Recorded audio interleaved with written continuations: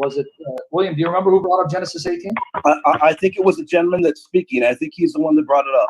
Oh, he did. Oh, so the same gentleman says he doesn't believe in the Bible, but he's using the Bible to dispute the Trinity. Okay, good. Let's go to Genesis 18, Ijaz, and let's talk about it. So you have Genesis 18. Right. So you spoke for a few minutes. I will speak for a few minutes now as well. Yes, it is my room, my house, my rules. I know you're not accustomed to my background, but I will pray for you. No ad hominems. You just said no ad hominems. Don't break your rules and expose your hypocrite. Do not attack me personally. I haven't attacked you. Stick to your rules. Listen, there is no need to call me hypocrite. My rules, my house, Sam. Right? So he didn't attack you, Ijaz. He didn't attack you. Stop. Yeah, he called me a hypocrite. He called me a hypocrite. That was after you insulted him, Ijaz. Exactly. I did not insult him. Right, guys. We need some peace in the room, please. Yes, thank you, sir. Can we just, please. And you're going to see, Mustafa, I'm not going to be disrespectful to any of you, but this man is already starting off to be too angry and agitated because I sense a little fear. Let's go to Genesis 18. Forget about you and me. It's not about you or me. Let's go to Genesis 18. You want the proof? Let's start there. The passage you used yesterday. So can we go to Genesis 18? No, you will wait for me to speak and you will be respectful. My house, my rules. Thank you. So Mustafa, it seems as if Sam is unable to adhere to the rules. So we would have to do timed segments. We will treat him as he needs to be treated. And I forgive him just as Christ would forgive him as well. So with that in mind, I'm going to ask. Would have murdered me. No, he would have forgiven you. As he forgave you violent Christian thoughts. Now, let us get the show on the road. Mustafa, we're going to do timed segments. Right. Sam, how many minutes do you want to speak? Because I know that we will. Do me a favor. I don't want my name Hassamo. I don't want to hear it from your mouth. Call me Sam. Do not call me Hassamo anymore. I don't want to hear it from you. Call me Sam. Well, no. My house, my rules. My house. Mustafa, we can have a free flowing discussion, my friend. We don't have to have time limits as long as we don't insult each other. We can be peaceful. We can't hear my house, my rules. Right. So William, just let me through my house. Let me say one thing. Can I say one thing? Just 1 second, William. Just 1 second, please. So I want to welcome everyone into the room. But Hassamo and I do have a history. Call me Sam. I'm going to tell you again. I don't care. It's your house. We can forget that today, my friend. We're not going to be rude. Follow the spirit of your prophet. You said, respect me. Call me Sam. I will call you by your name. I will call you by the name I choose. That's what I go by. Call me. Can I say something, my friend? On the legal documents, on the court documents, it's Hassamo. We can have fun with legal documents and use them against your prophet. You're getting nasty. Keep it respectful. Don't stoop to the level that do not tell me. Do not tell me I'm getting nasty. It's been 10 minutes now. We haven't got to Genesis 18. Muhammadin. Right. Can we just stop here for a second? Can I just say something? I'm not going to be disrespectful, guys. Let me just say something. We don't need to do time segments. We don't need to yell or insult. I know you might have history with Sam. I didn't know that, but I know now. But we're here to discuss the deity of Christ, Genesis 18. We're not going to yell or insult each other. We don't need to put time limits. Guys, let's just respect each other, and we can dialogue in a friendly manner. We're not here to attack you or to call you names. I have not said one name to you guys. We're just here to dialogue in a respectful manner. I can assure you that. Well, William, just to make something clear, the last time I had a recorded event with Mr. Hassamo, he promised me the Muhammadin, stop calling me Hassamo. I'm saying but I just said that we can be respectful, and you're insulting him. Yes. How am I insulting him? Stop calling me Hassamo. He asked you to not call him that. Let's just be respectful. We can dialogue as friends. We don't need to insult each other. Right, so one more time, I'm going to state what I'm going to state, and hopefully we can get the dialogue on the way.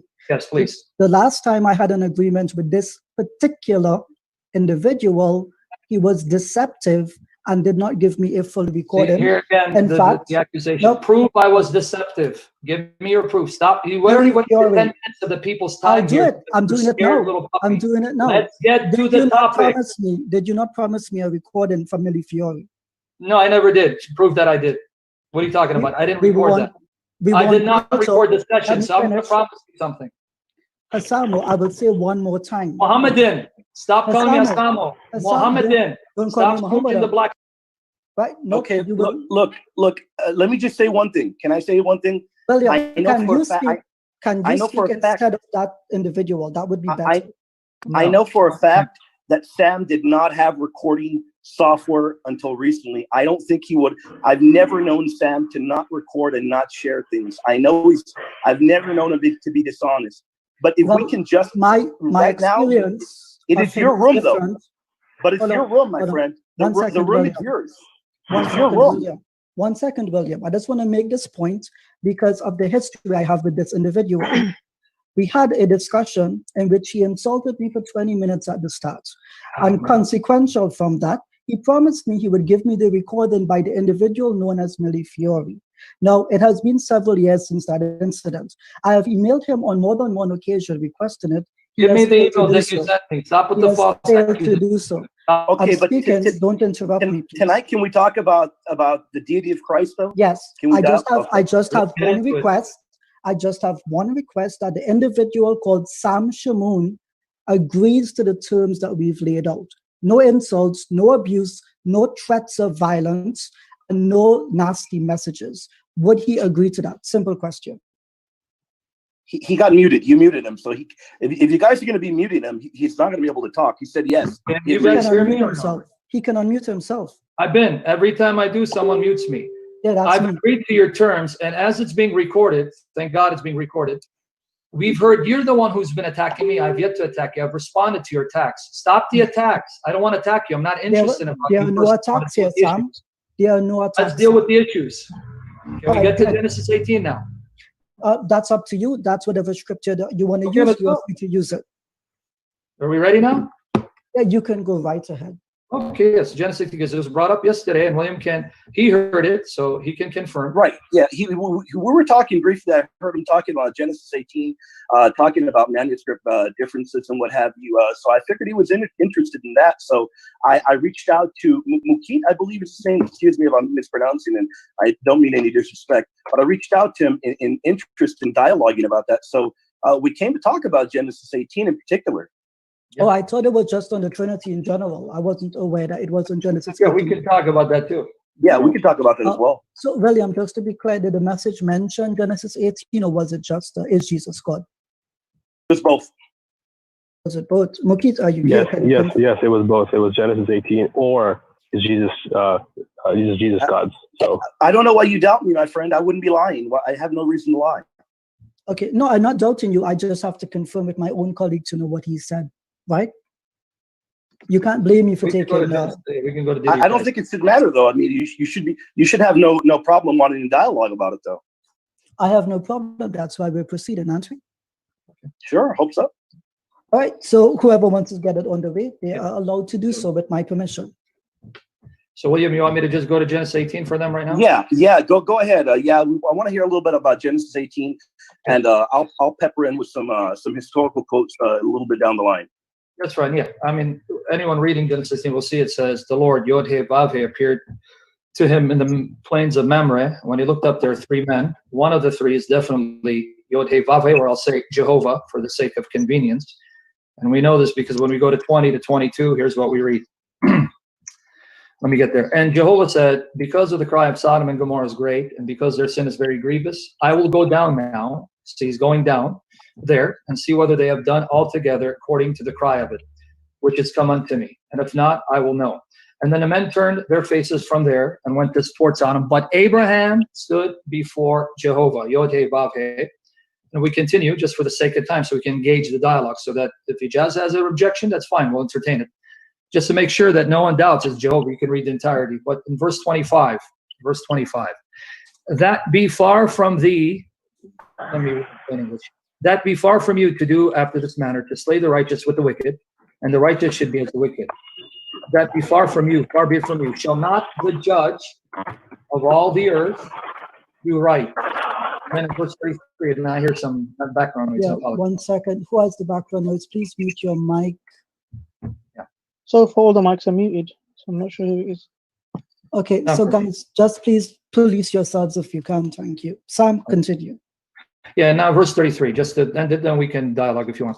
And the Lord, or Yod-Heh-Vav-Heh, Jehovah, went his way as soon as he had left communing with Abraham, and Abraham returned unto his place. So here in Hebrew scriptures, the Tanakh, You have God appearing in human form as a man and even eating food and conversing with Abraham. So definitely one of them is the God of all creation, the judge of all the earth, because that's what Abraham said. So we could talk about this, Ijaz. It's up to you. Actually, like I said, the Old Testament is not on. Someone has their mic on. Somebody has their mic on. It is. For goodness sake. I hear somebody cars in the back. I'm going to make it clear. Whoever has their mic on while I'm trying to listen the next time, I'm just going to boot you. Full stop. Okay. Understood. Good. Right. So, Sam, yes, this is the Jewish scripture. I do agree with that. However, I do not believe it says that any of the three persons that Abraham has seen is God himself. What is the qualification for that claim? When you say, the text says it, Yod-He, Vav-He stood before him. It says in Genesis 18:22, the men went towards Sodom. It's in verse 22, Ijaz. I don't know if you have the Bible in front of you. If you opened it up, I'm sure you have it open, right? It's right there. I definitely have it open. Okay. Yep. 22, the men headed towards Sodom, but Abraham remained in the presence of Yod-He, Vav-He. And then to make sure that he was there, in verse 33, it says, after they finished conversing, they finished talking to each other. It says, Yod-He, Vav-He. Can I just simply say Jehovah, by the way? Yeah, why not? Okay, say Jehovah? Yeah, it's not a Jewish room. Yeah, I'm saying anglicized form because I don't want to keep saying Yod-He, Vav-He. It says, Jehovah went from there in verse 33. And then to further confirm that Job was on earth with him in Genesis 19:27, the very next chapter, Genesis 19:27 says, Abraham went to stand at the place where he stood before Jehovah. I mean, it's right there, the plain reading. So why should I reject the plain reading of these passages? Well, no, it's not the plain reading. I do have to ask, you are not a Jew, just to confirm, yes? Okay. What is the Jewish understanding of these passages? Which Jews? Jews are not monolithic. Pre-Christian Jews, Jews contemporary with Jesus, after Jesus, Messianic Orthodox Jews, Rabbinic Jews. Orthodox Jews. Yep, okay, Orthodox Jews.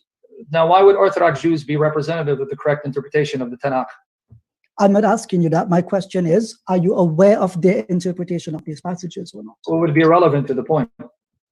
In the same I know way, they're troubled by Genesis 19:24 because there, the Minnim use Genesis 19:24, where it says Jehovah rained fire and sulfur from Jehovah out of heavens, and they try to explain it away as some literary idiomatic expression, which fails. So, but what has that got to do with the exegesis? They can say whatever they want. They've said a lot of things in denial of Christian doctrine because of their opposition for Jesus. So that's neither here nor there.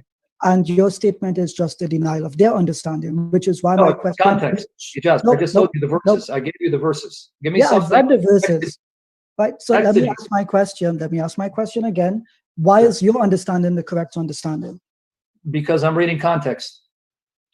And the context here denies any anthropomorphisms.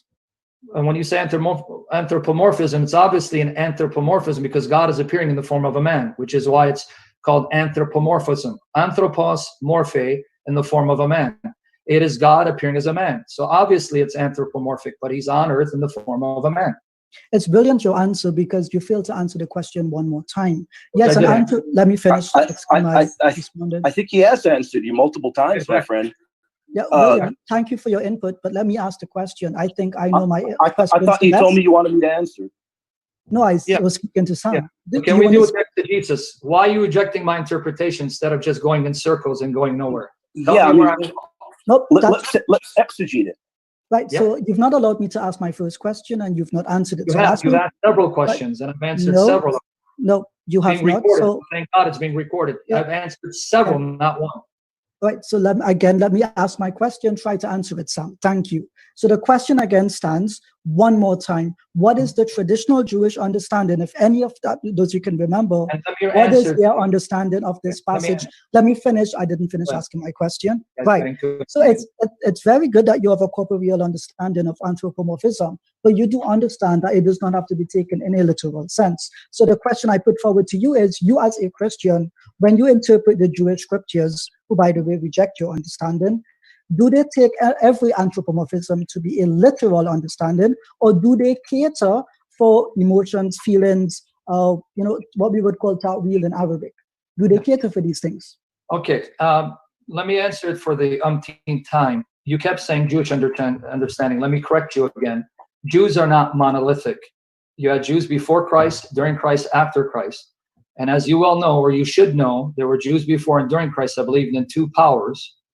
And not only that, even today you have Jews who do believe in Jesus, are Messianic Jews, like Michael Brown, who do believe that's God appearing on earth. So stop assuming the Jews are monolithic. It's like me asking you, what is the Muslim interpretation of chapter 4, verse 157, when Islam is not monolithic? So instead of appealing to the Jews who reject Jesus and the beliefs that you and I hold in common about Jesus, like his virginal birth, right? Let's go to the text and see where my interpretation is wrong, instead of appealing to sources that, if I were to quote consistently, would end up not only rejecting Christianity, but your religion for believing Jesus is the virgin-born Messiah. Let's stick to the text. What in the text shows that this is not God appearing in human form? You haven't given me anything, but keep appealing to the Jews. So can we now deal with the exegesis? So again, my question to you was, of the Jews that you know of, what are their varying views on God's being able to have a literal form upon the earth? That is the question I asked you. Any Jew that you want to go to before Christ, just give us the answer. Very easy. Let me finish. Right? Let me finish one more time. I'm putting forward to you, said it's an anthropomorphism. I agree. But is it taken to be a literal anthropomorphism, or is it a metaphor? Which one is it? And how do you distinguish from one from the other? I am speaking to your methodology. Simple question. The reason why I know that this is an actual appearance in human form, because if you read the text, like I said, let's exegete it, which you've been avoiding, that's fine. It says that they came, they ate food, and had their feet washed. You don't get more anthropomorphic than that. That God is appearing with angels in human forms, in human bodies, looking like men, eating human food, and having their feet washed. And Abraham is standing before him. And then the Lord leaves the place where he was standing on earth. There's no way around it exegetically. And you have given me nothing exegetically to show this is not God appearing as a man on earth. If you don't know how to refute it, that's fine. We'll go to another point. Just say, hey, you know what? Can't deal with this. That's fine, even though you mentioned it yesterday. Right. So, Sam, what is the basis for my question? If you're going to perform exegesis, then you must have exegetical principles. So I'm asking you to qualify your understanding, to say, asking you questions about your basis for interpretation is not to answer the question. It's simply ridiculous. The thing is, if I assume on your behalf, you'll say to me, I'm conjecturing. If I don't assume on your behalf, you will say I'm speaking down to you. So all I'm asking is something very plain and simple. How do you, as a Christian, distinguish between a literal anthropomorphism and something which is a metaphor? I've said it again. Which part of context wasn't clear? Yeah, exactly, William. This guy can't deal with this.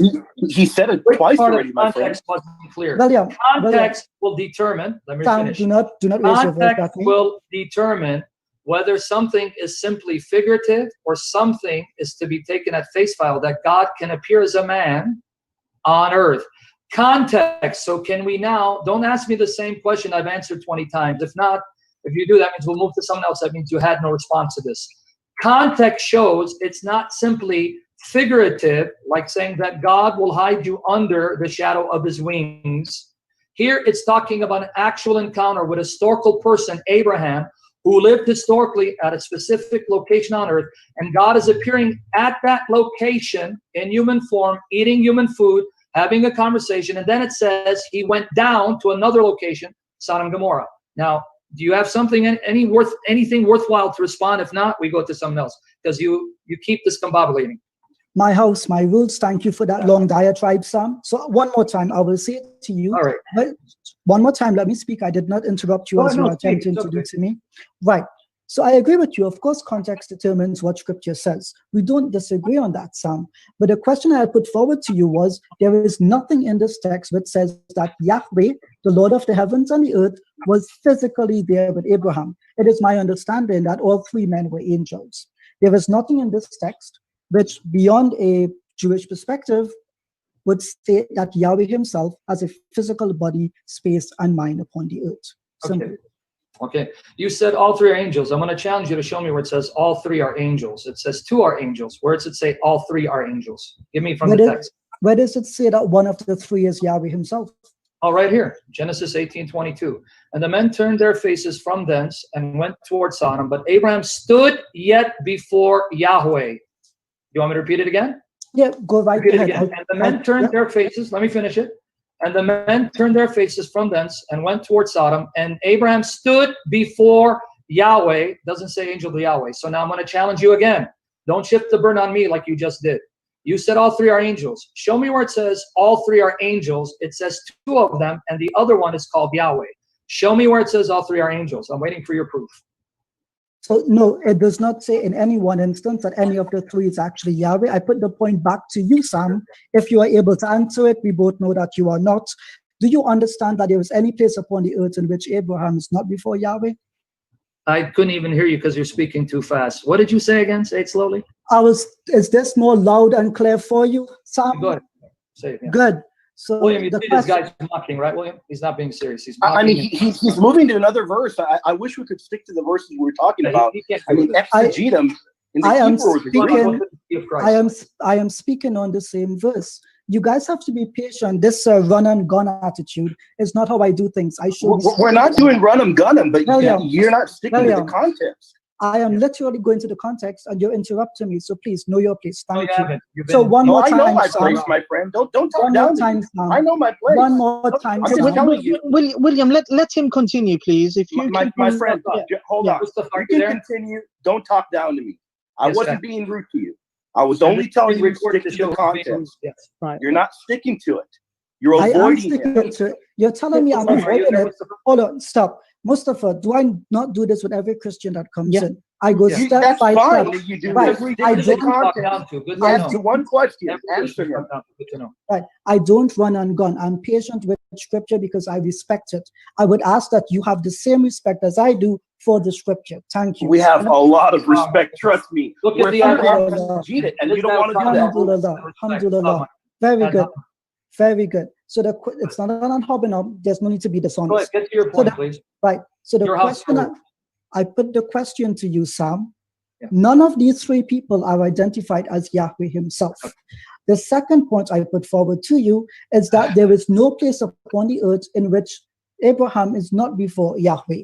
Would you agree with that second point? Depends on what you mean by that Abraham's before God, and wherever he is, that God is before him. You're talking about the omnipresence of God versus God manifesting his presence locally at a specific point in time. So you're confused with omnipresence and the manifestation of God's presence locally. So let me read it again one more time, and we're going to go to Jesus' deity, because you floundered at this point. I'm sticking on Genesis 18. 22. Let me read it again. And I'm going to read now all the way to 33, then go Genesis 19. And I think this point is clear to everyone who's listening. And then turned their faces from there and went toward Sodom. But Abraham stood yet before the Lord. And Abraham drew near. I wonder what he's drawing near to. And said, will you also destroy the righteous with the wicked? Perhaps there be 50 righteous within the city. Will you also destroy and not spare the place for the sake of the 50 that are there? Far be it from you that you would act this way, to slay the righteous with the wicked, that the righteous should be as the wicked. Far be it from you. Shall not the judge of all the earth do right? Then the Lord said, Yod he vav he, if I find in Sodom 50 righteous within the city, then I will spare all the place for their sakes.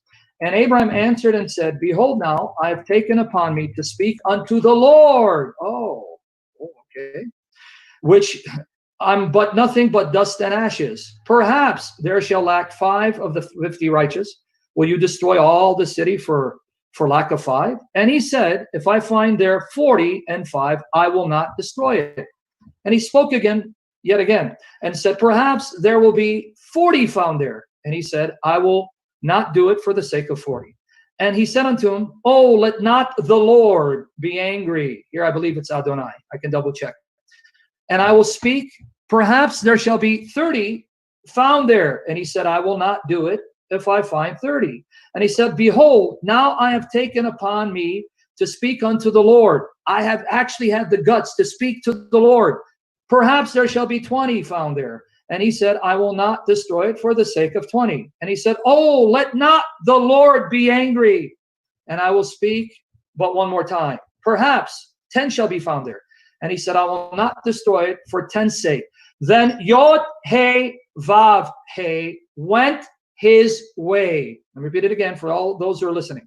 Yod He Vav He, went his way, and as soon as he had left communing with Abraham, Abraham returned unto his place. And this is now confirmed in Genesis 19:27, because it says, the next day in the morning, what did Abraham do? Next day in the morning, Genesis 19:27, and Abraham got up early in the morning to the place where he stood before Yod He Vav He. Obviously, the author of Genesis made a distinction between God being omnipresent and God manifesting his presence locally in visible form at a specific part of the earth. It is Yahweh, and you've yet to refute it. So where does it say there are three angels? Right, so brilliant. Thank you for that diatribe, Sam. I will now respond to your eisegesis. So to make it clear, none of these passages state that it is Yahweh himself who is one of the angels. In fact, the question has to be put, if all three are angels and Yahweh is one of them, then Abraham, as per Sam's understanding, is in fact a polytheist. For Abraham himself in verse 3 refers to them as lords, and when he bows to them, he bows to all three. Now, secondly, it seems to be strange because in verse 5, when Abraham asked them the question, while I bring a morsel of bread so that you may refresh yourselves, and after that you may pass on, since you have come to your servant, you're there, meaning all three of them. So they said simultaneously, the three of them, that's again in the plural, do as you have said. So it seems to me that the other two are saying the exact same thing, receiving the exact same thing as Abraham did, the bowing. They respond in the same way. And if the understanding here is that Abraham himself considers one of them to be Yahweh, why is it that when they speak together in the same way? And secondly, why is it that when he bows to all three of them? Simple question. Very easy. This again shows that you're trying too hard to deny the obvious, because we're going to go to Genesis 19, verses 1 to 3. Your assumption is that when Abraham bowed to all three, he assumed that all three of them were Yahweh, which actually would help me as a Trinitarian, but I'm not even going to take that interpretation. I'm going to show you that you need to read context and need to know the customs of the time, because in Genesis 19, we're going to read Genesis 19, what did Lot do? And there came two angels. Also, here they're called angels. Two. I wonder what happened to the third one. To Sodom at even, and Lot sat in the gate of Sodom, and Lot, seeing them, rose up to meet them. And he bowed himself with his face toward the ground, and he said, behold now, my lords, turn in, I pray to you, into your servant's house. Keep reading, Ijaz, you'll see he didn't know these were angels. He thought they were men. It was the custom at that time that when travelers and strangers came, you would show hospitality by bowing to them and calling them lords. That doesn't mean that they're deity or that these are gods, even though I like your interpretation, because that would be proving the Trinity's on earth in human form. But let me correct your distortion of historical context. It was the custom that people would bow to each other. Jacob bowed to Esau. David bowed to Saul and called him my Lord, Adoni. The Israelites bowed down to David. Bowing down and calling them lords doesn't mean a recognition that all of them are God in human form, any more than in Genesis 19, verses 1 to 3. Lot, not knowing they were angels, just read it. He thought they were strangers, and so he honors them by bowing before them, saying, my lords. Let me read it again. In case you missed it, it's Adonai. And he said, behold now, my lords, turn in, I pray, into your servant's house, because you've tarried all night. Wash your feet, and you shall rise up early and go on your way. And they said, no, but we will abide in the street all night. And he pressed upon them greatly, and they turned in unto him and entered his house, and he made a feast, and he did bake and leaven bread. They did all eat. So talking about eisegesis, that's what you just did. You assumed that when he bowed, he was worshiping all three as Yahweh, which again, I would say amen, but I don't want to make it too easy for myself.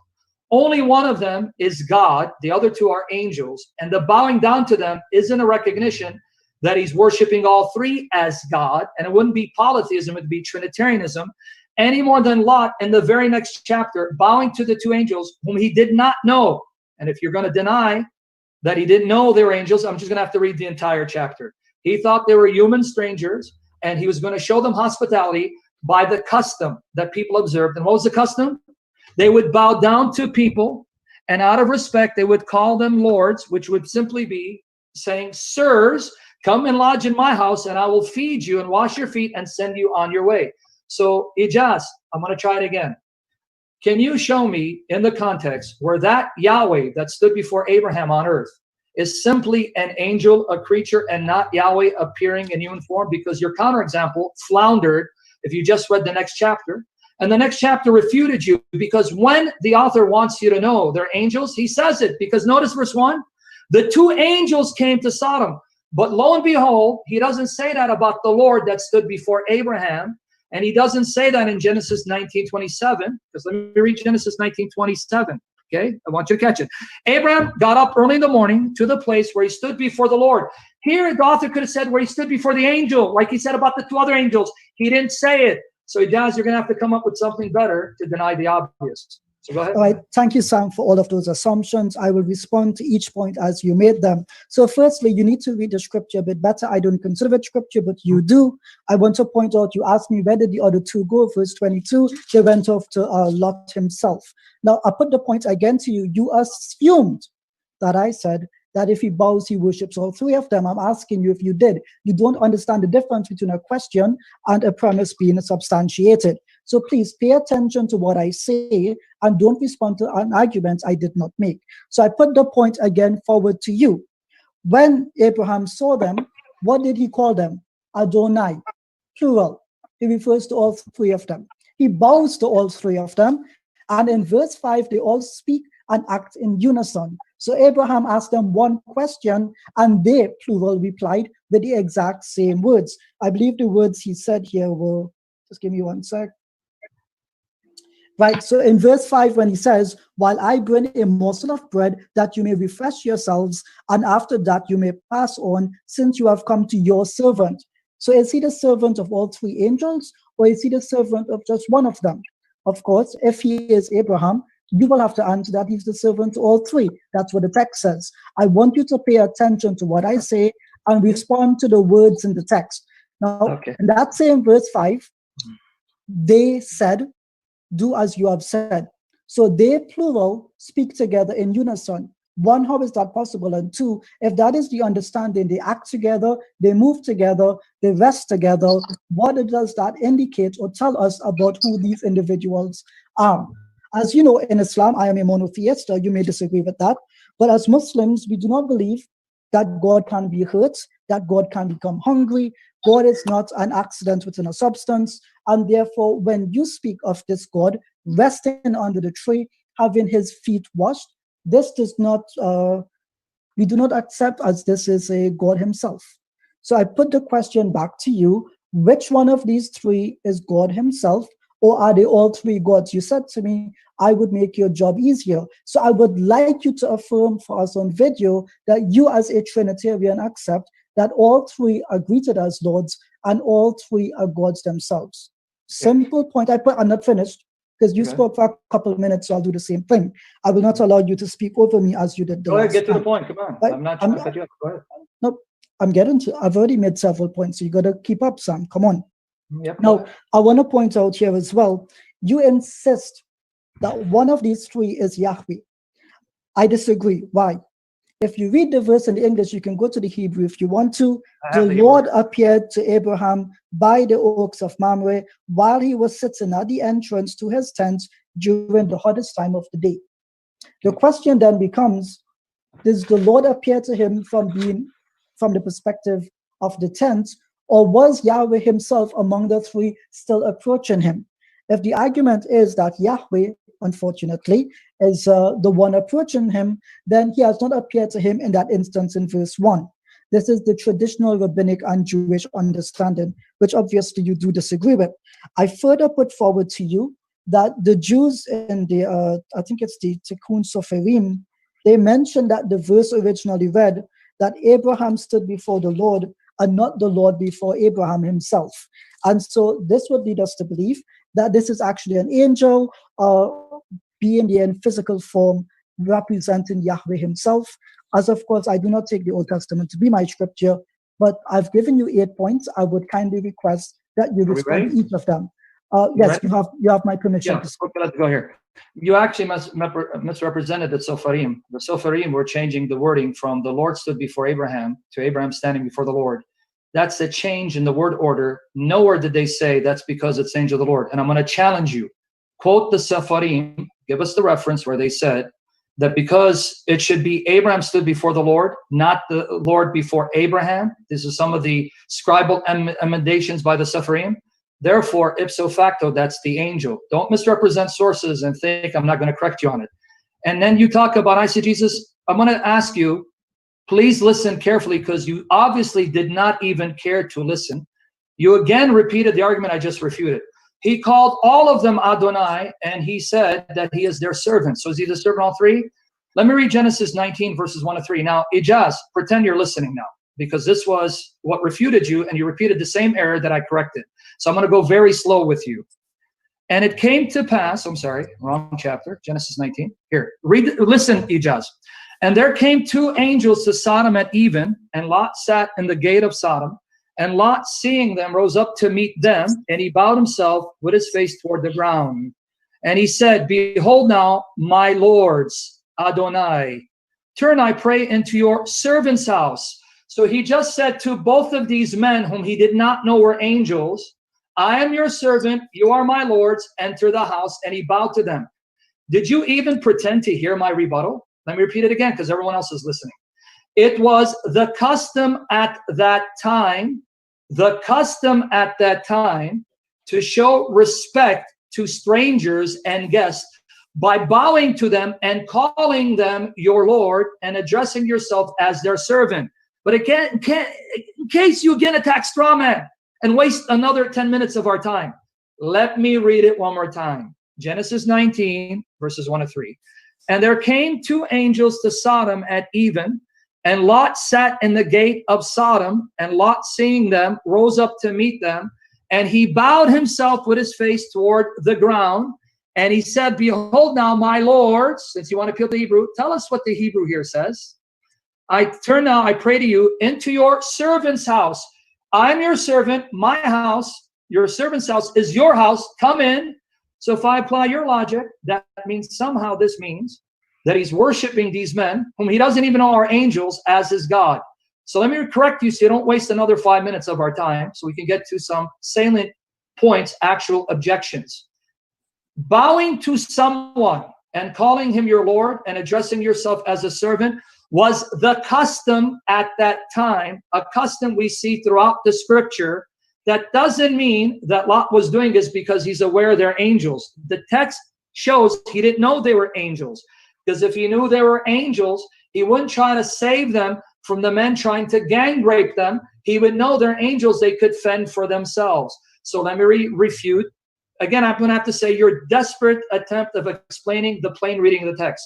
Abraham bowing down to three of them isn't because Abraham necessarily recognized all three as God. It's the custom to show respect to multiple guests or one guest, depending how many show up. And it was the custom to say, my Lord, I'm your servant. That was the custom of showing hospitality. Now, getting back to the other issue, I'm going to challenge you one more time. Give me the citation and the link to the Sepharim that said that the word order was changed because they recognized it was the angel. You even distorted why they did what they did, because I'm aware of the emendations made by the Sepharim. Well, let's stick to the text. I want you to show me in Hebrew. Read the Hebrew for me.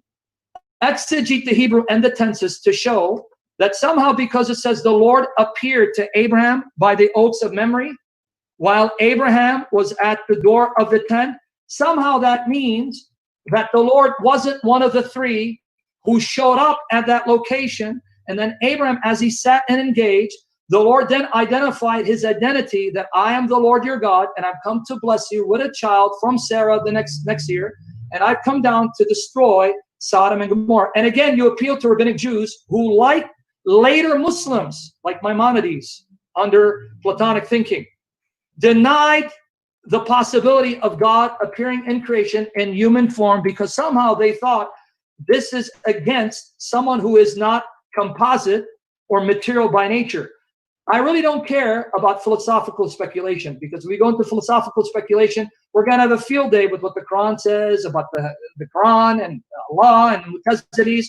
Stick to exegesis. So make sure now you represent what I said accurately. So now the burden's on you. You must now show that bowing down to them, calling them Adonai, wasn't simply a custom that was observed without implying that Abraham somehow recognized that all three of them must have been God or God. And you keep saying gods because your assumption is God can only be one if he's one person. I challenge you on that assumption. Oh, and by the way, let me correct another gross misunderstanding of how the Bible works. You're assuming that because all three are said to have speaking, somehow that means all three spoke. So let's envision the scenario. Abraham speaks to one of them. All three at the same time say the exact same things in the same way. And that's what you want us to believe. This is a literary device where the speech of one is attributed to the whole. And I'll even prove it to you from not just the Bible, from the Quran. From the Quran, because you don't believe the Quran contradicts. In chapter 3, verse 45, it says, the angel said to Mary and announced to her the birth of Jesus the Messiah. But in chapter 19, it says the Spirit said it. So if I apply your method of interpretation, that means all the angels must be one and the self-same Spirit. So the Spirit is a multi-personal being, because in one passage it says the angel said it, another passage it says the Spirit said it. This is a literary device, Ijaz, and I'm sure you know this, that when you have an individual accompanied by a group, the speech of the one will be ascribed to the group without this implying that the whole group speaks. So now come up with something better and now deal with Genesis 18:22, deal with Genesis 18:25, deal with Genesis 18:33, and deal with Genesis 19:27, where only one of them is called Yahweh and the other two is called angels. I hope you come up with something better, Ijaz. Please don't waste our time. Go ahead. So thank you for wasting my time. I will respond to you in kind. So I did not say that in verse when it said that the Lord stood before Abraham and Abraham stood before the Lord. I did not say that they changed it from the angel of the Lord. I did not say that. Mustafa, are you here? Mustafa, are you here? I didn't say you said that. Here. I'm here. Did he say I said that? No. He said you want to repeat what I said? No, So I'm speaking. No, I'm speaking. Yes, you did. You did. You did. He did say that. No, Mustafa, can I now defend your accusation? Can I tell you what Sam, it's my turn to speak. You will speak when it's your turn. Because we're going to have. Oh yeah, he absolutely said it. He absolutely said it. Definitely, no, I didn't. No doubt about that. Yeah, you did. Yeah, guys, come on, guys, ganging up is not fair. Yeah, I mean, stick to the argument. For your brother. You should be able to refute him.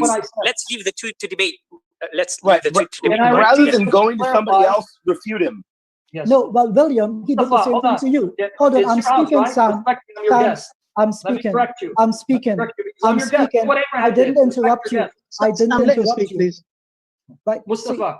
See, it's simple, right? No, I'm speaking. It's my turn to speak. Right?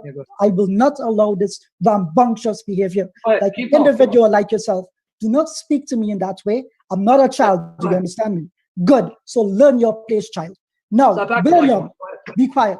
William, he appealed to you earlier and you spoke up for him. I can do the same thing. Do not tell me I can't do the same thing. We hadn't begun.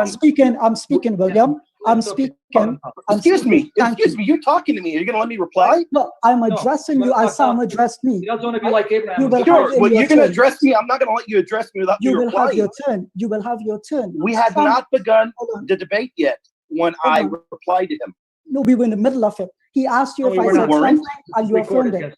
Mustafa, did he not reply to him during the debate? Of course he did, yeah. He asked you a question, William. All right, guys. Okay. Stick to the argument, refute him. Right, William, that's what I'm doing. So trying for an hour, guys. Right, so don't interrupt me while I'm doing it. Right? Okay, so go ahead. Let's see if you can do it. It seems as if that Sam and the gang are the only ones who can ask their own people questions. So I'm trying to be fair and simple. So Mustafa, did he not say that I lied about the techniques of Farim? Yes, he did. He did. Right. And when I corrected him, he said he never said that. So always a possible. Can I say what I said so you don't stand quiet? We didn't interrupt you. Can you refute him rather than raise the straw man? Come on, man. William, come on, buddy. You can do better than this. One more time, William. You're better than this, my friend. Can you please stop heckling, for heaven's sake? You should be better than this. Can you please stop heckling and allow the person to actually speak and respond? You can disagree as much as you like, but please allow him to speak and respond to Sam, right? We're trying to get him to. Thank you, William. Thank you, William. We're not here to listen to you. Thank you so much. Thank you. Stop talking over William. Well, if you're not here to listen to me, don't bring me up then. Right, listen, guys, please. Please, okay, guys. Come on, go ahead. Let him reply. I'm going to put my mic on mute. Let him reply. I'm going to put my mic on mute. All right, mate. Please carry on, Ijaz. So, Mustafa, thank you for moderating. I know that we would have needed someone like you today. I would like our guests to follow our rules kindly. So, just as the three gods, as some believe, came to Abraham, this is my house, you will follow my rules. Now, Sam's assertion was that I said that the scribes changed the Tikkun Sepharim, that they changed that verse where it said Abraham stood before the Lord to say that the Lord was the angel of the Lord.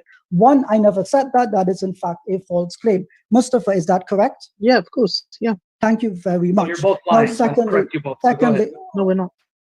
So, Sam, I did not interrupt you when you spoke. I'm going to ask you one more time not to interrupt me when I speak. Just go ahead. I'm waiting for you. Get to your point. So go ahead.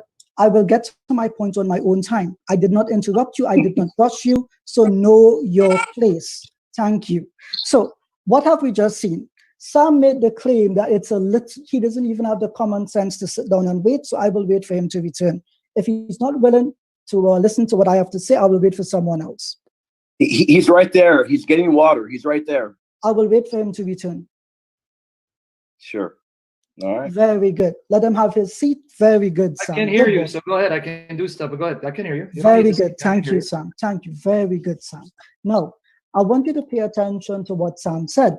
He said it's a literary device. It does not mean that literally, that when they spoke, the text is actually lying. In fact, it's simply a metaphor. Well, no, that's not the case. The same argument is the one I used myself, that when it says the Lord appeared to Abraham, it is not referring to a corporeal body. In fact, this is language that is frequently used throughout the Old Testament. I don't think I need to point out that in the very next verse, so the very next chapter, it's Yahweh that rained on fire via Yahweh. Right? The point stands that this is language that is used throughout the Old Testament. So it is not fair to say that the Muslim and Jewish understanding through the ages, that chapter 18 verse 1, I think it's chapter 18 verse 1, chapter 18 verse 1. So all I'm simply saying, Sam, and you have not rebutted this point as yet, you claim that my understanding of the text was built on a false understanding of anthropomorphisms, and that you then counter that by saying, well, the text says clearly Yahweh appeared. I am saying to you that's a literary device, because is it not in the Old Testament itself that it says neither the heavens nor the earth can contain Yahweh? I am guided by that verse. Mustafa, what verse is that? Do you remember? In the book of Kings, I'll get the verse out ready. If you carry on. First Kings 8:27. I'll give it to you. First Kings 8:27. Yeah, very good, Sam. Thank you. So I am guided by that founding principle that God does not have a corporeal body. Now, I am sure that Sam is in response to me, he made the claim that not all three of them was Yahweh, only one.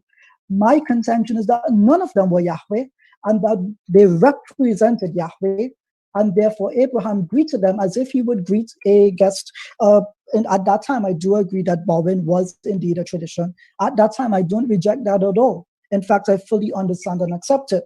However, I want to point out, if I read the verse again, I'm going to go to verse 3. He said, my lords, if I have found favor in your sight, do not pass by and leave your servant. Let a little water be brought so that you may all wash your feet and rest under the tree.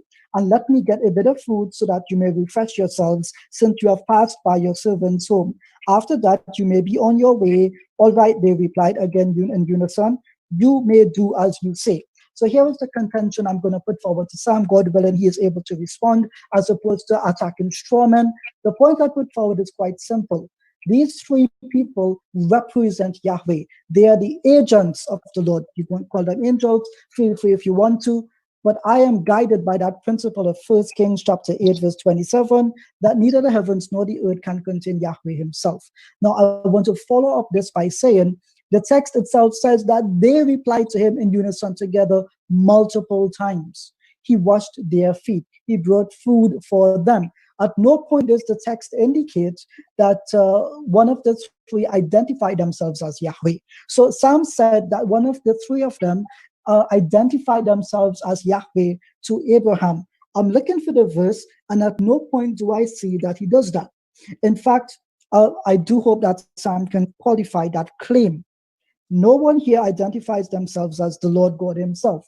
I also want to point out that Sam's argument seems to rest on the basis, well, the author says that one is Yahweh and the other two are angels in the very next chapter? Well, then that brings us to a foundational question. One, how do we know that this text is authentic? And two, how do we know that it is authoritative?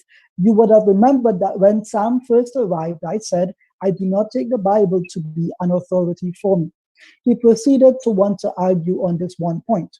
So I put the question back to him. How does he know and understand that it is not simply a metaphor of Yahweh appearing to Abraham? Why can it not be the three people that passed by, two of whom are, just give me 1 second, I need to take my medication. It's 10 p.m. Brother Mustafa, just give me 1 second. I'm not going to do it. Okay. In the meantime, I will allow Sam to respond to my couple of questions there. Let me now repeat what I said. You said about the Sofarim. You said that the Sofarim said that Abraham was in the presence of the Lord, not the Lord in the presence of Abraham. And then you said, therefore, that's the angel of the Lord. So if you heard me correctly, I said you are misrepresenting them just because they changed it from the Lord stood before Abraham to Abraham before the Lord. That doesn't mean they thought that this was the angel of the Lord. That's an assumption you read into the text. So you did misrepresent them by assuming because they changed it, that somehow now means it must be the angel of the Lord. Where did they say that? Did they say that's why they changed the word order? They did it out of reverence for the Lord, because the Lord doesn't stand in front of anyone according to their mindset. We stand before the Lord. So all they did was change the word order out of reverence for the Lord, which actually proves my point.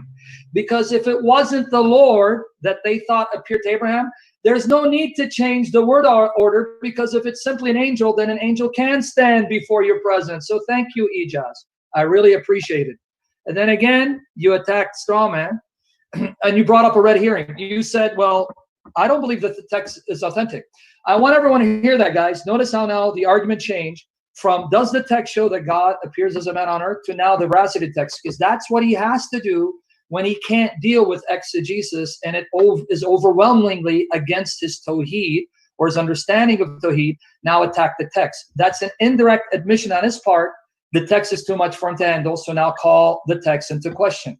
Now, I am very tempted to go off topic and debate him on what the Quran says about the scriptures, especially Jesus's view of the Torah. But I'm going to stay to the topic because I want to get to the deity of Christ. So again, I'm glad you at least now made the concession. You said you don't deny it was a custom that they would bow down to people. All right, so thank you. That main argument, which was the argument that you said, see, Sam, you didn't answer this. Or is he the servant of all three? You just refuted yourself and you admit it was the custom at that time.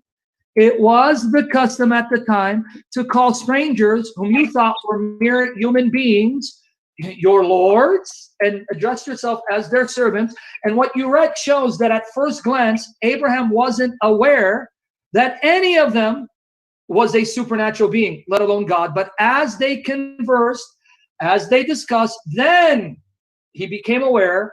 One of them who's talking to me is my God, and the other two are his angels. And you said, well, where does the person in the text identify himself as the Lord? If you heard what I said the text says it's the Lord, and you didn't hear carefully what Abraham said. Let me read Abraham again. Let's go to Genesis 18.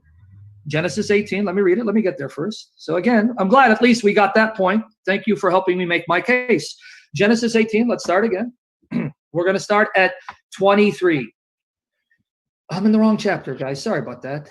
Oh, there it is. We're going to start at 23. After reading 22, which I've read a dozen times, there it is. And then the men turned their faces from thence and went toward Sodom, but Abraham stood yet before Jehovah.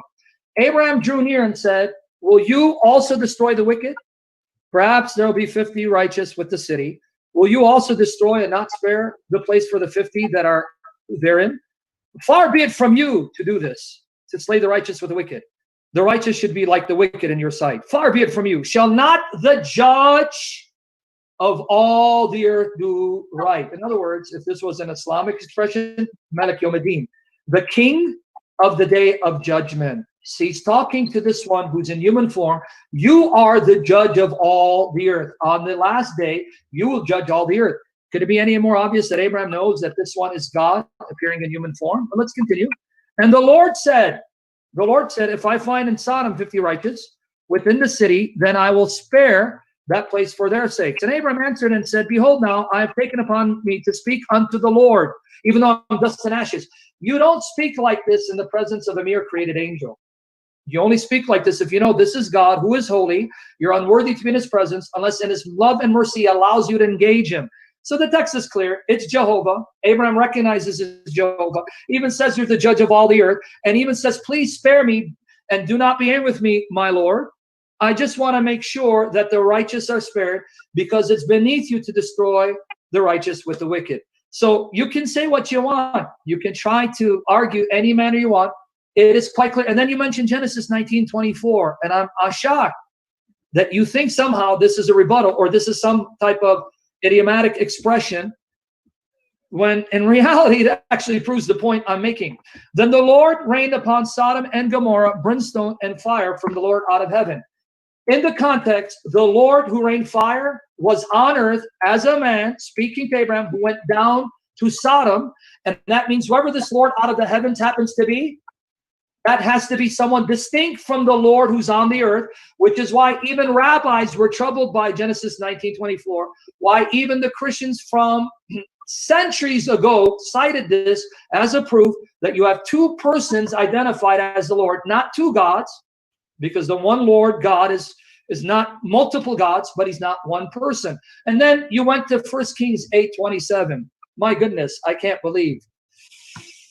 You mean the same 1 Kings chapter 8 verse 27, where after Solomon says that the heavens and heavens cannot contain you, but I build you a house for your presence to be situated and your name to dwell. That same Solomon in 1 Kings 18 to 13. Here, let's read it. That Solomon you want to quote out of context to make him say something he wasn't trying to say? Here you go. 1 Kings 8:12 to 13. Then spake Solomon, the Lord said that he would dwell in the thick darkness. I have surely built you a house to dwell in. Oh, but Solomon, verse 27, you're saying the heavens and heavens can't contain you. But here you're saying this is his house and you're going to dwell in his house, because Solomon doesn't see a problem.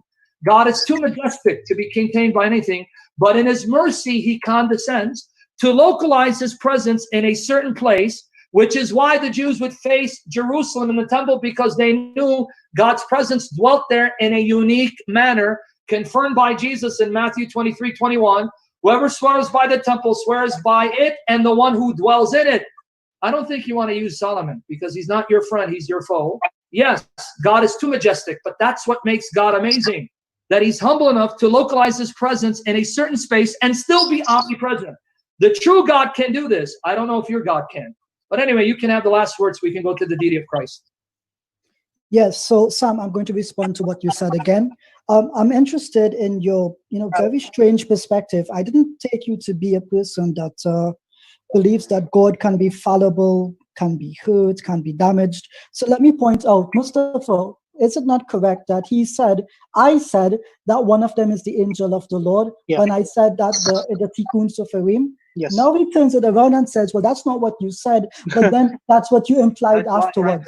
But I'm speaking, don't lie when I'm speaking. Simple. I was quiet because I want to be kind to my guest, just like Abraham I am. So I want to be kind to Sam, but he has to be quiet and listen, right? I did not interrupt him. He spoke for 6 minutes. I will speak for 10. Who knows? Right. So again, you will understand that Sam says, well, wait a second. The same Solomon says that God dwells in that house. The question I put forward to the members in the room is quite simple. How is that not a metaphor? But when he says his statement previously, it isn't. So Sam plays this weird game where, well, okay, I as a Christian, God can dwell, therefore that's my belief, that's what the text says. But if it says that he can't dwell and that the heavens and the earth cannot contain him, then me as a Christian, I reject that as a metaphor, and therefore either I become dishonest or Solomon does. I point out here that Sam is the one who has misread and misinterpreted the text. Again, the guiding principle of Yahweh is that there is no one like him. And because no one is like him, it therefore does not make sense that there is two of him. I want to point out that Sam's reference to Genesis chapter 19, verse 24, even makes less sense in and of itself. Why? He says, well, the Jews wrestled with this, therefore the Jews must have understood that there were either two gods, but he didn't say that, but as a second person in the Godhead. I want to point out here, the Jews understand plainly. There is no dispute about this. The Jews generally understand that one is Yahweh and one is doing the Lord's work upon the earth. So I want to point out the assumption here that Yahweh can manifest and appear as a Greco-Roman God. I, as a monotheist, am forced to reject that, and I am sure that my Jewish brethren also agree in the same way. God does not have a corporeal body. I want to point out again that Sam never once answered the question, why is it that they in unison respond to Abraham's questions and comments? He said, well, this is a literary device. It's not literal. Well, Sam, unfortunately, I have to hold you to your own standards. You yourself claimed that when it says Yahweh appeared, that it's literal. But when it goes against you, it's just metaphorical. So I need to hold you to your own standards. How do you identify when it is a metaphor and when it isn't? So when Solomon speaks, the heavens and the earth cannot contain him, you take that to be a metaphor. You say he builds that house and he dwells in it. I disagree. That is the metaphor, and the previous statement is the literal one. You need to have a consistent form of exegesis.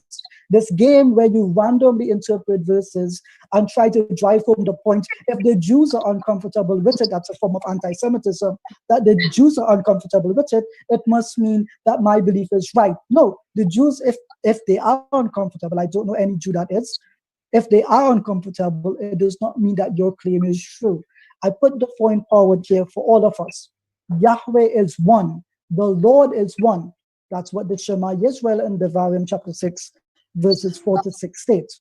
Now, pursuant to this, because Yahweh is absolutely one, it is not possible in Genesis chapter 19, verse 24, that there were two Yahwehs. The Jews do not hold to such an idea, and therefore I myself am forced to reject it based on the context. Now remember, when we started this discussion, Sam said to me, Ijaz, well, wait a second, if you don't believe that the Bible is authoritative, why were you discussing it? Because I can discuss whatever I want. In the same way, in one of his recent videos that you would have seen on my YouTube channel, he speaks about the Quran, he speaks about Islam, and no one objected to that, so I too do not object to it. He needs to be personally consistent when it comes to these points. So just because I comment on the Bible does not imply or in any way demonstrate I consider it to be authoritative. That was the first thing I said. It's not right, Brother Mustafa.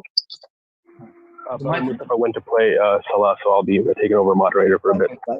Brother Muki, is that not what I said? Yeah. Right. So now Sam says, look the Muslim. He's saying, no, it's not authoritative. But I've said this from the very start. I do not hold this book to be authoritative. So it does not make sense that he would twist and conjecture as he needs to. I let my own words speak for themselves. So again, I insist, and Sam has not contradicted this, I insist that when it says Yahweh, the Lord appeared to Abraham, it's not referring to any of the three persons. Sam says, well, the author in the text says so. What is his proof for this? It mentions the Lord. But as I demonstrated in the very next chapter, chapter 19, verse 24, it speaks of two Yahwehs. Now, obviously, the Jews do not believe in more than one Yahweh. There is only one Lord thy God. And therefore, my point is quite simple. I think my argument has been demonstrated and fully qualified. There's someone interrupting in the background. Muki, just... Guys, can you please mute your mics and just let Sam and Ijaz speak? Thank you. Yeah, right. So the contention then that I am beholden to this book, one, is false. Two, Sam has not demonstrated that when it speaks in verse 1 of the Lord appearing to Abraham, he has not demonstrated it must be taken literally and that it cannot be read in the opposite way, that it is a metaphor for God's representatives which appeared to Abraham. Thirdly, I pointed out that in verse 5, and to correct Sam one more time, the Tikkun Soferim did not say that the word angel of the Lord was here. I do, however, believe that the Samaritan text may use the word Enushim, which may be read as angels, if I'm not mistaken there. However, I don't accept that as authoritative, but it is the Bible. Sam should accept it as authoritative. So I put the point forward, my last point. One, it is a metaphor. for the representatives of God in verse 1. 2, Abraham does not worship any of these three as God himself. 4, I want to point out as well that you can speak of Yahweh and agents of Yahweh in the exact same way, but I don't have to personally argue this point for the rest of the scripture because I am a Muslim, I'm not a Jew, I'm not a Christian. This book is meaningless to me. Now, I think I've qualified my points. I've spoken for the exact amount of minutes that Sam has spoken, and I will give him the opportunity to respond. However, before I do so, I suggest that we have time limits because I paused to take medication, intended to resume. He carried on for 7 minutes more. You have my permission. Wait for 10 minutes, you said? We can do 5 minutes, because you said you wanted to pause to go get some medication, you said? I know I did that. That's when I told you I'm going to pause now, and then you took that to respond. Oh, I see. So you already took your medication. Yes, correct. Just give me 2 minutes. Yeah. Just give me 2 minutes. Okay, I don't. So give me 2 minutes, and I'll be right back. I have something else to do. Okay, let's take a 2-minute break, guys. No, yeah. Take a 2-minute break. I'll be right back. What, can I ask you something? How come I can't respond in the comments? It says it's only got one guy private. How do I change that? I really wouldn't know. Yeah, you should be able to see the comments. Are you on mobile or laptop? No, I'm on my. Man, you have to set it. Set it to everyone. As in, everyone. It's not working though. Yeah, set it to everyone. Where it says everyone. It doesn't say everyone. It should have a place. Yeah, so you have to change it. Yeah, but it doesn't show me the option of everyone. Where you have it, where it says private, click on when it says private to somebody privately. Just switch it to everyone. You have to scroll up. There might be a thing. I don't find it. Nothing to scroll on. No. On the side, because you're on a Mac, so you have to and I am too. Nope. That's you're on a Mac. You got to come on to Windows 10, brother. Come on. Yeah, well, I'll get there because I know Mac sucks. But what do you want me to do? Mac is pretty good. I like my Mac. And I can't like Mac because it gives me a hard time because it will not give me the option for everyone's comments. But anyway, that's us. So let me know when he's here. Yes, and the next debate is going to be on iPhone versus Android. You got it, my friend. That's what we want. iPhone will win any day. No, man, come on. We'll take a vote in the chat. Sam, are you clicking on the person's name who you have it set to? It doesn't give me. No, sister. There's no option at all. It just shows me names, and I'm trying to change the setting from private to, but it won't give me no option. There's nothing. It says save, and then when I click on the name, it's only names, but it doesn't give me the option of, let's say, all. I don't know why. And then here, somehow, the screen changed where now my camera's to my right, and it's and I got nothing but a huge blank space in front of me. Did I do that or someone did that? You might have done that. Man, see, that's what I'm telling you. I stink. I suck. All right. I don't know how to correct this, man. It sucks, man. Sorry about that. Yeah, I don't know how to correct it. It's not working. All right. Anyway, it stinks because I got a huge screen that's blank, and then I can see me to the right, and I see the people beneath me. Anyway. All right, I'm back. Mukis, are you here? Yeah, I'm here. Ready? So are we going to do time sections here? Yeah. I just want to, maybe I'll make it the final rebuttal to you because I want to go to the deity of Christ, so it's up to you. Okay, but you do okay, when we come to that, we'll discuss the arrangement for that. Okay, so so you ready for my rebuttal now or no? How long do you want to take? How many minutes do you want to do? Maybe it won't take more than 5 minutes because you made a lot of points, so hopefully it won't take more than 5. Okay, Mukis, are you here? Hope you're going to be a little gracious if I go a little over, so you can have the same time too. Okay, so can one of you time it? I can trust maybe Sam to time it himself. So no, I don't have a timer, but if I have to go a few more seconds, and hope you extend a little. No, yeah, that's not a problem. William, do you want a time for us or something? Yeah, I got it ready. Give me 1 second, okay? Give me 1 second. I'm going to try to remember all the points you said, so we'll go through it. Also, before you guys move on to the next topic, are we allowed to query you guys, question you guys, as in? Yeah, ask questions. Yeah, that'd be great. That'd be great. Yeah, I think that would be nice. Yeah, I'd love to. I'd love for you guys to ask questions. I'd love for Dave, William, and me, and you can decide who wants to answer. After this, we can do Ijaz, whatever. Okay, let me know when you want me to begin. Yeah, William, you called the shot on that. I'm ready. Okay, whenever he begins, I'll hit the button. Okay, let's go. Again, Pay attention, Ijaz. He kept appealing to the Jews as if the Jews are monolithic, and I keep correcting that. The Jews before, during, after time of Christ were not monolithic. Before Christ, you had Jews who believed in 2 divine powers. Even after Christ, even today, you got Jews like Michael Brown, who's a Jew who doesn't accept rabbinic Orthodox Judaism and accepts the plain reading of the text, and he knows the Hebrew inside and out. So please stop appealing to the masses of Jews as if they're monolithic. They're not. They don't have the same viewpoint. And then secondly, you kept saying that the Lord is unique, but then you demoted his uniqueness because you argued for the Lord to be one, he can't be more than one person. And my argument is, where'd you get that from? Just because in creation, a person that's a being can't be more than one person, that doesn't mean that God is limited as we are limited. So in order to make your argument, you had to then contradict your argument by then demoting God's being to the level of a creature by saying, see, if he's more than one, that violates, Hear, O Israel, the Lord our God, the Lord is one. No, it doesn't, because the Lord's oneness is unlike our oneness. It's completely unique. So the very fact there's more than one divine person actually argues against you, because there's nothing in creation where you have a being that's more than one person, except God, because he's not limited to creation in the same way that you and I are limited. So the one God can be more than one person. So again, I want you to hear you out. You then said that I said that when Solomon says that the heavens and heavens cannot contain you, that's metaphorical. Please represent what I said correctly. Let me repeat again. Solomon understands that the majesty of God transcends creation. I didn't deny it. God is majestic. He is infinitely superior to his creation. Creation cannot contain the majesty of God, but it's not referring spatially or materially unless you believe that God by nature is the material spatial being. God by nature is invisible. What he's talking about is the grandeur of God, the glory of God, the majesty of God, but that's why he's blown away. As majestic as God is, he still has the ability to manifest his presence locally in the temple, which is why the Jews faced the temple. Why did the Jews face the temple? It wasn't because they're facing an empty building. They knew in some amazing way God's presence was localized there without containing him, because the entire creation is before him. So I take all the statements at face value. And then you're telling me, well, how do I know one statement's metaphorical, the other's literal? It's called context. In the context in Genesis 18, you have Abraham, and you said the writer said that, and you kept appealing to agency. So I'm going to challenge you.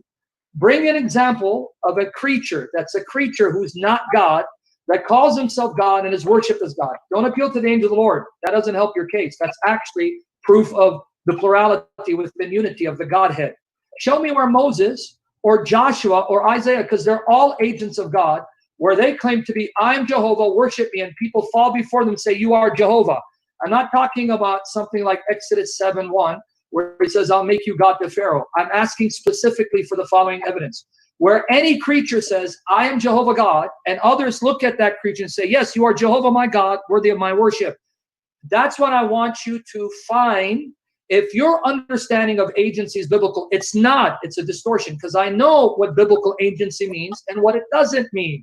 Then he went back again saying that when they speak as a group collectively, that somehow, what am I doing? Taking it figuratively? No, this is simply contextual. It's not just in Genesis 18. You find it throughout the Old Testament. You find it in the New Testament, where when you have one member of a group speaking, the author attributes the speech to the entire group because the one represents the many. And I even gave you a Quranic example, unless you want to say the Quran is contradictory, because in chapter 3, verse 45, it says, the angel said to Mary. So now let's use Ijaz's logic. A group of angels all at the same time audibly said, Mary, we have come to announce the glad tidings from Allah, the word from him, whose name is Messiah.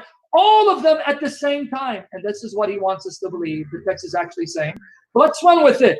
Then in chapter 19, it says, the Spirit said, you got a contradiction. So I thank you for insisting on this way of interpreting literary genre and device, because it proves there are irreconcilable contradictions in your scripture, not mine. But for those who are listening, it is common linguistic literary feature where you have one person representing the group who speaks on that behalf, where the speech of the one is attributed to the entire group. You find that in Acts 14 with Paul and Barnabas, where Barnabas and Paul perform a miracle, and Barnabas is the speaker because he's called Hermes, and yet And yet it says they said, men and women. Obviously, if you let context speak, Barnabas was the one speaking on behalf of Paul, but the speech of Barnabas is attributed to both because the one represents the many. That's what you have in Genesis 18. So the plain reading of the text, God appeared, because Abraham says, the judge of all the earth, the Lord. So if that's not worship, I don't know what is, because worship is not simply bowing down. You can bow down without it being worship. But when you look to someone and you invoke someone and you appeal to someone and call him the judge of all the earth, by golly, that's worship. So the plain reading of the text is, one of them is God, the other two were called angels, not all three, and you've yet to refute me. And then again, you misrepresented what I said your position was. Let me repeat your words, what you said about the Sofarim. The Sofarim changed it from Abraham being in the presence of the Lord, not the Lord in his presence, therefore it's the angel of God. That's what you said, and you're wrong. They didn't change it for that reason. You may assume and think that's why they did, but you're reading into what they did, motives and intention. Unless you can read hearts of dead people, you are stretching things quite a bit to make the text say something contrary to what it says. After all, why did you even mention the Sofarim? Here, let's play your game. Why mention them if it wasn't for the purpose to show that's not the Lord, but the Lord's representative? Why even bring up the Sofarim? But it backfired against you. So this time you can say what you want, because I want to go into other issues or open up the Q&A. Your time. 6:31. Give him 6:31. And by the way, Ijaz, if I walk away, it's not because I am listening to you, but I can step away. So I don't want you to think I'm not listening. So it's okay if I could step away and listen to you? Yeah, no problem. I just wanted to make that clear. Thank you. Okay, give him 6 minutes, 31 seconds, same time. But I'm listening, so don't think I'm not listening. Okay, William, you can start my time. Just confirm. As soon as you begin talking, I'll be fair. As soon as you begin talking. Okay, thank you, William. I just want to say before I get to my time, I appreciate the kind tone that this has begun to take on. I commend you both on that. William, you may start my time. All right, so to point out, Sam actually said, stop appealing to the Jews, they're not a monolith. And then very later on, he says, the Jews face the temple because God's presence is localized there. So he appeals to them as a monolith when it suits his argument, and when it doesn't, well, you can't trust the Jews. He also said that Ijaz, I demoted God to a created being by saying that his oneness cannot contain a plurality, and therefore I'm limiting God. Rather, no, I reject Platonic philosophy, which teaches, which is what the Bible teaches, that God is one being, but he can be multiple persons. I myself personally reject that. Now, when I say that God cannot be more than one being, that is because, he cannot be more than what he declares himself to be. We believe in divine simplicity, not divine complexity. He says of his own self in Exodus chapter 3, verse 14, Ego aimi ho'on, I am the one being, full stop. He does not indicate that there's a plurality within him. In fact, there is nowhere within the Old Testament where Yahweh, when he speaks of his own nature, distinguishes himself between person and being. I know that Sam's response is he doesn't have to use the word person and being. However, I disagree. Why? Because he knew to use the word being in the first place. And if he is God and he is all-knowing, then that would have been a simple point I've actually said. And Sam would actually agree that Michael Brown and other Messianic Jews, aka Christians, generally argue that almost every passage in the Old Testament refers to the Trinitarian Godhead in one form or the other. Now, it's interesting when he comes to 1 Kings chapter 8, verse 27. He says, Solomon understands God is superior to that God is superior to all. It's not a spatially or materially limiting statement.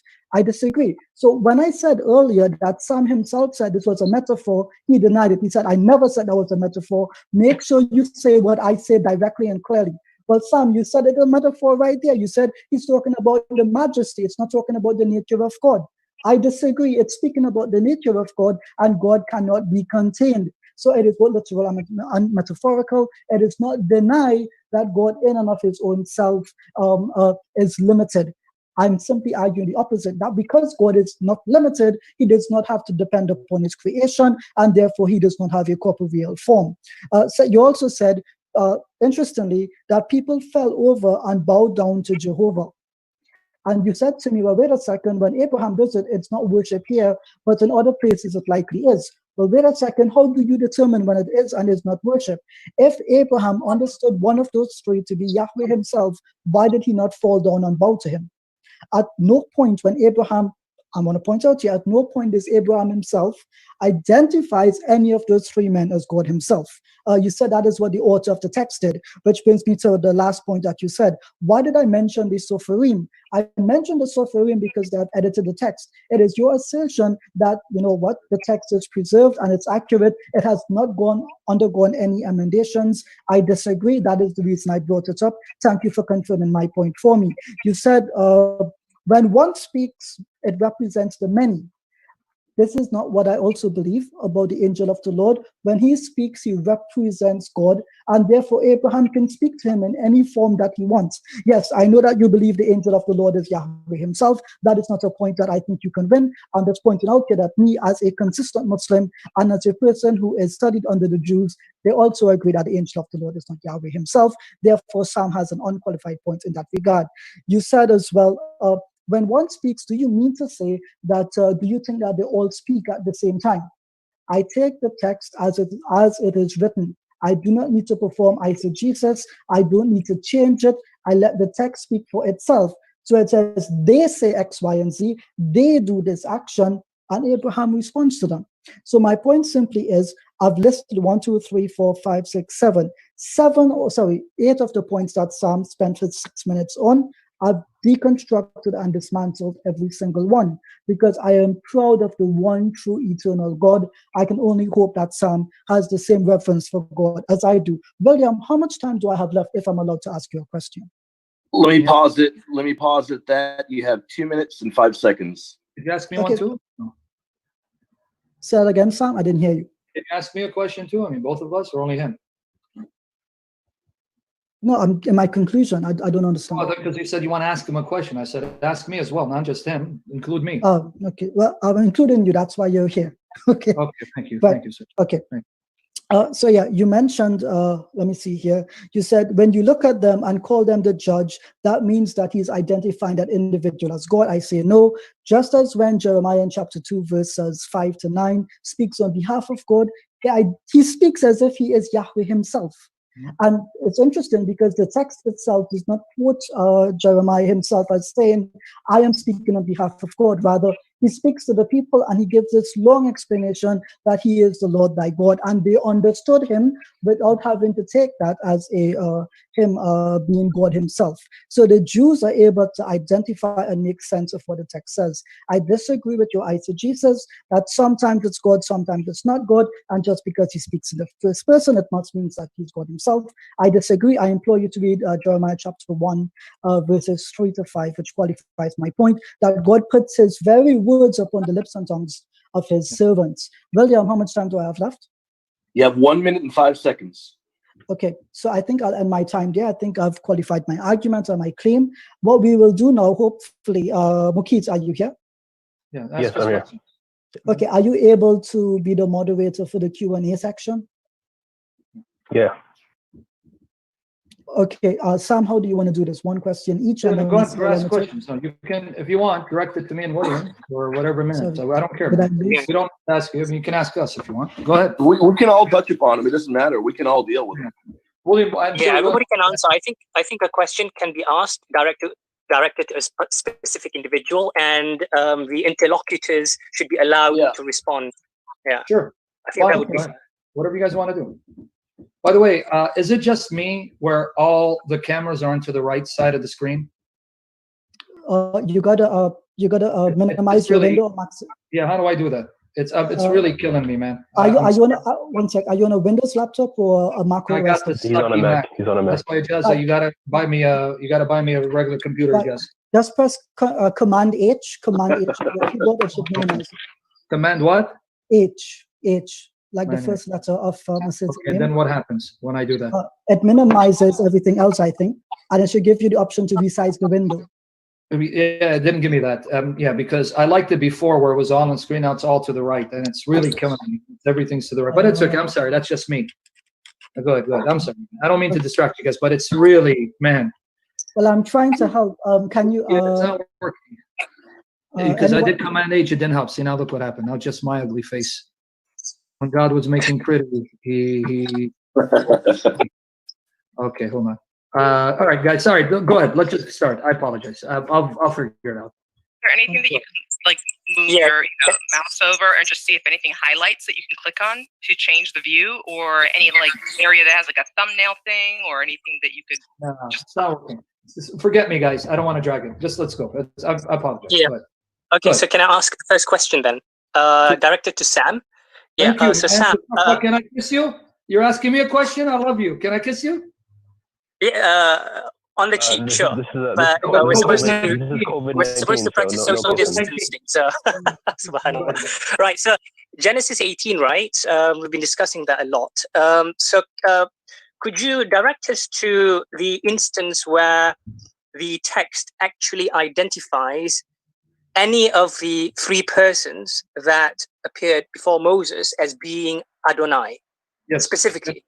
Yeah, Genesis 18, 22 to 33. Yes, Genesis 18, 22 to 33. I did that several times, so let's do it again. Genesis 18, 22, it says, the men turned their faces from thence and went toward Sodom, but Abraham stood yet before Jehovah. And again, if there are three men, one of them is Jehovah, and the men left, but Jehovah stood behind. That means initially only two showed up at Sodom because the third man was Jehovah. And lo and behold, that's exactly what we find in Genesis 19, verse 1. Two showed up, and they're called angels explicitly in Genesis 19, verse 1. Check it out. Two angels came, right? I mean, so I'm looking at the text. Okay. So I'm looking at the text now, but wouldn't it be more reasonable to say that verse number 22 there is actually saying that the men, namely the three men, because the men that appeared were the three men, that they departed, and that's actually a fourth, namely the Lord God. Yeah. So actually, I answered that. Yeah. You listen, I said no, because if you go to Genesis 19, verse 1, I anticipated your objection. How many show up in Genesis 19, verse 1? Two. Where's the third man? He stayed behind. I already answered that. So that's why I'm saying, hear me out before you bring up an objection, because I anticipated your objection. Three men show up. The men go to Sodom. Genesis 19, only two show up because the third man is still behind conversing with Abraham, and he's called Jehovah. And that's why it says in 33, Jehovah went his way. Went his way where? Where was he to go his way? And where was he going? 20 to 21. So no, that actually responds to your objection that there were three men and Jehovah. No, there were three men. One was Jehovah. The two initially were angels, and then Jehovah joins them later in the context of Genesis 19, confirmed by 1927. All right, thank you. I hear noise in the background, guys. I hear some like... Guys, some noise. Can everyone mute up and maybe let's have a Christian ask Ijaz question? Yeah. Do you ask William, or do you want me to ask? Can I reply to that? Yeah, please, William, go ahead, man. I've been talking all day. You got to talk too, man. Come on. Yeah, let me make the comment in terms of historicity, in terms of the way the earliest Christians interpreted this verse, and I think that's very important. I know we've been dialoguing a lot about exegesis and what have you. Unfortunately, the way I've seen things, I'm not entirely sure if maybe Ijaz thinks that we're talking past him or something, but I've just really not seen any engagement with the text in a very in-depth manner, and I find that to be quite problematic, because when we do look at the earliest followers of Christ, when we look at them, those that would have known Christ, would have walked and talked the earth with Christ, their exegesis is pretty much unanimous in line. And I think that's the one thing important. If you look at the way Genesis 18 has been interpreted, and I know we can talk about Jews, morning to night. The problem is, I think one thing that keeps getting lost is Sam is not arguing about the way the Jews interpreted text in the time of Moses. He's not arguing about that. He's arguing about modern day Judaism not looking like ancient Judaism, and that is absolutely correct.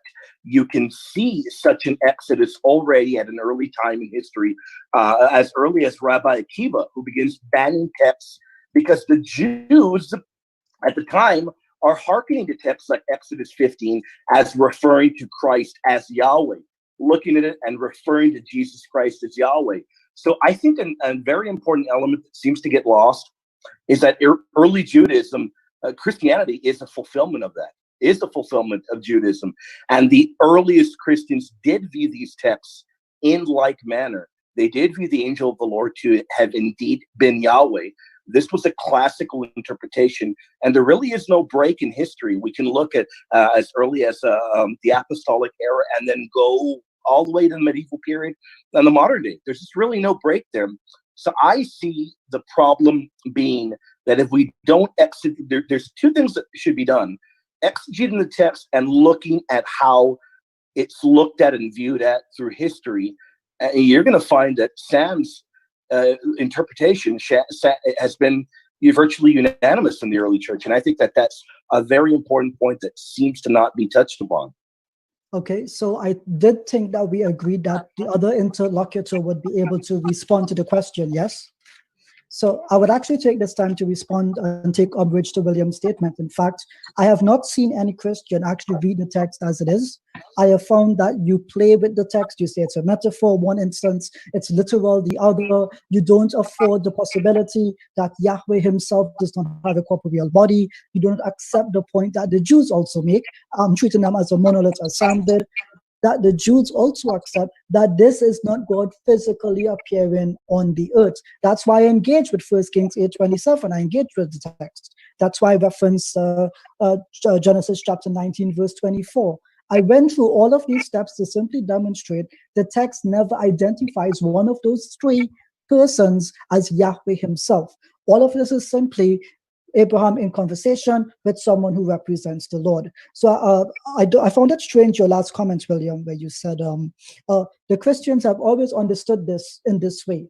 Well, yeah, I don't doubt that the Christians have an understanding of something that they believe from Scripture. I don't see how that's a problem. That's like me saying to Sam, your understanding of those verses that you mentioned from the Quran, you know, the Muslims had one understanding and you have a separate one altogether. It does not make him wrong. It does not make me wrong. So this idea that we've not engaged the text, I definitely take umbrage to that. And that we didn't read it and understand it as others have, I also disagree with that. I know that you're big on apostolic authority, William, but... you what? Excuse me, my what? I say, I know you believe in apostolic authority, William. What did you hear? Yeah, and I think you missed the point that I was making. I understand that if Sam and myself may say something that doesn't hold heavy weight, but that's not the point that I'm making. In terms of apostolic authority, yeah, that's correct. But I'm not just talking about modern day Christians. I'm talking about the ancient ones. And I didn't just talk about the ancient ones. I added enemies of the faith that testify to the fact that the earliest followers were using these texts for Christ being Yahweh. So I included the followers, the most ancient ones, and I included the enemies of the faith. So you've got a mountain of evidence against you. Well, do me a favor, William. Just give me the one manuscript of Apostolic Father where he gives his comments. What century is it extant from? Apostolic Father, Justin Martyr believes Christ was the angel of the Lord. We have, and by the way, let me make one comment. To try to say, give me the manuscript, you don't even know any of the manuscripts that are extant of Justin Martyr. So let's refer to the works of the Apostolic Fathers. So we've got Justin Martyr. By the way, Justin Martyr would have been an early figure that believed Christ had been the angel of the Lord. But in terms of the Apostolic Fathers, they would have been unanimous in viewing Christ as God. Now, but even better, remember what I mentioned right now. I brought up Rabbi Akiva. Do you have a response to that? He's an early testimony. He's an enemy of the faith. He shows and he makes comments that the earliest Christians were interpreting these texts, particularly Exodus 15, as the Lord your God, Yahweh, being Christ. So we have something never before seen, unprecedented in history, a Jewish leader banning certain texts being read because they were using it as a prayer directed towards Christ as Yahweh. There's no example of any group that was part of the early church within the line of Christ that would have believed anything remotely close to Islam. It's just not there. You find it. William. You find people. Hold on. Let me finish my train of thought. You can go the same amount of time if you like. So you find the teaching that we're putting forth very early, the teaching of this angelomorphic theology or theophany, whatever you want to call it. And not only that, you have the teaching of the earliest apostolic fathers believing Christ to have been God. And then you have the enemies of the faith adding their testimony as well. So you keep up bringing Judaism. I don't think you quite understand that Judaism, began to evolve very early on. And modern day Judaism, even at that, resembles nothing of first or second temple Judaism. So, I mean, that's a major problem that you have not dealt with the whole time Sam has been. And every time Sam brings up Jews, you then begin to say, well, you know what? Sam's hearkening to Jews. Of course he is. He's talking about the Jews in the Old Testament period. He's making the point that Judaism evolved, and we have textual evidence of that. And you haven't touched upon that at all. Well, William, you didn't hear my question. Let me engage with William's point here. So, William, again, I'm going to ask my question to you. Try to answer it, okay? You just I did answer it. No, you didn't answer it. I'm the one that asked the question. I would know if the answer was given or not. Thank you. Yeah, so I did answer it. I gave you Justin Martyr, and I gave you, I may not have named the Apostolic Fathers. Ignatius of Antioch is one, but I said the Apostolic Fathers believed Christ to have been God Almighty. Yeah, I did answer you. Don't say I didn't answer you. Again, I'm going to put the question to you. What is the... No, you didn't answer me. I'm telling you why, right? You can't tell me what I do and do not think. So again, I put the question... I can tell you if I disagree with you, and I disagree with you. Yeah, you can. That's what you can do. Very good. I like that. Now, listen to me. Yeah. Right. No, I congratulate you. Good guy. Right. So, William, listen to me. The question I asked you was, what was the earliest manuscript you have of Justin Martyr? And let's take a look at it. What's the earliest extant testimony about Justin Martyr? Can you tell me? The earliest? Well, you know what, my friend? That is interesting, because I am going to pull up Justin Martyr. In front of me, I have all of his extant texts in Greek, the most ancient ones, and I'm answering you. I'm answering you. Don't interrupt me when I'm talking. I know it's your room, but be respectful. I'm talking to you. Justin Martyr, in the most ancient texts, every edition of them, he refers to Christ as the angel of the Lord. If Justin Martyr is not sufficient for you, I'll add one other thing. If you want to move the goalpost and say, well, what is the earliest interpretation, Christian interpretation of Genesis 18?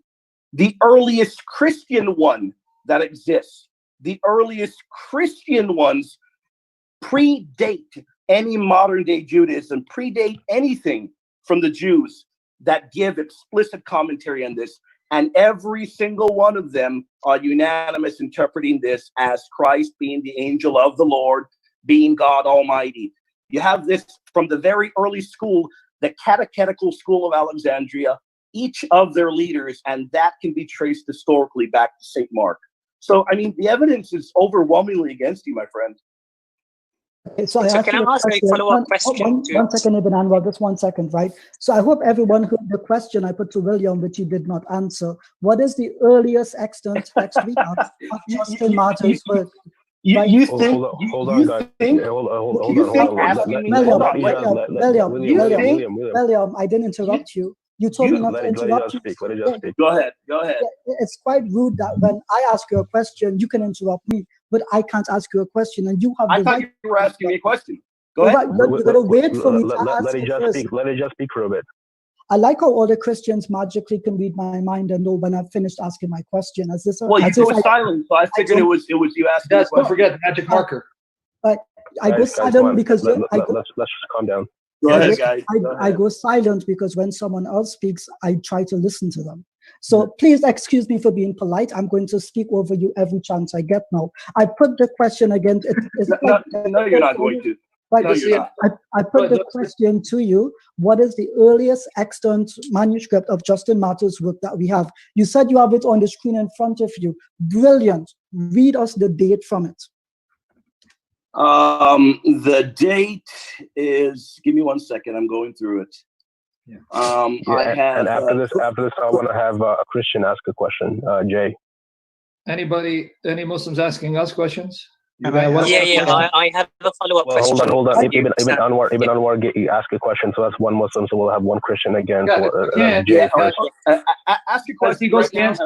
I'm going through the dating right now because for some reason, Istafa thinks that giving him the date is going to magically make the words of Justin Martyr change or something, despite the fact that even scholars that he has hearkened to admit that this is from Justin Martyr. But that's perfectly fine, because Istafa thinks that if you put somebody in the spot, what is the date of that most ancient manuscript, that all of a sudden it's a trump card, that he's won the debate.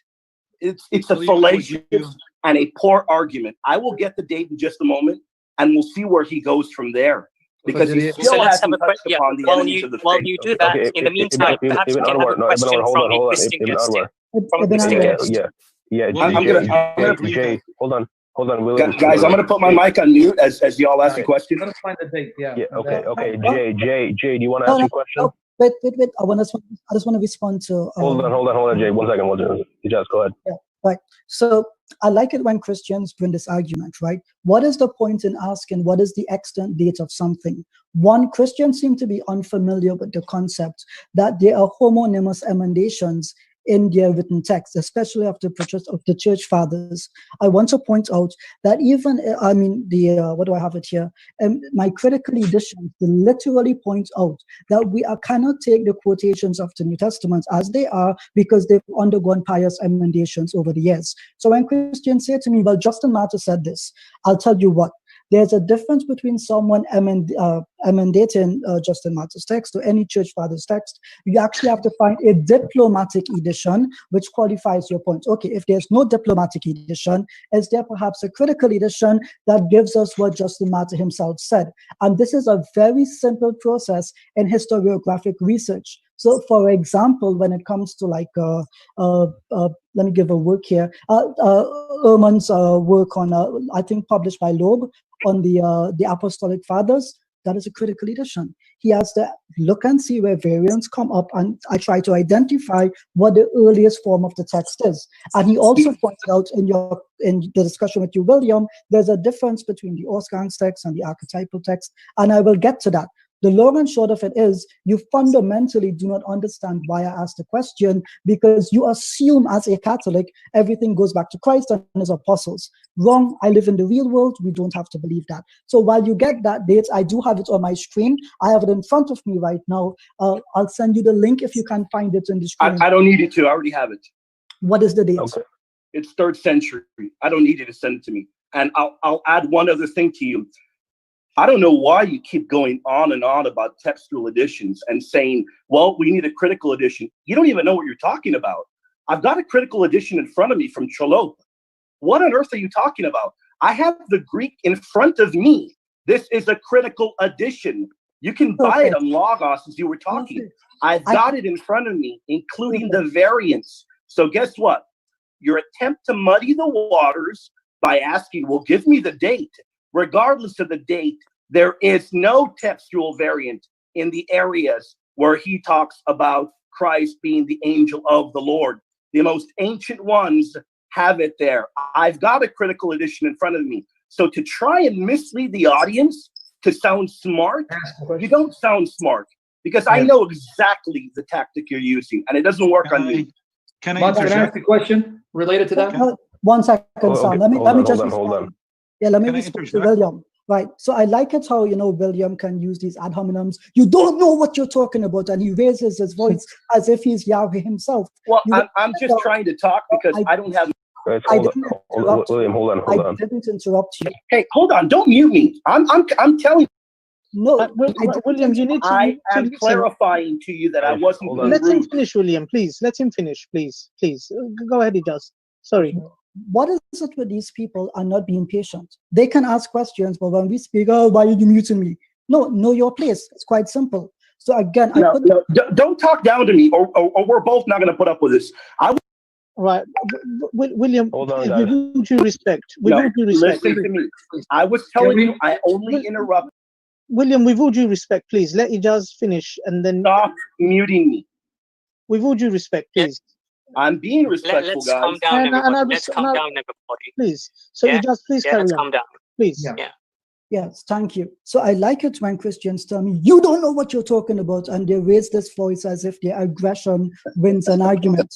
So when I was speaking, I pointed out to William, do you have a critical edition of this book? He said yes. I asked him, okay, these variants for these texts, he says that there are none in those areas. So William, just do us a favor. In the part where he mentions the angel of the Lord, what manuscript and the date what manuscript does that statement come from, and what is the date given for it?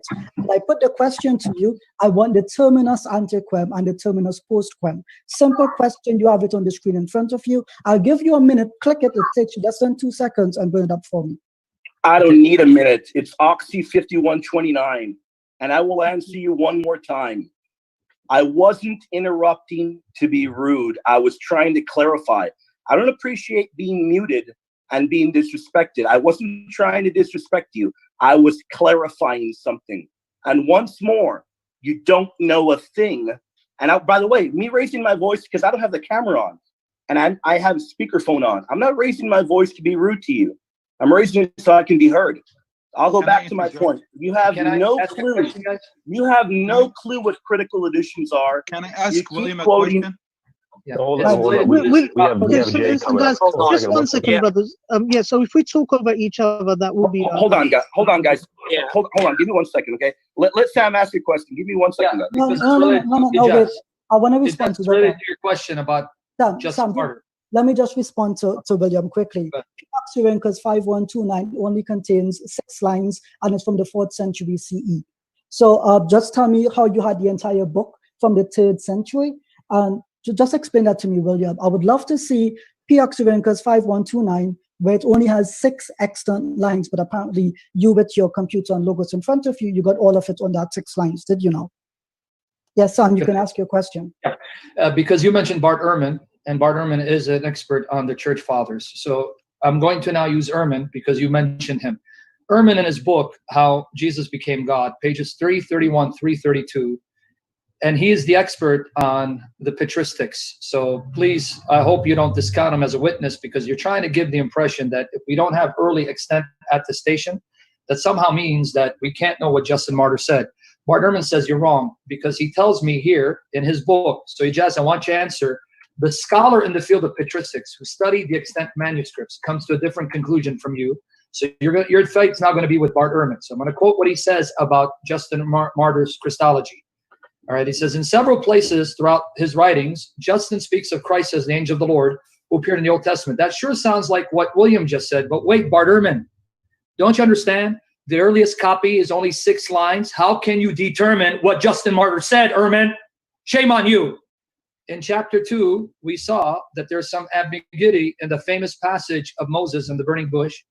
The angel of the Lord speaks with Moses, but then the narrative shifts to indicate that in fact is the Lord who is speaking with him. Justin is keen to explain this textual conundrum in Christological terms.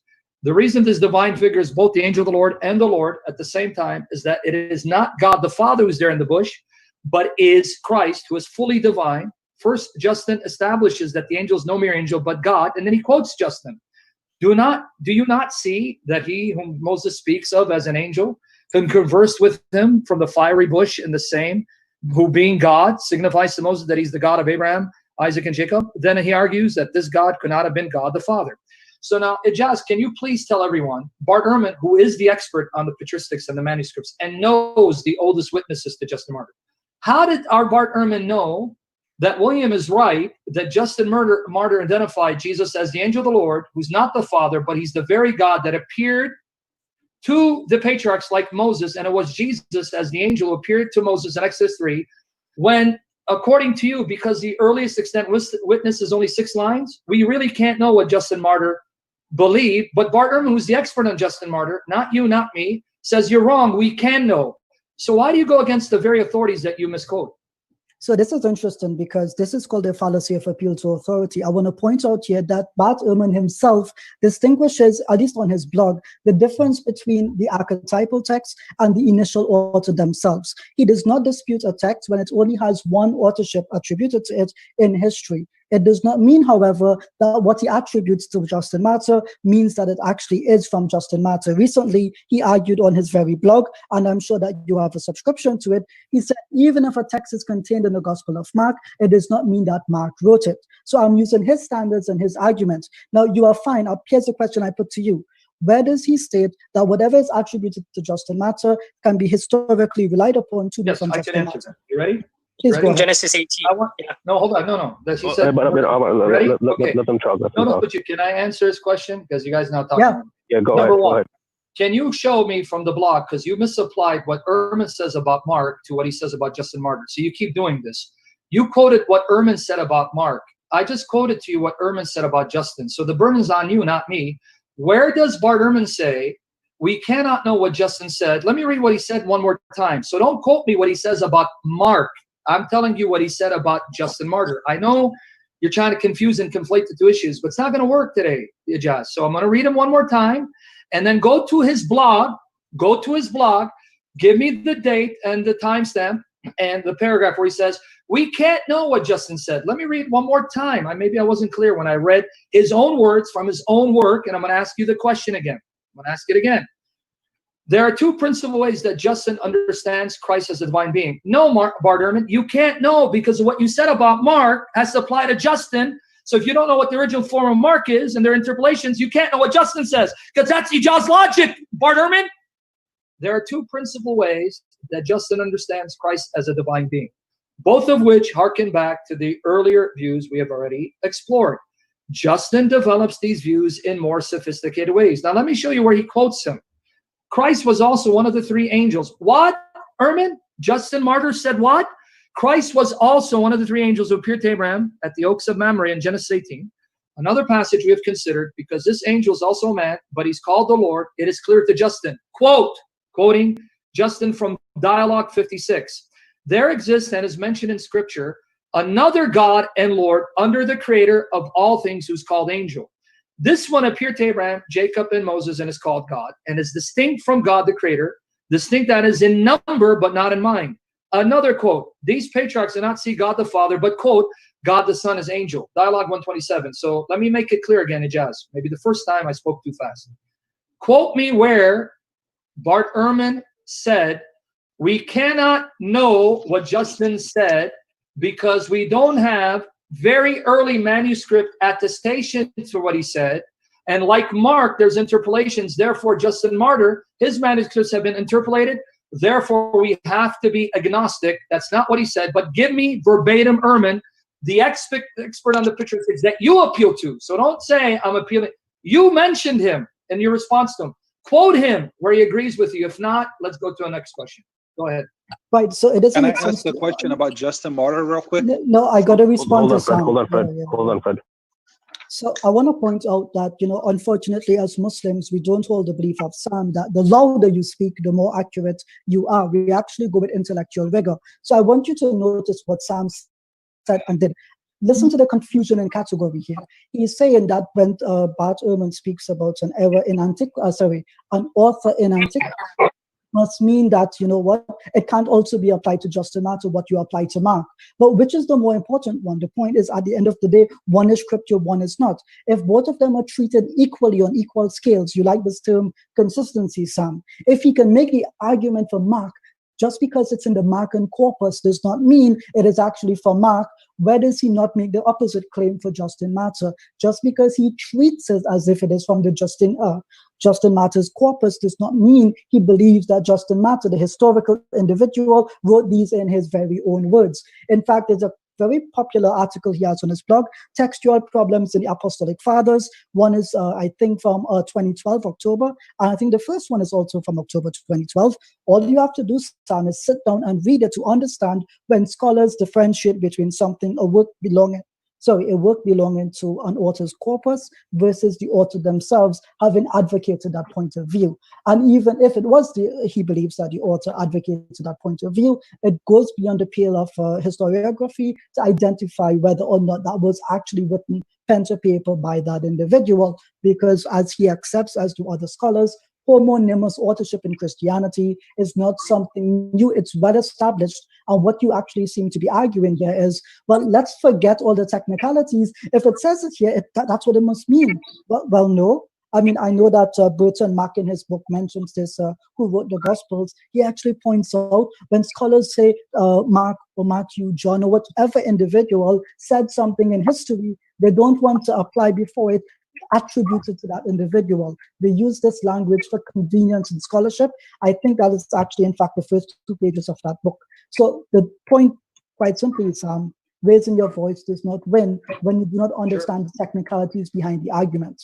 So October 2012, textual problems in the Apostolic Fathers, you are free to go through those 2 posts and bring the argument for me that I am wrong. I would love you to do that. Please do that for me. I will wait patiently for it. Can I ask Michael Can I a respond question? to it because he's addressing me? Maybe I wasn't sure. After response, I'd like to touch upon the text of Justin. Yeah.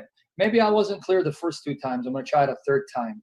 I know you think speaking fast and throwing points is refuting me as you accuse me of speaking loud. I speak loud because that's how I am, but that's okay. But throwing 50 points in 10 seconds is not a refutation. It backfires against you. So let's now take it step by step. We're going to challenge you. Since you just mentioned the post, quote where Bart Ehrman said, because we don't have early attestation, because the earliest witness to Justin Martyr, there's 6 lines like you said. And because they're variant readings, we cannot know what Justin Martyr said, even though when we examine the manuscripts and come to a reconstruction to see what the original writing of Justin Martyr said. Can you show me that he took what you said, the arguments that he made, to come to the conclusion that you did? And you again attack strawman because that's all you can do. You're saying, well, Mark is more important, it's scripture. That's true. We can talk about Mark, but we're talking about Justin. So to say what he says about Mark as if it's applicable to Justin, no, I'm sorry. I know you like to throw red herrings and smoke and mirrors, but it doesn't work with us. So I'm going to try it again, Ijaz. I know maybe you don't understand how the burden of proof works. The person who makes the assertion, he has to supply the burden of proof. You made the assertion. You mentioned Bart Ehrman and others, and I want you to quote Ehrman in his blogs. You referenced it, so it should be easy for you to quote. Or any other patristic scholar who said, because there are variant readings in the writings of the fathers, we cannot say this is what Justin said. He just said you lied, because he said this is what Justin said, this is what Justin believed, and he's fully aware of the variant readings, and he's fully aware of the dating of the manuscripts, and he says, Ijaz, you don't know what you're talking about. Stop misrepresenting me. So final time, Ijaz, you made the assertion, quote where Ehrman says, we do not know what Justin said, so we do not know definitely he believed Jesus is the angel of the Lord, who is God, who appeared to Moses, who is distinct from the Father. Cite him where he says that. I quoted where he says, no, this is what Justin said, because as a patristic expert, I've examined the manuscripts, and this is definitely what he said. He agrees with William and says, you don't know what you're talking about. I would add another thing, Sam. I'd add another thing. Let's look at the Greek. I've got it open in front of me of the oldest manuscript. Let's see which one of them doesn't say that Christ is the angel of the Lord, the maker of the universe. Right. I think we're beginning to repeat ourselves like quite a bit now. So let's have Ijaz respond, and then let's have one of the Christian guests who have been waiting to ask his question. And then let Jay ask a question here. Yeah. I think we're repeating ourselves quite a bit now. Fred, we've already had a Muslim ask a question, so it's a Christian's turn now. So after Jay, I'll get you in, Fred. God willing. Okay. All right. Can I be heard? Muki, can you hear me? Yeah, we hear you. Go ahead. Yeah, perfect. Thank you, guys. Thank you, Brother Imran Anwar, for your wonderful comment. So I point out again to Sam, he thinks that if he repeats the question more than once, it makes the question better.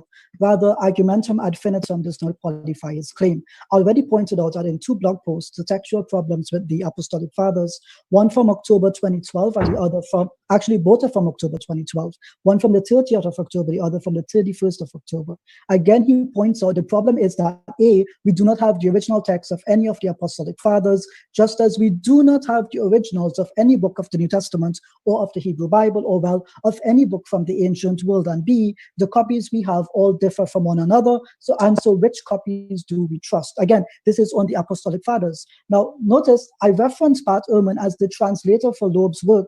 I did not say I appeal to him because he qualifies my argument, even though now I realize that he does. So thank you for that, Sam. I want to point out as well that William, for all of the raising of the voice that he has done, he said, and he made a wrong claim, that the manuscript, that the critical edition he has of Justin Martyr's work uses what P. Octavianus 5129, but when I checked, it's only 6 lines. So I'm a bit confused as to how now he's going to read for me from a manuscript which only has 6 verses. So if possible, if William is honest, maybe he can tell us where he's reading from and what manuscript that section comes from. That would start him off in the right direction. It's a good place to start, William. Take it away from me.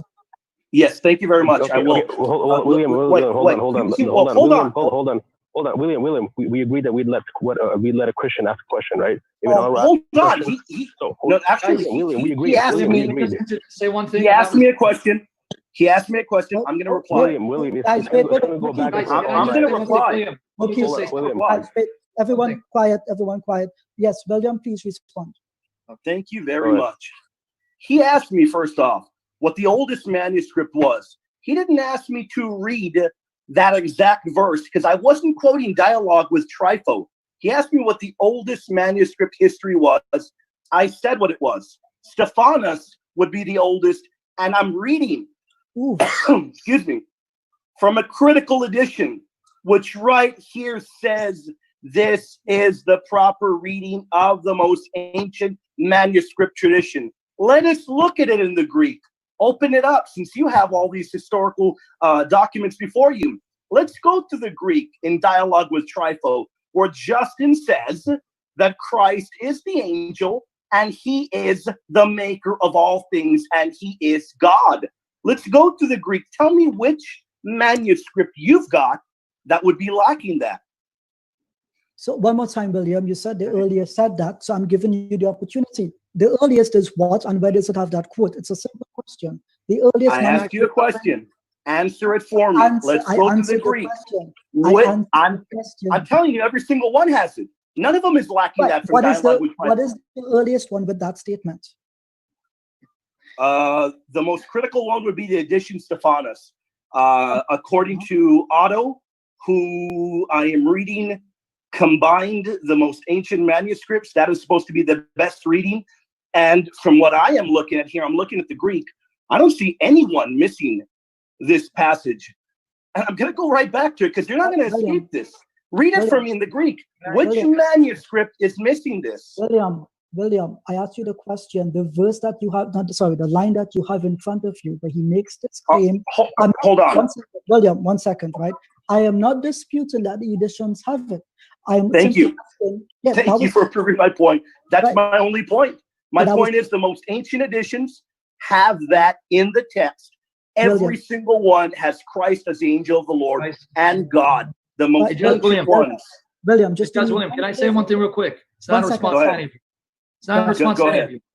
What I'm saying, Ijaz and William and the mods, let's agree to how many responses to a question we can go at, because if we're going to be on one question for an hour, everyone else is going to get bored. So can we come to an agreement? If someone asks a question, the person responds, the other person, and how many rounds, so we can limit it so other people can ask, because we're still on this point. It's been about 15 minutes. How about we do this? How about each question, each of us answers, I don't know, 3-4 minutes, so we can limit it to that, and it'll be fair. But how many rounds? Because you guys are still at this point. It's been 15 minutes. I mean, I honestly would be fine with, I don't know, 2 rounds. I mean, so let's say a Christian wants to ask something to Ijaz. If they ask you, Ijaz, you can answer it, and then we can reply, and then we can go around a second round, and then we'll move to another one. Do you think that's okay, Ijaz? 1 sec. I think I lost you there.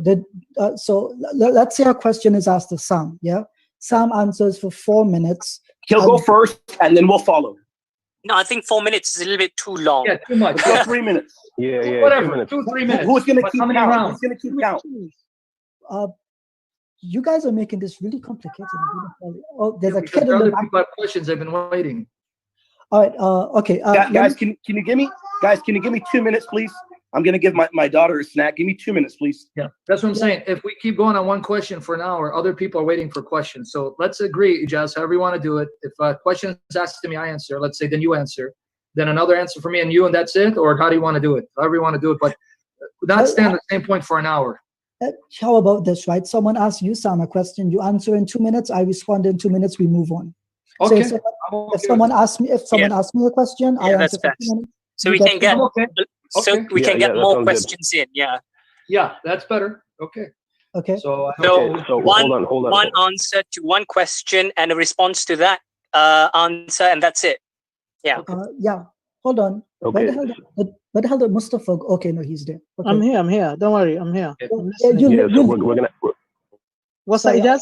I was going to insult you, but I forgot it's being recorded, so I got to be nice. Careful, man. You've already had enough insults. No, he owns the room, and he is a worthless and shameless thug. He supports. How dare you say that to your guest? What's wrong with you? But anyway, go ahead. I'm kidding. He's my guest. I can bully him. All right, then yeah, that's right. You have a right to say that. You're right. I apologize. Yeah. Guys, I'm back. Go ahead. Okay, we agreed, William.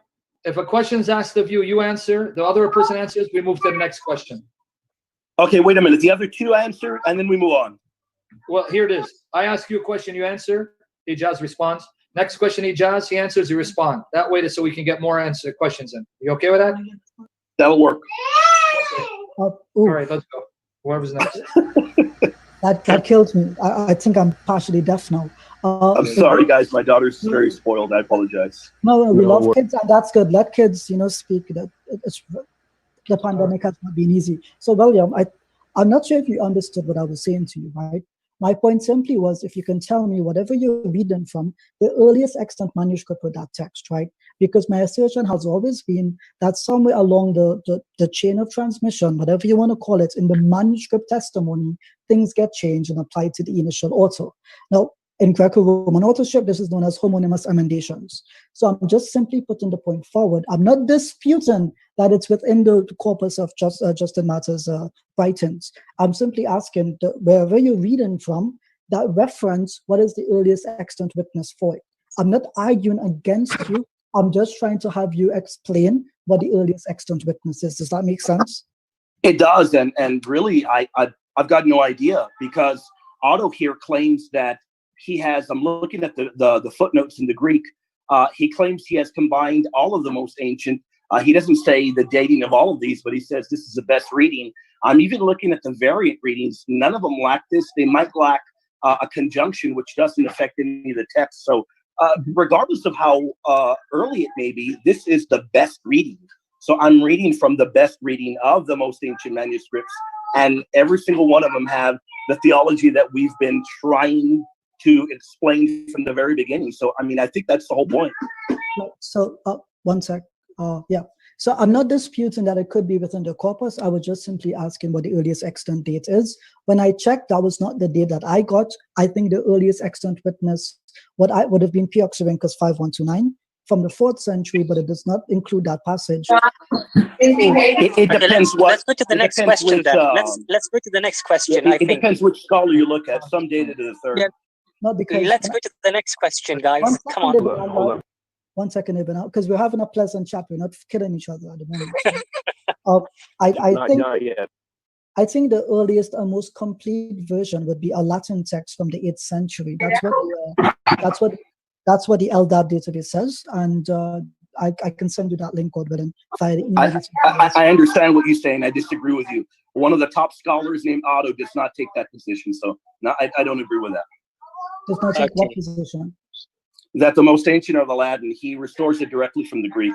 And this whole text here, the ancient text here has been restored from the Greek. There's no mention of this particular whole chapter having a better Latin recension. I don't believe that at all. But if you can provide me that evidence, and if your evidence is correct, I will say, hey, guess what, Ijaz? You are correct and I am wrong. But I am reading here directly from the Greek. There's nothing at all that you presented that would lead me to believe otherwise. Okay, so I've put the link to the LDAP database, and you can engage with it. If you can find out for me in the book that you're looking at, I forgot the translation you said you had, but if you can check it and see where they list their extant sources, that would be brilliant. Most critical editions do, and I would appreciate that. So we can leave it like that, and we can follow up afterwards. Is that okay with you, William? That's perfectly fine. It doesn't change what I've been trying to tell you from the very beginning. Yeah, nobody did.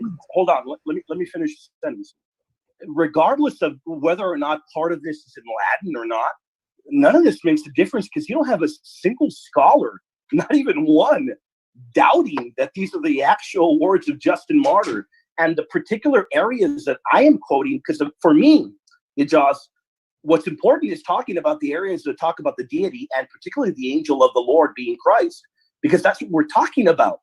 And this section, if you're telling me that the most ancient portion of this section is in Latin, quote the scholar that said that. No, and I'm asking you, hold on, let me just finish. I'm not going to go more than 20 more seconds. Another thing is, I've asked you many times, well, actually, you've already agreed that the most ancient Greek all reads the same. That proves my point. My point is that Justin Martyr is an ancient witness that testifies to this. And I mean, that's the point we've been trying to make for the longest time. Yeah, and I don't disagree with that point. All I was simply saying is I do not Okay, great. Actually, there's a book, I'm not sure if you have it in front of you. It's Justin, Philosopher and Martyr Apologies. It's supposed to have text critical information. So I'll look it up in the interim and I'll send that to you. Let me be clear, I was not saying that the Latin has variants in this passage, because I didn't get the passage that you were reading from. I was simply saying the most complete edition seems to be that 8th century Latin manuscript. That's all my point was. Of Dialogue with Trypho? No, not, I gotta check. We're talking about Dialogue with Trypho. The most complete is non-Latin. That's incorrect. Okay, I didn't hear what work you were specifying. I thought you were speaking about. Yeah, I said it over and over. It's Dialogue with Trypho, and that's definitely not Latin. The most ancient would not be Latin. I'm referring to Dialogue with Trypho, and I have a critical edition in front of me. I have it open. The critical edition exists in Logos. You say you have Logos. You can purchase the critical edition. I've got it open. No English. It's pure Greek, Ijaz. And I'm telling you, there's no variance here in this section. To me, that is quite important. Brilliant. What I'm doing now is I'm getting the book by Dennis Mintz, Justin, Philosopher and Martyr Apologies, by Oxford University Press from 2009. It's supposed to have text critical data. I'll take a look at that and get back to you. I will likely post it in the comments below. So does that answer the question? And again, we can even dialogue. We can even do another gathering and dialogue about that in the future. Sounds. Actually, give me 1 second. It's on page 1, so if I can read it quickly for you. The manuscript tradition. As he gets there, are we also talking about Deity of Christ later? Or it's going to be too late for you guys? Well, we don't sleep. I don't mind. Okay, that's fine. I'm up for it. And I'm just waiting. I'm just following. Hey, Michael, can I ask you a quick question about Justin Martyr? Michael? Who's Michael? William, I think. His name is William. Oh, William. William, I apologize. Yeah, William. That is Michael's logo. He left it there, and I left the logo up. Fred. To be fair, I promised Jay that he'd ask the question after he'd been on Anwar, because he had a Muslim. Yeah, so I've asked a question, so let's have a Christian ask a question. I think he's been waiting for the longest time. So Jay, do you want to speak up? Yeah. Can you guys hear me? Yes, we can hear you. Great. Okay. Yeah. The question for Ijaz, you asked Sam about what Jewish beliefs were regarding the incarnation, or whether they believe that God could enter into his creation in a human form. I just want to read you a quote here from an Orthodox Jewish scholar. He's not Messianic, he's not Christian, he's an Orthodox Jew, Daniel Boyarin, in his book, The Jewish Gospels, writes, quote, Jesus, when he came in a form that many Jews were expecting, a second divine figure incarnated in a human. The question was not, is a divine Messiah coming, but only, is this carpenter from Nazareth the one we are expecting? Not surprisingly, some Jews said yes and some said no. Today, we call the first group Christians and the second group Jews, but it was not like that then, not at all, unquote. So in light of that quote from Daniel Boyarin, does that not answer your question as to what Jews believed during the time of Jesus and before the time of Jesus in terms of the incarnation? Brilliant. So Jay, just do me one favor. You have the book in front of you. I assume that you're reading from it. I have the quotation in front of me. I can pull up the book though. Yeah, please pull up the book, and I'll let you come back the second time to just follow up on that. Because the question I put to you is, Daniel Boyarin, I'm familiar with the book. I think I have a PDF copy of it somewhere. Okay. At what point is his earliest reference about the Jewish theological position on that? He references in the Talmud a section called Chagiga 14a, where he believes that there's a reference that goes back before the 1st century. He cites Rabbi Akiva, so late first, second century, early 2nd century. He's referring on what's called a Barita, which is a tradition that goes back prior to the Mishnah. So this is before the 1st century. And he said that this was the Jews that the majority of Jews held before the time of Jesus and during the time of Jesus.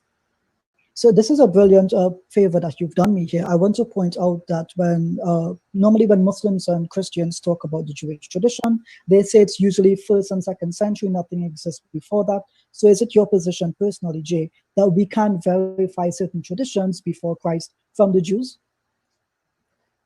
We can verify what certain Jewish beliefs were prior to Jesus, yes. Fantastic. So, Is that a response or? no. So I'm trying to listen to him. So just to be clear here, you're saying the author believes this goes back before Jesus because it's attributed to tradition when all of the oral law is said to be before Jesus. So is it this one particular phrase that you're taking, or is it the totality of it? Your question was, what do Jews believe in regard to the incarnation? So I'm quoting you an authoritative Jewish scholar, an Orthodox Jewish scholar, in regards to what Jews believed during the time of Jesus and before his time. And he said that, yes, they did believe in the incarnation. So how do you respond to that? Well, I just did respond to it. I said to you, there is no way that you can qualify without cherry picking or isolating data that is favorable to your position. You're assuming that this tradition predates Jesus. You've not presented any evidence that is the case. I can understand the Orthodox Jew saying that his tradition predates Jesus, which would be almost all of his tradition, yeah? So that's simply my point. Find a reference for me. I'll bring up the book on my laptop and I'll take a look at it in the meantime. Is that okay with you? Yeah, this is the introduction. This is just the introductory pages of his book. So just to be clear, he's saying what Jews believe. Are we engaging the questioners, or are we going to answer questions, interact? Or Go ahead. Going to have now discussions with the questioners? Oh, sorry. No, was anyone timing 2 minutes or not? I think you guys were doing it. I didn't time it, but that's fine. Doesn't matter. We don't have to be dogmatic. You had your conversation. That's fine. All right, Sam, go ahead if you want to respond. No, it's okay. I'm waiting now. Maybe a question for me. I mean, because could I just point out something real quick, William? In the chat, I put a link for you for the earliest manuscript. I don't know how to do that. I don't know how to look at the chat from my phone. Okay, just work with me step by step. I'll do it quickly because I don't want to waste anyone's time. All you have to do is you press the screen. I see it. I see it. Chat. Here we go. Where is it? When you click it, it'll come up. It's from 1541 and it's in Greek. Here we go. And on page 3 of the book Justin, Philosopher and Martyr Apologies by Dennis Mins and Paul Parvis, it actually says, let me quote it here.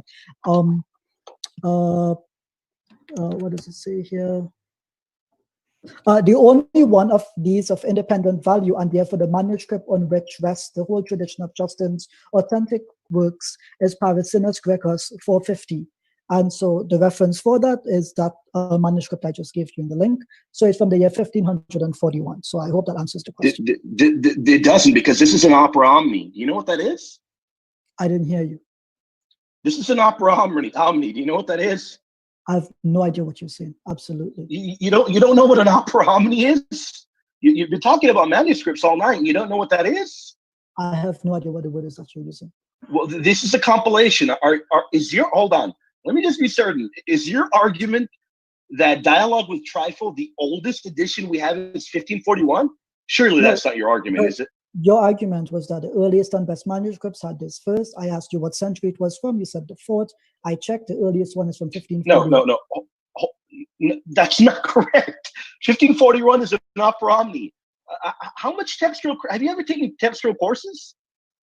So you're saying to me that there's an earlier manuscript. I'm asking you, have you ever taken textual courses? Yes, I have. This doesn't make any sense.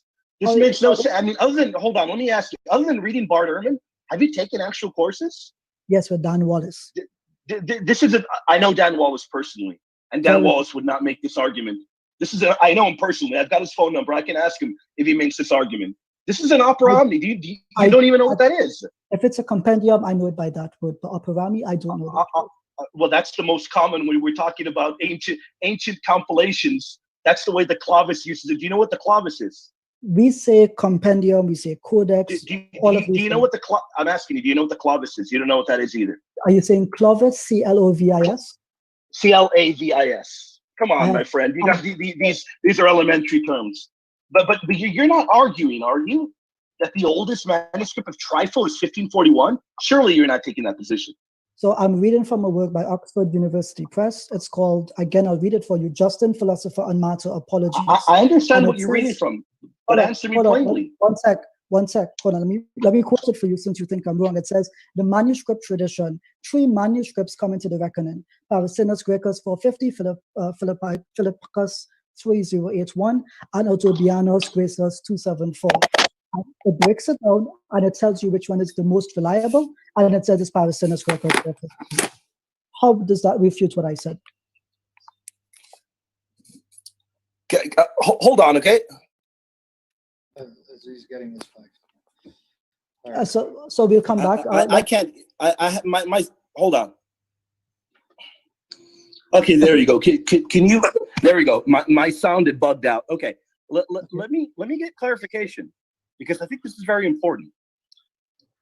Are you making the claim that the oldest manuscript we have of dialogue with Trypho is from 1541? That is my only question to you.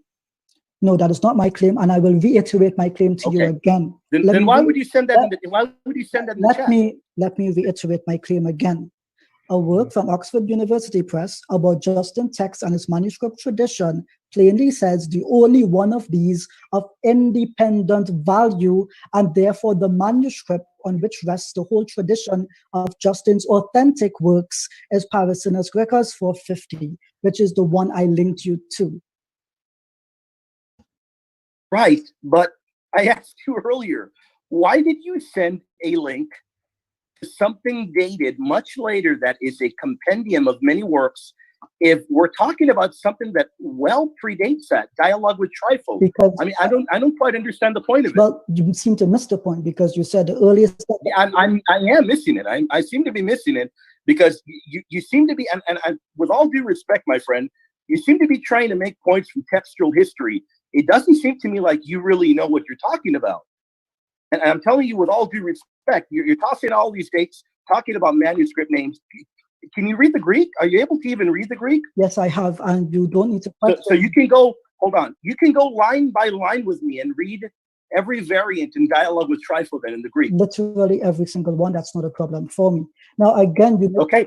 Again, then we will do that if you have any problem, because I'll make one comment.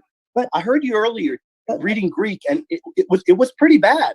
I heard you reading earlier to Sam, and I've got to say, my friend, it doesn't sound to me like you've had any formal training in Greek. I literally did not read anything in Greek to Sam, except for you did read in Greek, except for Exodus 3:14, which I know from the top of my head. Ego I me go on. How is that wrong? What is wrong there? Tell me. I don't remember which one. I don't remember. No, that's exactly what I said. Ego I me go on. What's wrong there? Tell me. I don't remember which one you read, but it was not good.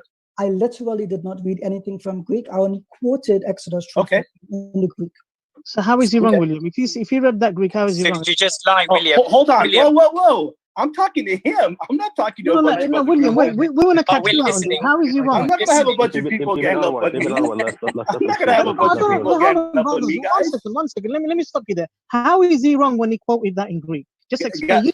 Guys, pretty bad, and you made a bold statement. I want to know how he made that. If you think you're going to gang up on me, you got the wrong guy. Listen, you got the wrong guy. You think you're going to gang up on me. Everyone calm down. Here, let's settle it. Yeah, everyone calm down. Everybody calm down. Okay, everybody calm down. Greek. Let's not get agitated. I'll send them one. Hold on. I'm going to send you a link to a Greek, and we want you to read the entire chapter in Greek. I want to hear that. I'm not playing that game. We can do that a different night. No, let's do it now, because these guys just read William saying, "Oh, you lied, William, you lied." Okay, here, let me get you the Greek. Wait. Send him the chapter, because I want to read Justin Martyr in the Greek in a little bit. He can read Greek. We're going to read Justin in the Greek. Stop. I'm not playing. Here, I want you to read Proverbs. Can I ask Sam a question before I go to bed? Okay, yeah, if you guys want to, because we stayed here for 20 minutes, we're not following the rules. People are going to check out. So you guys want to do this for others? Here's the thing. Can I suggest this? So let's ask okay, Mats, can I suggest this? Set up a discussion with William and Ijaz on the manuscripts. Yeah. They're dating for both the patristics, the Bible, and the Quran and the Hadith. The oldest copies of Bukhari. Do that. Set it up. We'll come there. Because this going into manuscripts, you've lost 90%. We're going to have to read Greek eventually. We're going to have to go through it eventually. You got that chapter, Sam? Maybe Ijaz can read it. Chapter I mean, I can get you more. I was going to have him read Proverbs 8, the Greek, because he said he can read the Greek. But can we maybe schedule? We'll talk about the extant manuscripts, their dating, their veracity. We're going to do that for the Quran as well. And we're going to do that for the Hadith. By his own standards, his own course, to see if they pass the test. And I'll be part of it. But can we focus on the topic, deity of Christianity? Because 90% of people want to go to sleep. Like the gentleman just said. I'm gonna mute and let people ask questions. Yeah, okay. Yeah. And Mats, can we go back to the topic, Mats?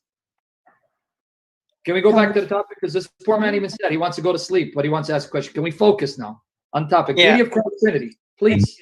So Fred has a question. Fred has a question for Sam. So go ahead, Fred. Okay, Sam. So you said that Jesus is the angel of the Lord, correct? Mm-hmm. How do you know this is Jesus every time that happens in the Old Testament? Where does the New Testament say that Jesus is the angel of the Lord? And what do you make of? Okay, and what do you make of the texts that show that the angel of the Lord is weak and he's not omniscient? Yeah. Now, you asked two questions. Number one, how do I know the angel of the Lord, that's Jesus in his preeminent existence, from other angels? I didn't say every reference to the angel is Jesus. So you'd have to give me an example of what angel you're talking about that is not omniscient, because in 2 Samuel 14:20, it says the angel of the Lord knows everything that takes place in the earth. That's number one. Number two, how do I know it's Jesus? Because Malachi 3:1, which the New Testament applies to Jesus, you may disagree with it, but you're asking me how I know. You know, I'm not asking you how you know you don't know. And Malachi 3:1 says, behold, let me finish the answer. Do you really want an answer, or you want to debate? I don't mind debating you, but you want the answer? Yeah, go ahead. Yeah. Okay. Malachi 3:1, it says, behold, I send a messenger ahead of me. The Hebrew is malach, and the Greek would be angelos. I send a messenger ahead of me to prepare my way. Suddenly, the Lord whom you seek, ha'adon, will be coming to his temple, even the messenger of the covenant, malach brit, meaning the angel of the covenant, whom you desire, he is coming, says the Lord of hosts. So in Malachi 3:1, we're told that the Lord is coming to his temple, who's the angel of the covenant. In the New Testament, in Mark chapter 1, verse 2, as well as in Matthew 11, verse 10, as well as in Luke 7:27, Mark and Jesus say the messenger that's sent ahead to prepare for the Lord, who is coming to his temple, who is the messenger or angel of the covenant, that's John the Baptist. And John the Baptist prepared the way for Jesus, and you can find that in John chapter 1. You can read from 19 all the way to 34, as well as 36, and Acts 19, verse 4. So there, the Lord coming to his temple is the angel of the covenant, identified as Jesus Christ. What's your next question? Okay, so 2 Samuel 24:15, the Lord tells the angel to stay his hand and stop destroying the people of Israel. Would you agree with that passage? What about it? So here it shows that the Lord and the angel of the Lord are not on the same page, because the angel of the Lord wanted to destroy Israel and then keep destroying it and destroy Jerusalem. But then the Lord tells him, I renounced further punishment and told the angel of the Lord, enough, stay your hand. Doesn't sound like the angel of the Lord knows what God the Father is doing, does he? Yes, it does. Actually, it actually refutes you. It doesn't support your position, because it shows that the Lord and the angel are distinct and they work in union. All you're reading to me is that the Lord is telling the angel to destroy his enemies and also refrain. That doesn't suggest in the slightest that the angel doesn't know what the Lord's will is, or the Lord's will, or the Lord doesn't know what the angel's will is. It shows they're distinct persons in communion with one another. And the fact that one orders the other is actually what I'd expect to find if in the Godhead you have a plurality of persons that are not the same person, even though they have the same essence. That doesn't prove your case. That proves my position. So I think we should allow Ijaz to respond to any of that if he would like to. Go ahead, you can respond. Yeah, actually, I enjoyed Sam's answer, because he basically says if Christians understood Jesus to be the angel of the Lord, therefore it follows he is the angel of the Lord. But Christians make many claims, and it does not substantiate that particular argument itself. I want to point out, though, that Sam only had to do one thing, which is if the angel of the Lord is Jesus, and Jesus himself in the New Testament says Moses wrote about him and therefore identified him, Jesus, as the angel of the Lord, where does Moses do that? It follows, because he has not, that claim is therefore false, and it's a post hoc understanding of who the angel of the Lord is in Christianity. So yep, 2 minutes, done. Thank you, guys. Next question. Okay, so let's have a question from a Christian guest then. Yeah. If there is one. Can I ask a question? Ariel wants. Yeah, go ahead, Ariel. Awesome. So, can you guys hear me? Yeah. Yes, we can hear you. Okay, perfect. All right. So, it's a question regarding Genesis 18. I'm going to start at 18, verse 9.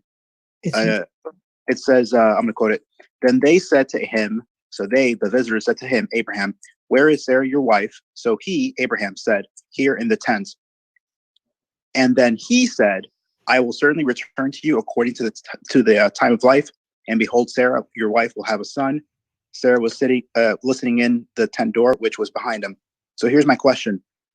If you look at verse 10, the pronoun is he said, and the pronoun would, at least in regular language, right, at face value, it would refer back to the previous verse, which is where the visitors were talking to Abraham and asking him, where is Sarah, your wife? They said to Abraham, where is Sarah, your wife? And then verse 10 says, and he said, the he would presumably be one of the three men. But what he says is something that Yahweh says, because if you look at Genesis 21:1, Yahweh visits Abraham just in time for the birth of Isaac. So it's because Yahweh says in Genesis 18:10, I will certainly return to you according to the time of life, and behold, Sarah, your wife, will have a son. That's obviously Yahweh, because Genesis says in 21:1 that Yahweh does return just in time for the birth of Isaac. So wouldn't the person speaking here be one of the three men and also be Yahweh? No, it seems to be in verse 15, it's the angel of the Lord, or the Malach Yahweh, as it seems here in my edition that I'm reading from. What edition is that? The New English Translation. Chapter 22, verse 15, the angel of the Lord. So not Yahweh. Reading from Genesis 18. Yeah, but you quoted Genesis 21 to say that when he returned, it's Yahweh who returned. Yeah? You didn't quote that? You know what verse? It's not 22:15 or 21. I think 21:1. Yeah. You went to 21, you went to 22. He's talking about 21. Okay, let me take a look at 21. 21:1. I'll read it. It says, the Lord visited Sarah as he had said, and the Lord did for Sarah as he had spoken. Yeah, I don't doubt that the angel of the Lord will visit on God's behalf, and that's the way the text would represent it. And I believe that's it says the Lord, though, not the angel of the Lord. Yeah, well, you have to understand that when it speaks of agency, the angel of the Lord represents the Lord, therefore he can speak in his name.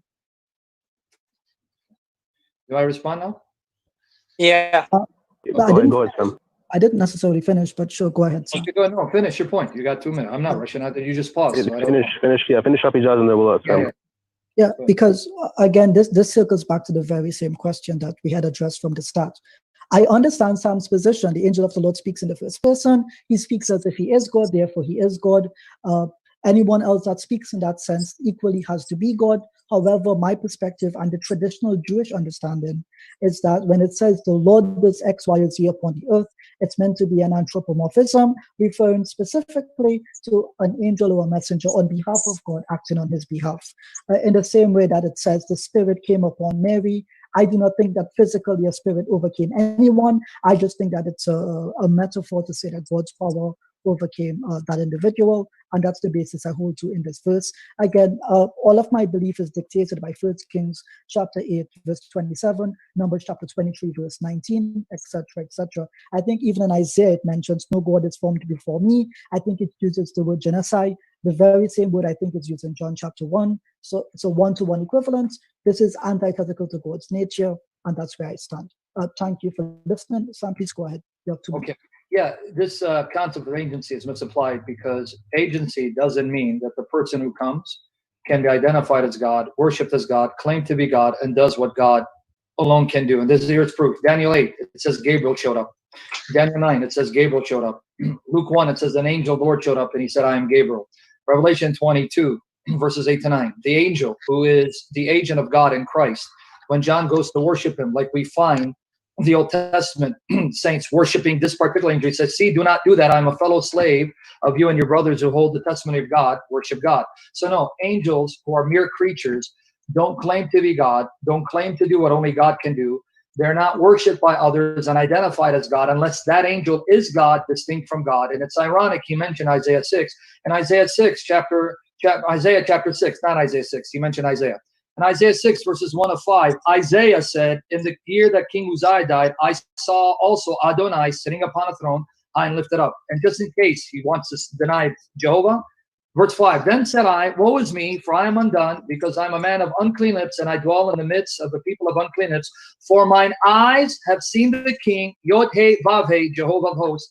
The very Isaiah he quotes shows that Jehovah can appear in visible form, in a visible shape on a throne, meaning he's misunderstood Solomon and these other writers. Agency doesn't help him. Ariel's point still stands. Okay, thank you, Sam. Do we have a question? Okay, before Ibn Anwar asks his question, hold on. Before Ibn Anwar asks the question, then Joe, Ijaz and Sam, do you want to talk about the deity of Christ afterwards, or? Yeah, well, I would like that. I don't mind. And I hope it's just Ibn Anwar from Ibn Christianity, because I like this week. Yeah, hold on, Ijaz. Okay, so this will be the final question, I think, and then we can move to the next topic. Do you agree to that, Sam? Up to you. Yeah, that's fine. Okay, just one comment for the people in the chat. Please, I'm asking you, don't insult anyone or attack them.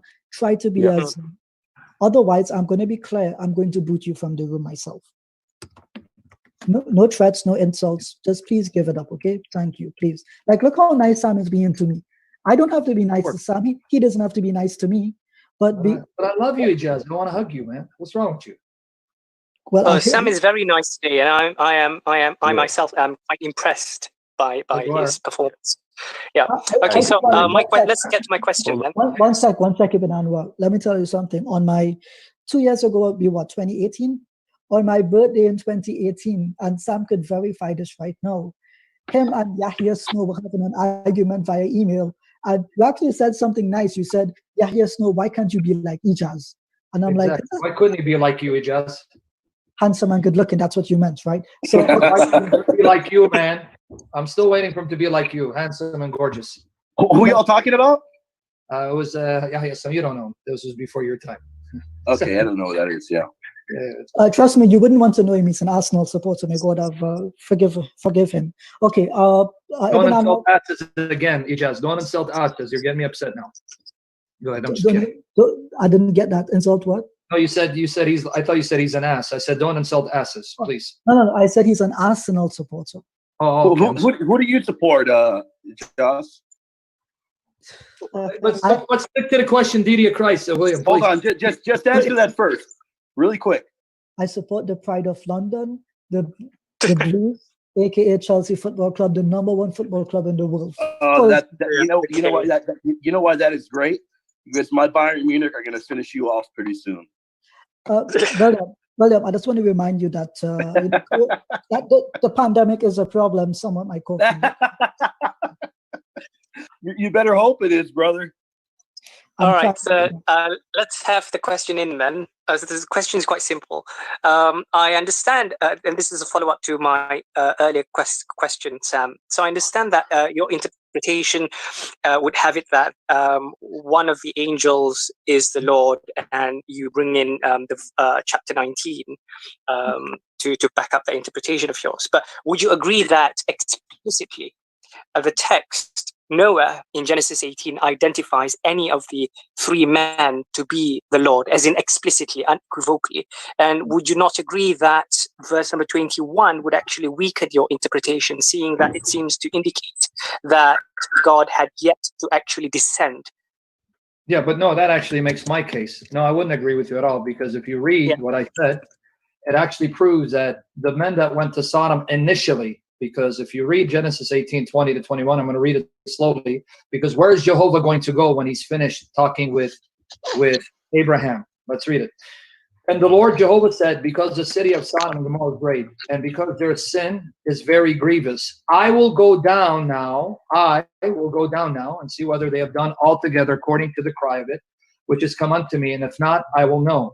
Then the men turned their faces from thence and went towards Sodom. But Abraham stood yet before Jehovah. So it's clearly saying one of them is Jehovah.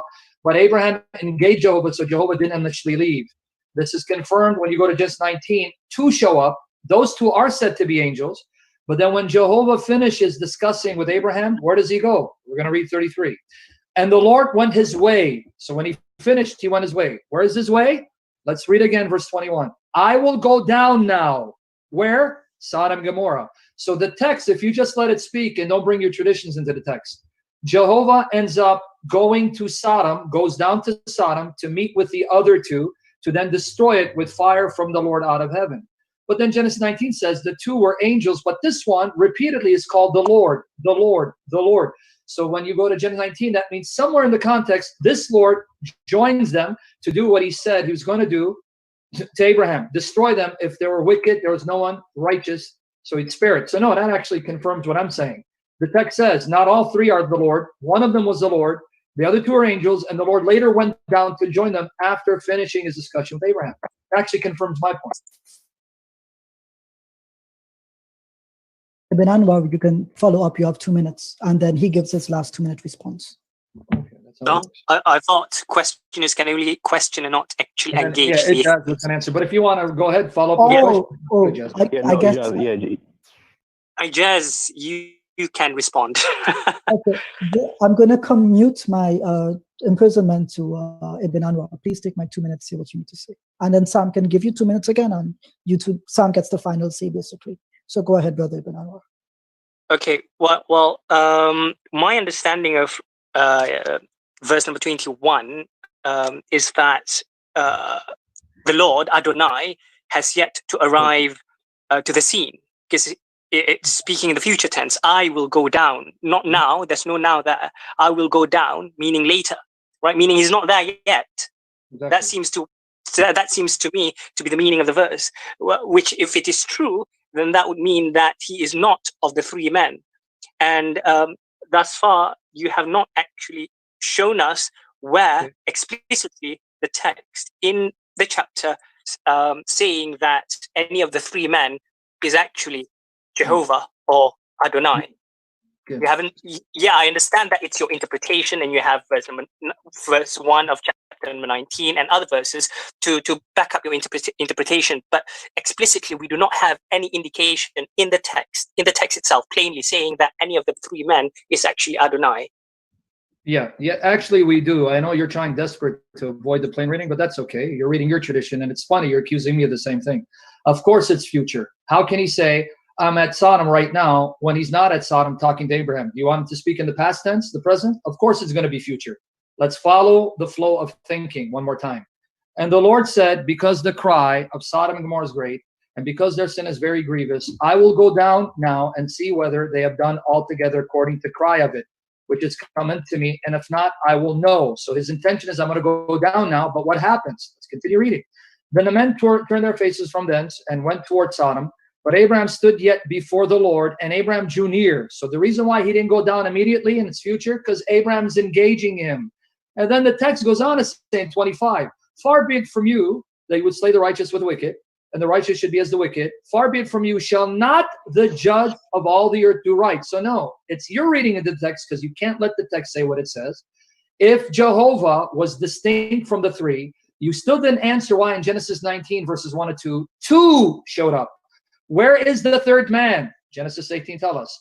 The third man was Jehovah, who remained because Abraham did not let him go immediately, but engaged him to make sure that he could get him to promise he wouldn't destroy all the righteous, but spare them. So now it makes sense. If he's one of the three and he stayed behind, only two show up. And then later, Genesis 19:24 says, Jehovah is there bringing fire from Jehovah. The plain reading is against your reading. I know you're trying hard, but keep trying. Maybe eventually you'll just let the text say what it says. God on earth in form of two angels.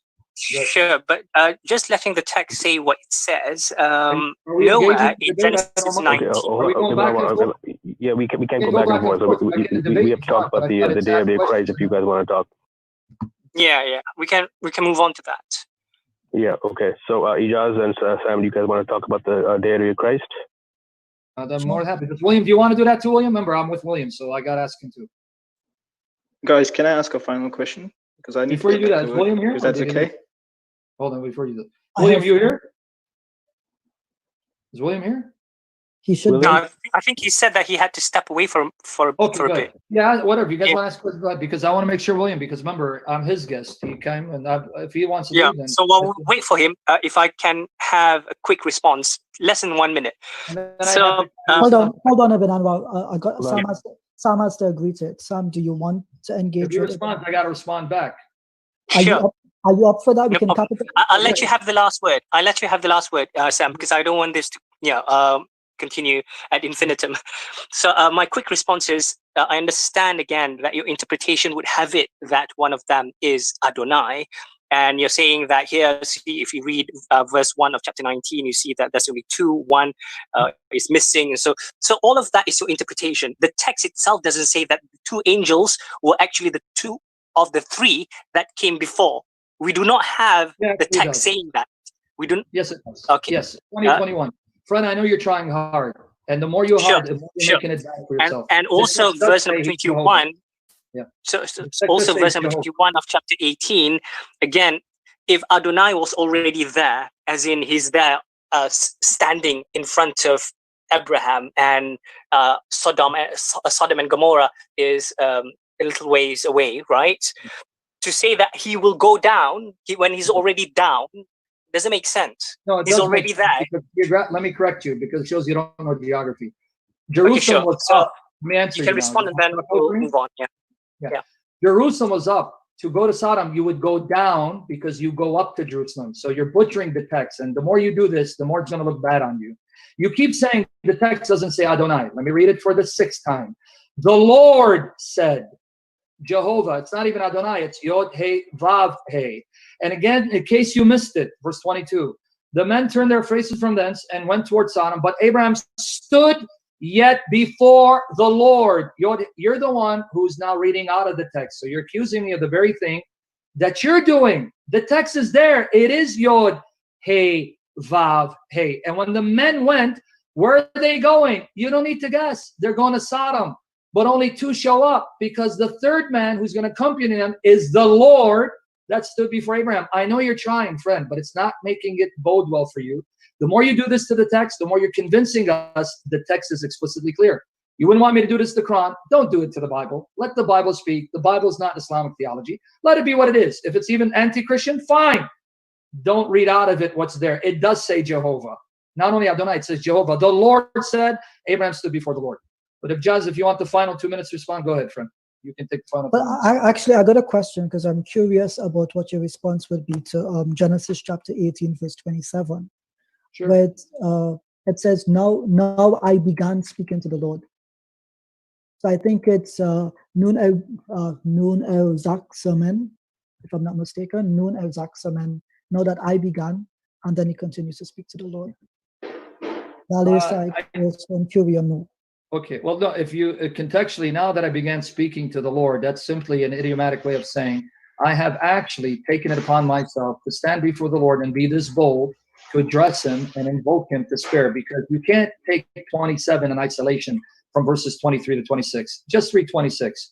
And the Lord said, if I find in Sodom 50 righteous within the city, then I will spare all the place for their sakes. I don't know what else the text needs to say to show, however you're trying to read this literary device. It doesn't mean, oh, prior to this, it wasn't the Lord I was speaking to. It was some guy out there that wasn't the Lord, and now I'm speaking to the Lord. That's not how language works. Contextually, it's simply an idiomatic way of saying, look, I have taken upon myself to be this bold to talk to the Lord, and he's actually patient and allowing me to engage him. That's the plain contextual meaning, because he's begging the Lord, don't destroy Sodom if there are righteous people in there. So I don't read 27 in isolation from what comes before it, or what became before it, or what came before it, or how it ends. Verse 33, and the Lord went his way, and as soon as he had left communing with Abraham, and Abraham returned unto his place. And secondly, even your interpretation, you end up having the Lord show up. So even if I go with your interpretation, let me take your interpretation. Now I've spoken to the Lord. So Ijaz, you just admit then that means the Lord just showed up. So that means the Lord is there. In what way? Are you going to say he wasn't one of the 3 men? So where was the Lord earlier? Did he leave? Did he go back to heaven? And when the 3 men left, then he came down again? And when did he come down? Because it says from verse 22, he's talking to the Lord, but you'd have it at 27. That's when the Lord shows up. So who was this guy before him? You're doing mincemeat with the text, guys. Let the text speak. Let God be God. Go ahead, Ijaz. So Sam, just understand my point of view, yeah? So I'm not debating you, just to be clear. No, I know you're not. I'm clear. I'm responding. I know you're not. Right. So to me, it seems to be, do you remember when we first began this discussion, I say, when Abraham stands before the Lord, or the Lord stands before Abraham, is there any place upon the earth that Abraham does not stand before the Lord, right? That was my question. And it follows from my internal logic here. when it says, now that I began to speak to my Lord, it just seems to me as if he is choosing to pray to God about this matter now that his guests have departed, 2 of them at least. And so he's addressing one of them particularly, who represents God in my mind. It just seems to follow from the text that that is the case. Now, you did mention that this is an idiom. I got to be honest with you. I tried looking up to see if there's any corresponding phrase, now that I began to speak to my Lord, in any Semitic context, and I didn't seem to get it, but you seem to know a number of verses related to Genesis 18. Is there a particular verse that demonstrates that idiom? Yeah. Context, the immediate context shows, now that I began speaking to the Lord cannot mean that prior to this I wasn't speaking to him. Even your interpretation shows he was there before he spoke to him, because you just said, listen to what you just said, Ijaz. He's speaking to one of them as the Lord's representative. So then that means all throughout, he's speaking to someone whom he calls the Lord. What you're saying is the angel of the Lord. Now you want to have it in 27. Now he's talking to someone else, specifically, presumably the Lord himself.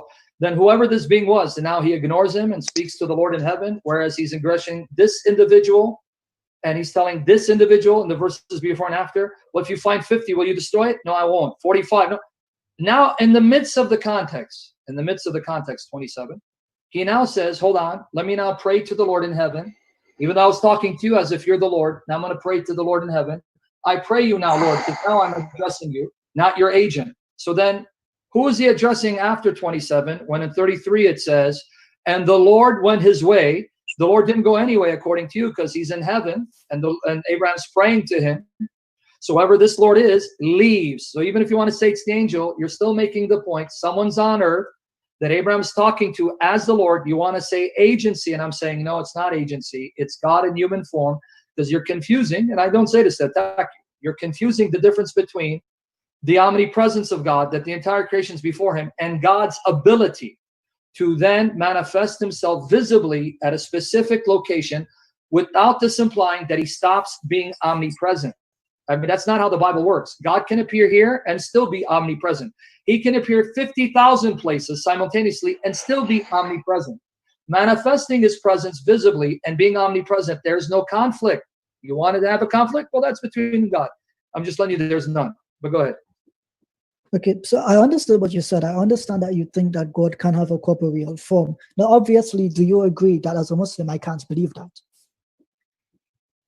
That's difficult. Your particular Islam, sure. You, yes. You particular. Okay, just like Christianity is not monolithic, Islam is not, but you. But I don't know if you're a Salafi, so I don't even know if you are. No, I'm definitely not Salafi. I'm actually Sunni Maturidi. But so yes, and you, according to your belief, Allah is bodiless. Yes. So, because the text just seems, so again, I'm not debating with you. I'm just trying to follow. So I understand your position. He's speaking as if he's speaking to the Lord, and therefore it follows that the Lord is before him. However, it appears to me to be the case. It is possible he's interacting with someone who represents the Lord, and then by verse 27 or verse 26, he begins to supplicate to God, it seems to me. Because that phrase, I began to speak, triggers something in my mind. It does not make sense to say it just means he's speaking boldly, because he's spoken this way before from verse 22, and then it follows afterward the same trend of thought. So have I misunderstood? I mean, I don't want to keep repeating the same point, Jess, because we're going to be here. So if you want to see it that way, then okay. I mean, I don't want to repeat the same thing 3 times. I already said contextually, in the context, it's what it means. You can reject it, that's fine. But again, you can, I don't want to keep engaging the same point over and again, because we're going to be here for another 20 minutes. Okay, so we can... something else, go ahead. I see that someone has their hand up. Okay, Joe, do you want to ask, you guys want one more question from the audience? Final question, if Sam is up for it. That's okay, yeah, go ahead. Okay, Joe, by the way, did William come back, or did he bail out on me? He's still here. I'm back, brother. I had to go get food. I apologize. You ready? I'm back, brother. Talk about the deity of Christ? Because after this, I'm back here, brother. I'm back. Okay, go ahead. They have a question, because I thought you were going to bail out and let me be here until 3 in the morning. Come on, man. No. I went to grab me a little bit of food. Okay, go ahead. Go ahead. Okay, Joe, you want to ask your question? Yeah. So just quickly, but I think Sam earlier mentioned that in the burning bush, do you believe that was the angel of the Lord that appeared to Moses? And was that Jesus? Sorry, was that Jesus? Hold on. To Sam. Yes, to Sam. Sorry. Yeah, the angel or Exodus 3:2, and that's Jesus Christ. That's Jesus. But then in Acts 7:30, it says that the angel that what appeared to Moses was an angel. It doesn't say the angel of the Lord appeared to Moses. It doesn't say Jesus. Well, hold on, wait. You're confused now. You're saying Stephen is saying it's not the angel of the Lord, or is not saying it's Jesus? Make up your mind. Well, he just said it's an angel. He just said it's an angel that appears to Moses. So he doesn't actually say that. Right? I'm answering you. Acts 7:30. Acts 7:30. He's quoting. Listen, I know you're a little nervous. Listen, Joe. In Acts 7, I know what you're referring to. 30 to 35 and 38. I know the context very well. When he says an angel and he's referring to the bush, you're saying that Stephen is saying it's an angel, but it's not the angel of the Lord. Even though he's referring to the text that the Jews know what it says, and in the Greek and in the Hebrew, any version says the angel of the Lord. So you're saying he's denying it's the angel of the Lord? But why wouldn't he just say it's Jesus that appeared to Moses? And that's a different question. Let me repeat it again. So now you're changing the question. Let me repeat your question. He said it's an angel. He didn't say it's the angel of the Lord, and he didn't say it's Jesus. So can we at least agree when he says it's an angel, he does mean it's the angel of the Lord, right? Let's get that first correct so I can move to the Jesus part. Yeah, it's an angel that appeared to so Moses. It's the angel of the Lord. You agree he's referring to the angel of the Lord, right? He doesn't say angel of the Lord. He says angel. So he's quoting the text. If you're going to play games with the text, then don't waste your time. I'm not playing games with the text. The text says angel. Joe, let's try this You're saying again. angel of the Lord, right? Even if I say it's your belief. It's your belief that is angel of the Lord. Over me, or am I going to address? Hold on. Stop. Joe, you should allow Sam to answer your question, right? Yeah. Does the man have to spell out that it's the angel of the Lord? Why can't he say in abbreviated form it's an angel when he's referring to Jews who know that angel is called the angel of the Lord? So if he's not the angel of the Lord, who is he? The angel of Sarah? So it is the angel of the Lord. So let's put that aside. Why would you expect Stephen to say to Jews who don't believe in Jesus or about to kill him, oh, that angel is Jesus Christ, when they don't believe in Jesus, they don't believe in him, they don't believe in testimony, and they're about to kill him? How much sense does it make to then say, hey, that's Jesus Christ? What are you talking about? Well, if it was Jesus, you just have to say why? Jesus. Why? Why wouldn't he say that? Is it all a mystery or something? Is it? Okay, guys. Okay, all right. Good one, Joe. You want to speak? I just want to add another thing. Sam, don't worry about that. So Genesis 18, the three angels that you're talking about doesn't say three angels. If that's yeah, no, I know, but I know that's what you're saying. Okay, but in Hebrew, tell me where it says three angels. Go. In Listen Hebrew, to me. Okay, calm down. Before you move on, in Hebrew, oh my goodness. Sam, Joe, one second. Sam, one second. Genesis 18. One sec. I muted the both of you. I muted the both of you just to stop. Okay, Joe, give Sam a minute to answer, and then okay, Joe, is that okay with you? I'm going to unmute you. Okay, Joe, is that okay? Okay, Sam, let me see, where are you? Elemental PQRS, unmute. Okay, you're unmuted. Joe made an assertion, Ijaz. I want to challenge him again. Show me where it says three angels. And if he can't, tell me what the text says, not what you think in your imagination it says. So now what's your question, Joe? Joe, you have to unmute yourself. I tried to. Go ahead, Joe. Can someone try to unmute him? I don't know if he's able to. There he goes. Yes. Okay. So in Hebrews chapter 13, verse 2, it says, "Do not forget to show hospitality to strangers, for by doing so, some people have shown hospitality to angels without knowing it." Now, in this verse, in the commentary, it says it's referring to Genesis 18:19, where the three men appear to Abraham. Now, if that's the case, why does he just say you have shown hospitality to angels unknowingly? Why not say it was God? Because you believe it was God who appeared. Assuming that the commentary. One of the men was God, so that would be. Can I answer you, Joe, or you're going to keep talking? Yeah. Go ahead. I'm going to challenge you to show me where the text itself says that it's Genesis 18, instead of telling you what a commentary says, because we're going to have a field day with commentaries. So why did you go to Hebrews 13, which doesn't tell us what appearance he has in mind? Because there are many places in the Old Testament, like even in Genesis 19, those were two angels that appeared to Lot. But conveniently, you want to attach it to Genesis 18 because of a commentary. Why don't you actually go to Jesus and go to Jesus where he says, your father Abraham rejoiced to see my day. He saw it and was glad. John 8:56. How convenient you don't go to Jesus saying, Abraham saw me and I saw him. Because the Jews respond, you're not yet 50 years old, yet you've seen Abraham. Truly I say to you, before Abraham came into being, I am. Yes, I did see him. He did see me, because unlike Abraham came to being, I've always been there. So we saw each other, which is further confirmed in John 8:40. So Joe, do you believe what Jesus said in John? Abraham and him saw each other? If so, where, Joe?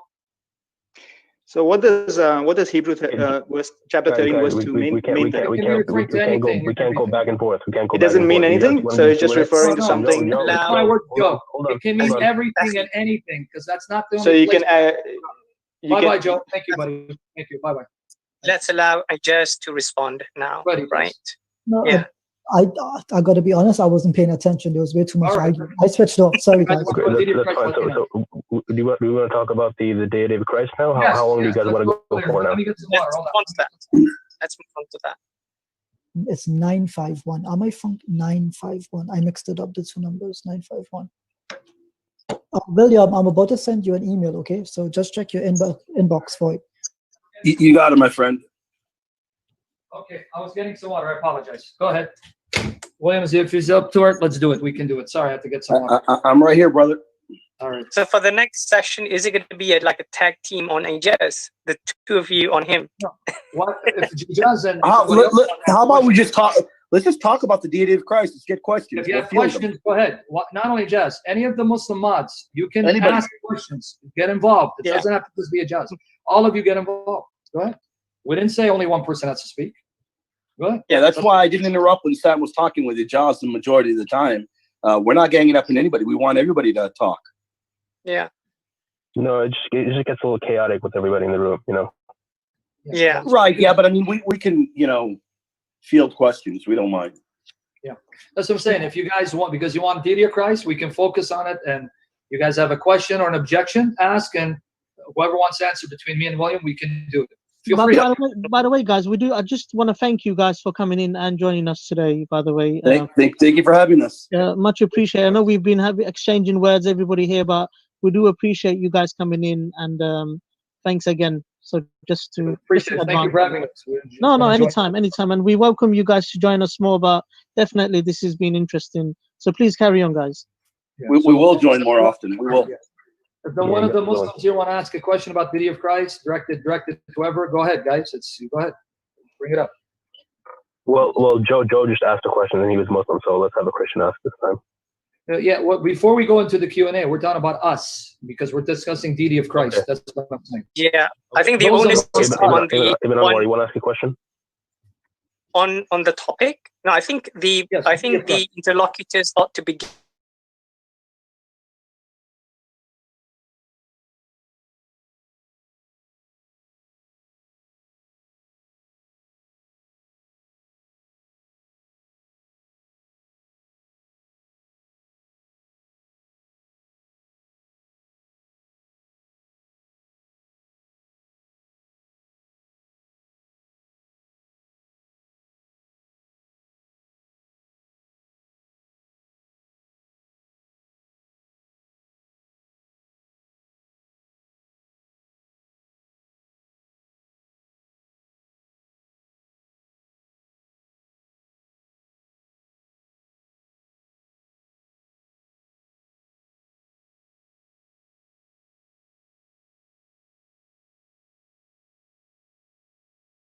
Yeah, just weird. I didn't get anything. Very weird.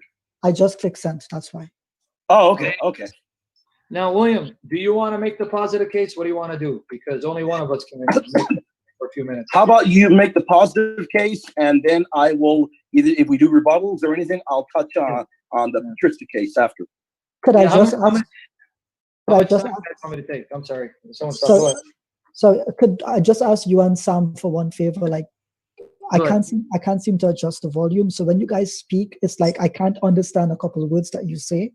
So maybe if you speak a little bit like less loud, I can be able to hear you. All right. I'll try to do my best, man. I'm just loud by nature, so I'm sorry. Oh yeah, yeah, same here as well. Well, obviously I'm the opposite. I'm not very loud myself. So.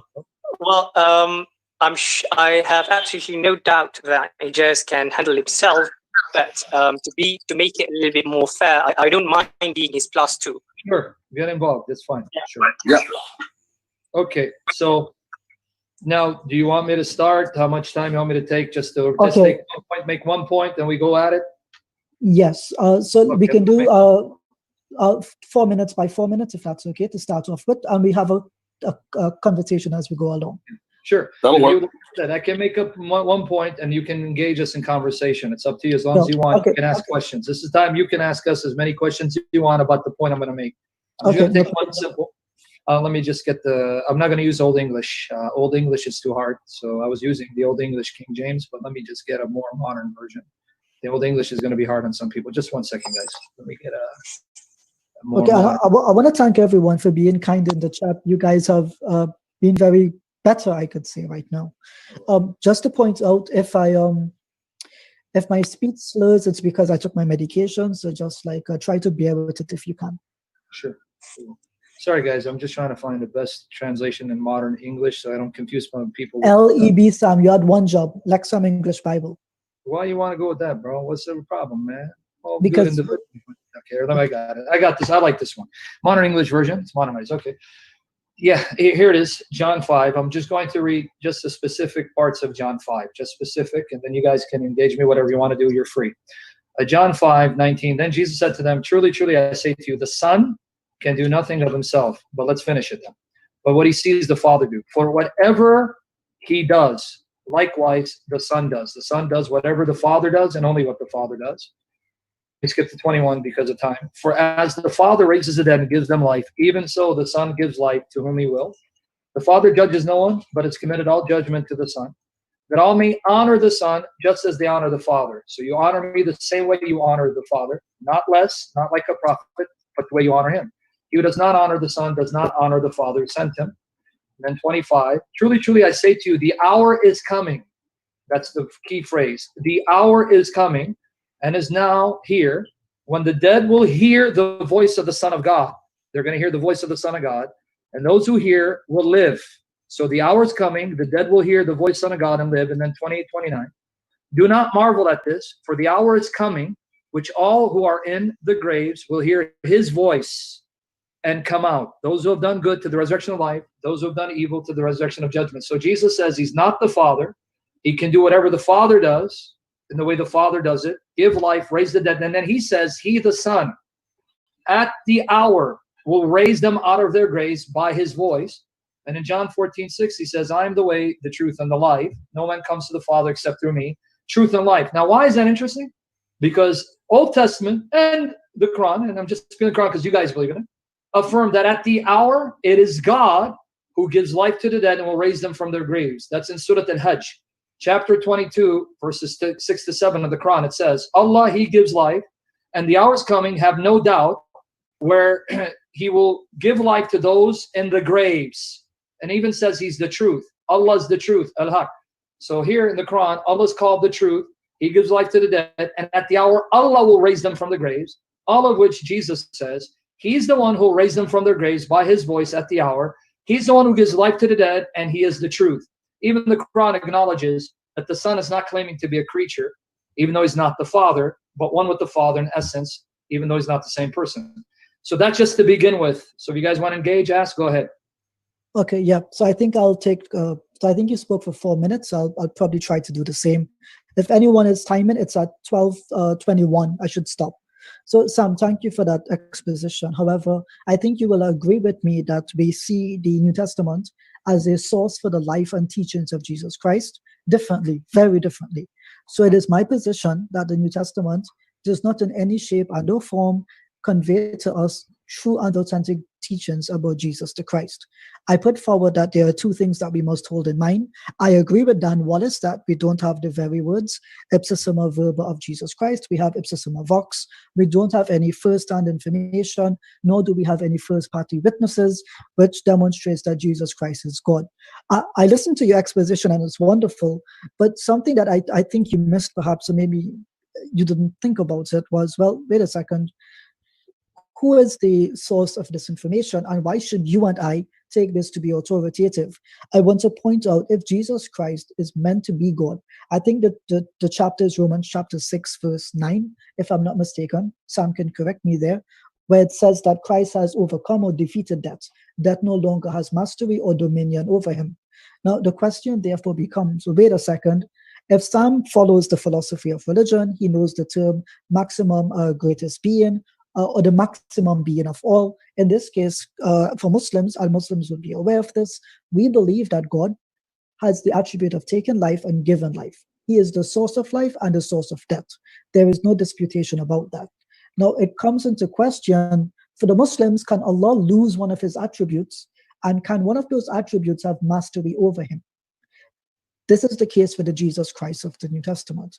And so as a monotheist that believes that God's usia cannot be divided, that there is no economic Godhead, I disagree with these principles. And what I would like Sam to do is, does Christ at any one point identify that, one, he's a different person from the Father, and two, that he shares the very same essence as God himself?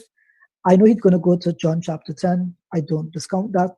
But the question I put forward is, does Christ understand, or does he ever give an exposition where he understands the categories of being and he argues for himself Sam's understanding of the nature of God? Now, I have about 1 minute, 2 minutes left. I understand Sam's position. If he assumes that the New Testament is historical, if he assumes that this is from a real and actual Christ, then I understand his point. But evidently, that's just an assumption, and it has not been qualified. So I would actually ask Sam to qualify that point before we line upon the text in the first place. I'm going to cut short by 2 minutes. Either Sam or William can engage. Yeah, let me know when I can begin. We're doing 2 and 2, right? So it would be my turn and then another, and then the other person's turn. Is that how we're doing it? We was addressing some points to me. Do you want me to first answer them, then you jump in, or whatever you want? Yeah, I'm just trying to figure out how we do. Yeah. You know what? How about we do that? You answer them, and I guess then I can give. You answer them, and then I'll give a different case. I'll give the Apostolic Fathers case. Yeah. You answer him first. Yeah. So I guess you wanted to go with the New Testament first, and then we segue. So, but yeah, we can do that. That's no problem. All right. Yeah, that'll work. Okay, let me begin. Number one, whether the New Testament is authentic or not, even though that is an important topic, and I want to discuss it with you, it is relevant to the question: does the New Testament teach the deity of Christ? I know you want to talk about who wrote John, and even Daniel Wallace that you cited. The same Daniel Wallace argues quite strongly John wrote John, and he wrote it pre-70 AD because he argues on John chapter 5, verse 2. But that's neither here nor there, because to fairly engage this argument, not only do we appeal to historical evidence, but you as a Muslim, you have to then explain to me what the Quran is referring to when it's talking about the scriptures of the Jews and Christians. But if we open up that can of worms, we're not going to focus on the topic. So I'm going to ignore that for now to focus on the topic. Does the New Testament teach the deity of Christ? And are words ascribed to Jesus where Jesus claims to be God? We can come back, and I want to come back and talk about historical evidence and the Quranic position about the New Testament, as well as whether the manuscript evidence supports that the Quran you have can be a reliable facsimile. It was originally revealed through Muhammad, because you believe he's a prophet, it was revealed to him. But let's focus on this issue. You mentioned Paul, and you talked about that Jesus overcame death, and somehow God is the greatest conceivable being, and he can't lose any of his attributes. And I'm assuming by your statement there that you assume that if Jesus died, he lost one of the attributes that he's ever living, and somehow that means he's not the greatest conceivable being. Neither Paul nor John agree with your definition, nor does the Quran, because in John 10, 17, 18, John 10, 17, 18 says, "Therefore my Father loves me, because I lay down my life, that I may pick it up again. No one takes it from me, but I lay it down myself. I have the power to lay it down, and I have the power to take it up again. I received this command from my Father." John 2, 19 and 22. There Jesus says, "Destroy this temple, and I will raise it up in 3 days. I will raise it up in 3 days." And the Jews said, "It's taken 46 years to build this temple, and yet you will raise it up in 3 days?" And John says he was talking about the temple of his body. The only way Jesus could raise himself back to life, take back his life, if he was still ever living, he was still conscious, he didn't cease to exist. So implicit in your objection is the assumption that that means cessation of life. That's not a biblical definition, nor is it a Quranic one, because you know your Quran better than I do. Surah Al-Baqarah, chapter 2, verse 154, and Surah Al-Imran, chapter 3, verses 169 and 170, it says, "Those who were killed in the way of Allah, the martyrs, the shaheed, do not say they're dead. Nay, they're living, receiving provision from the Lord, even though you don't perceive how." So even the Quran agrees that doesn't mean cessation of life. And that shows how majestic Jesus is. He is the greatest conceivable being, because as the greatest conceivable being, he can take on human nature, experience human death, and still be God, still be ever living, and still raise himself back to life. But I'm going to come back to the original point. The things that Jesus said or attributed to him in John, that he is the one who gives life. He's the one who will raise the dead from their graves at that hour by the sound of his voice. Or in John 14:6, he's the truth. All of that is ascribed to Allah alone. So that means, as far as the New Testament is concerned, even the Quran would agree that the things that Jesus is said to have said can only be said by someone who's God in the flesh, even though he's not the Father. So there you go. You have a minute left if William wants to. Oh, sorry. Yeah, William, you want to take my minute? William, go ahead. It's up to you. The time changed. It's actually up. It's 12:24. You began speaking at 12:20. Okay. So what I'll do is... Yeah. Can I use that minute? Can I add to that? The minute's up. I'm just my bad. Okay, my bad. If you want a minute, go until 12:25, and then you can stop if that's okay. No, that's fine. If he uses time up, that's fine. I'm not going to abuse the time. Okay, so I'll respond, and what I'll have is next, maybe William, you can speak, and Ibn Anwar can engage with you. Does that seem fair? Does that seem okay? That's perfectly fine. Okay, so what stands out to me, Sam, is that, so I'll stop at 12:28, just to be clear. So what stands out to me, Sam, you assumed that the topic is Jesus God according to the New Testament? Now, you, and as well as I, will understand, I am not using as a Muslim, the Bible is not an authority for me. So to quote the Bible to demonstrate that Jesus is God does not qualify the claim in the first place. So for me, my opposition is simple and it's straightforward.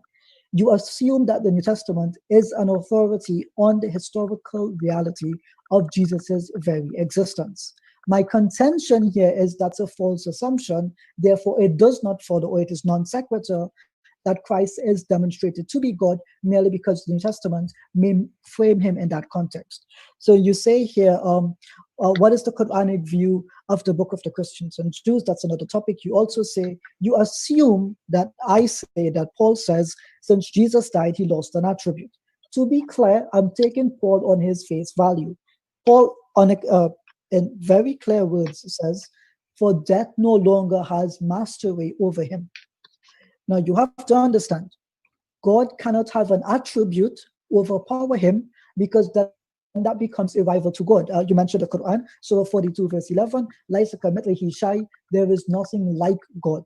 So he can't gain and lose attributes. You use a very good term, the greatest conceivable being, again from William Lane Craig.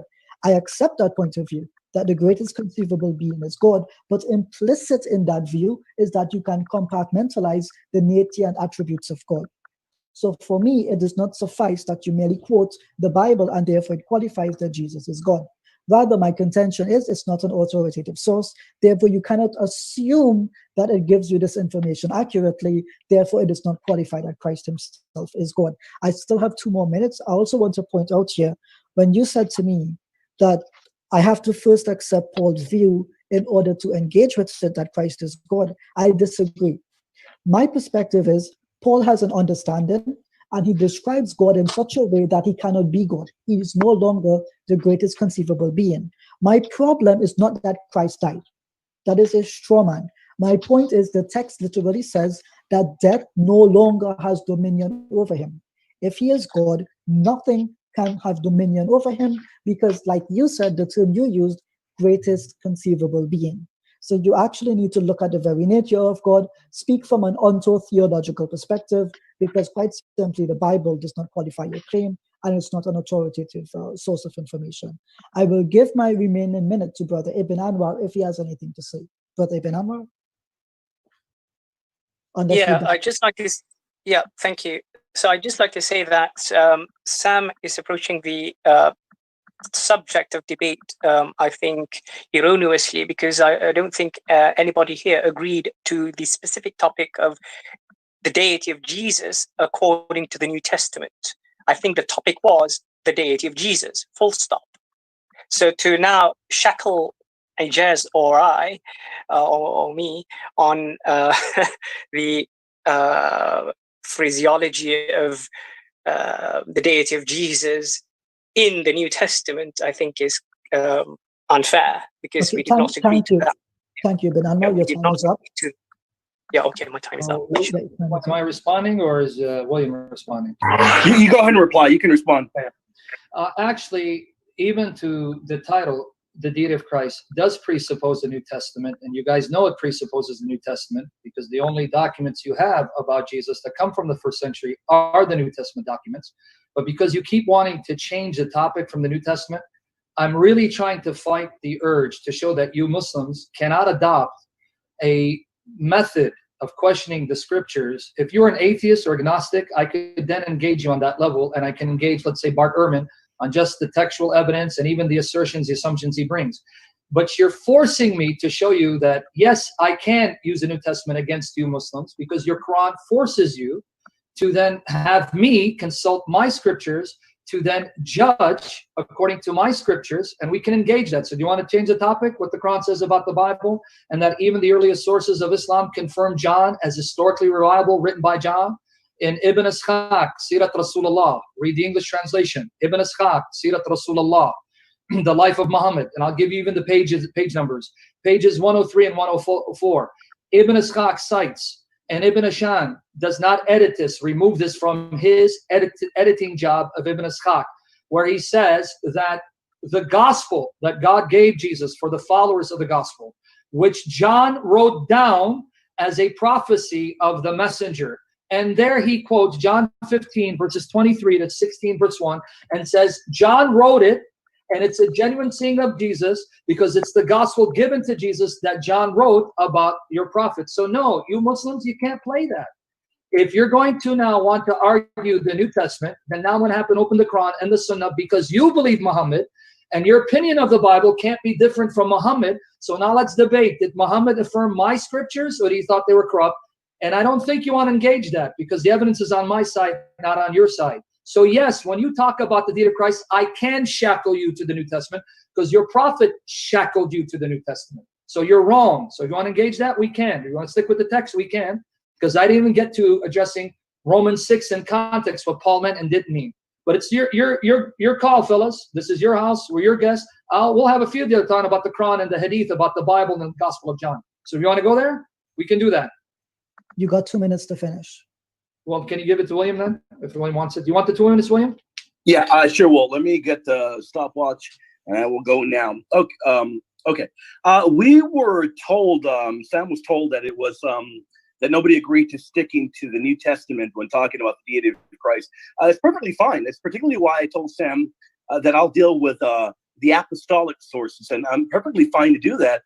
I can deal with not only the apostolic era sources, I can deal with the very earliest enemies of the faith. And the earliest enemies of the faith testify to the fact that Christ was viewed as God Almighty by the earliest community, those that knew him intimately, in an intimate fashion, those that walked and talked the earth with him. So you have apostolic sources and you have the enemies of the faith attesting to this. There's just a mountain of evidence against the case being presented against the deity of Christ.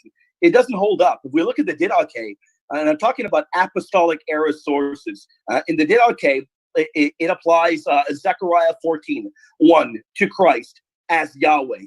If we look at Polycarp, I mean, there's so much in Polycarp, so much.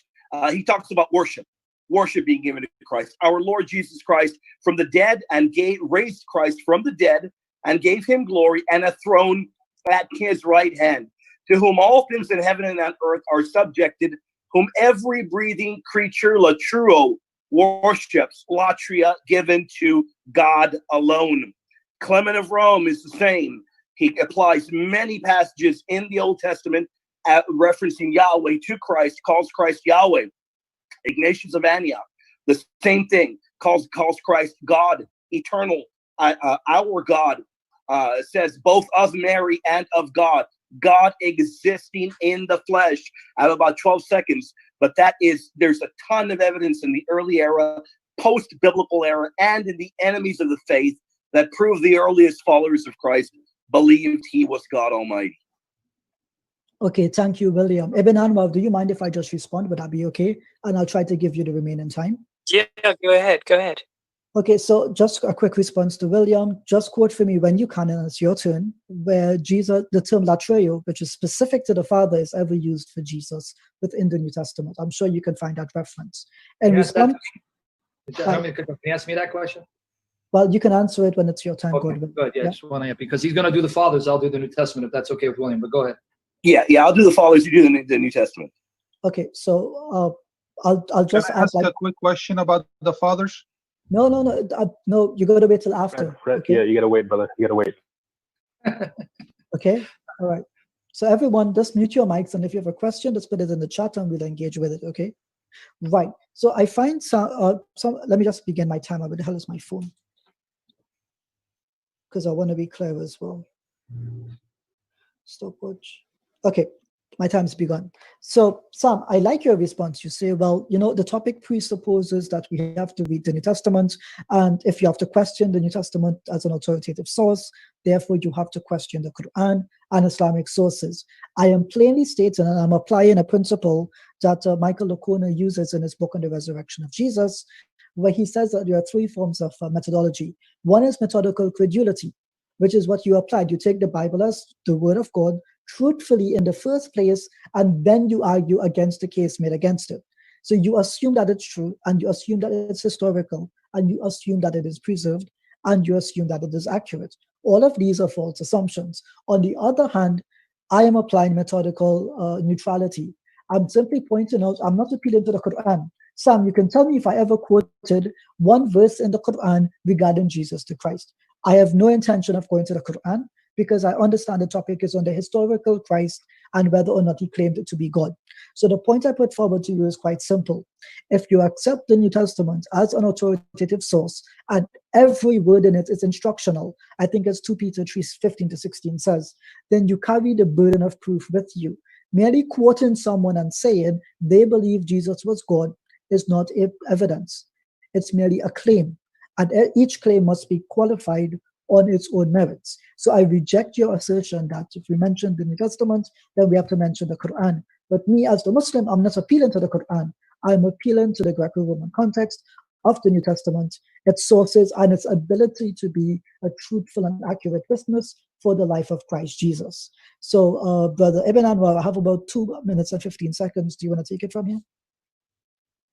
Yeah, okay, sure. So, thank you, Ijaz.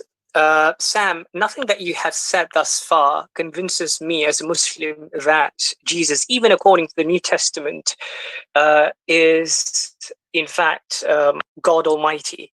Now, you pointed to one text in John where Jesus supposedly made the claim, Ana al-Haq, basically, right? That I am the truth.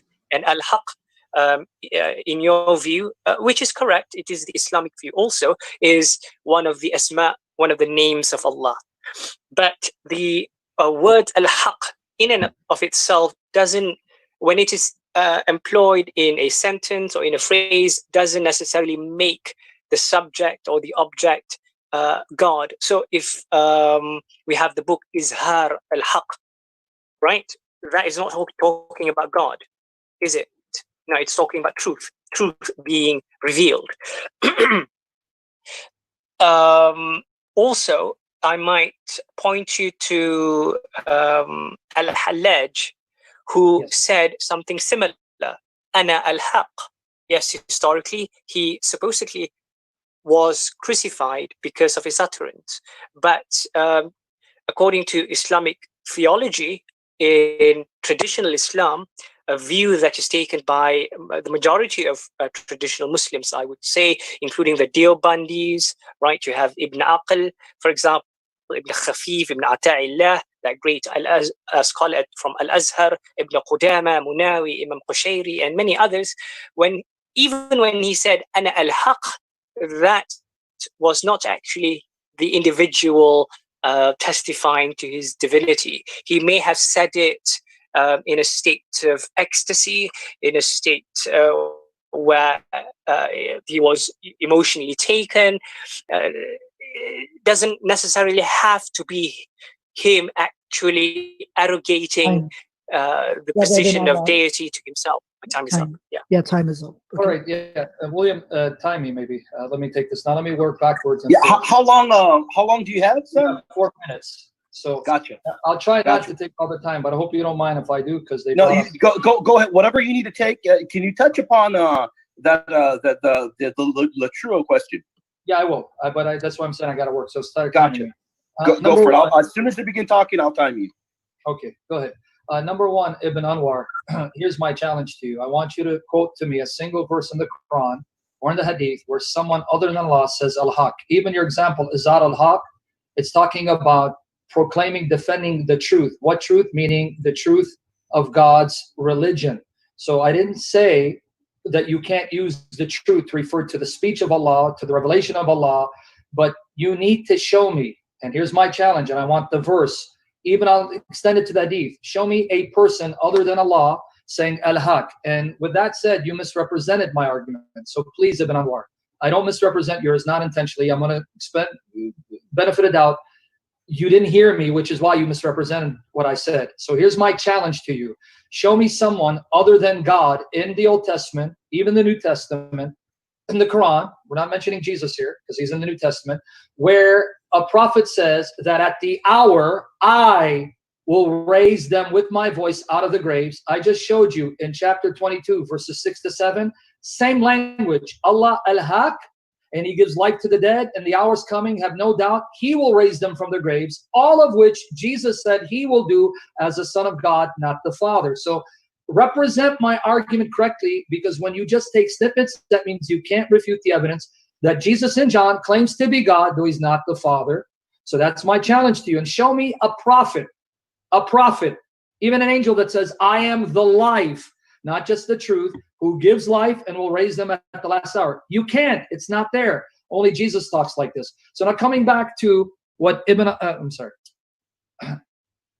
said, Mike Lacona is referring to criteria that can be used to people who are either Christian background or secular, agnostic, atheist, how to use criteria to determine whether something technically goes back to someone. Now, if I was dealing with an atheist, agnostic, if I was dealing with a skeptic, I wouldn't appeal to the Quran because the Quran doesn't matter to them.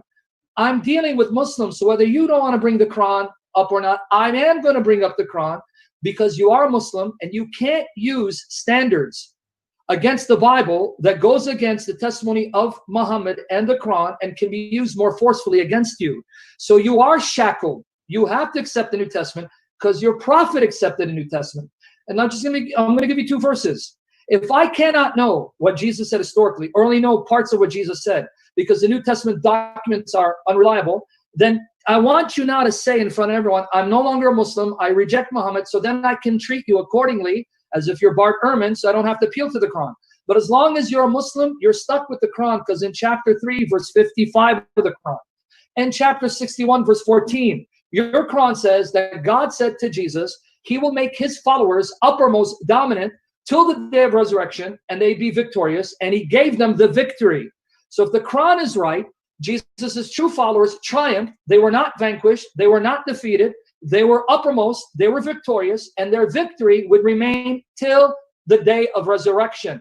But if I agree with you, the New Testament documents, no one knows who really wrote them, meaning the Gospels, and they embellished and they added.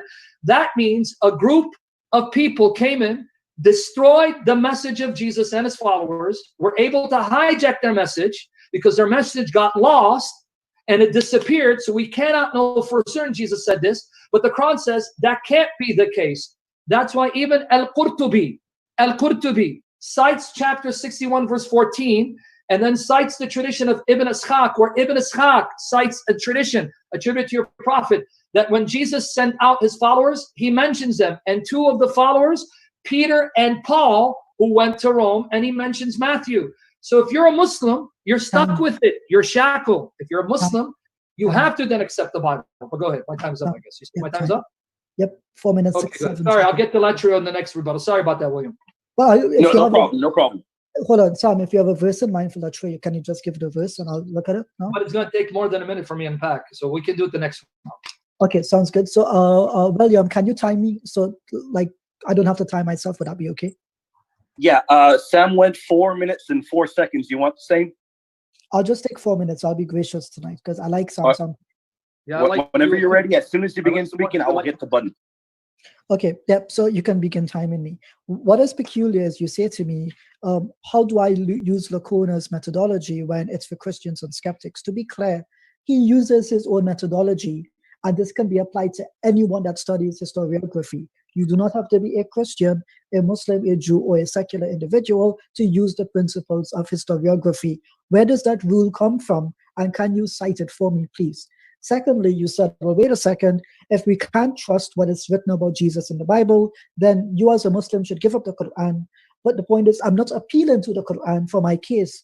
Independent of the Quran, using Greco-Roman literary standards, using textual criticism, source criticism, I fully understand and agree that Christ Jesus is not God, and we have not a single statement of his which is reliable and can be attested to, which demonstrates that Christ is God. Now, I put the question to you, at what point does Christ receive Latreo? This is almost as James D.G. Dunn, who recently passed. When he mentioned the early worship of Christians, he specifies that Latreo is specific to the Father. Now, my further point is, if you say, well, you as a Muslim have to depend on the Quran for this case, not once have I referenced the Quran in this case. And there is no point at which you can show to me the Quran refers to the Kaina Diatheke.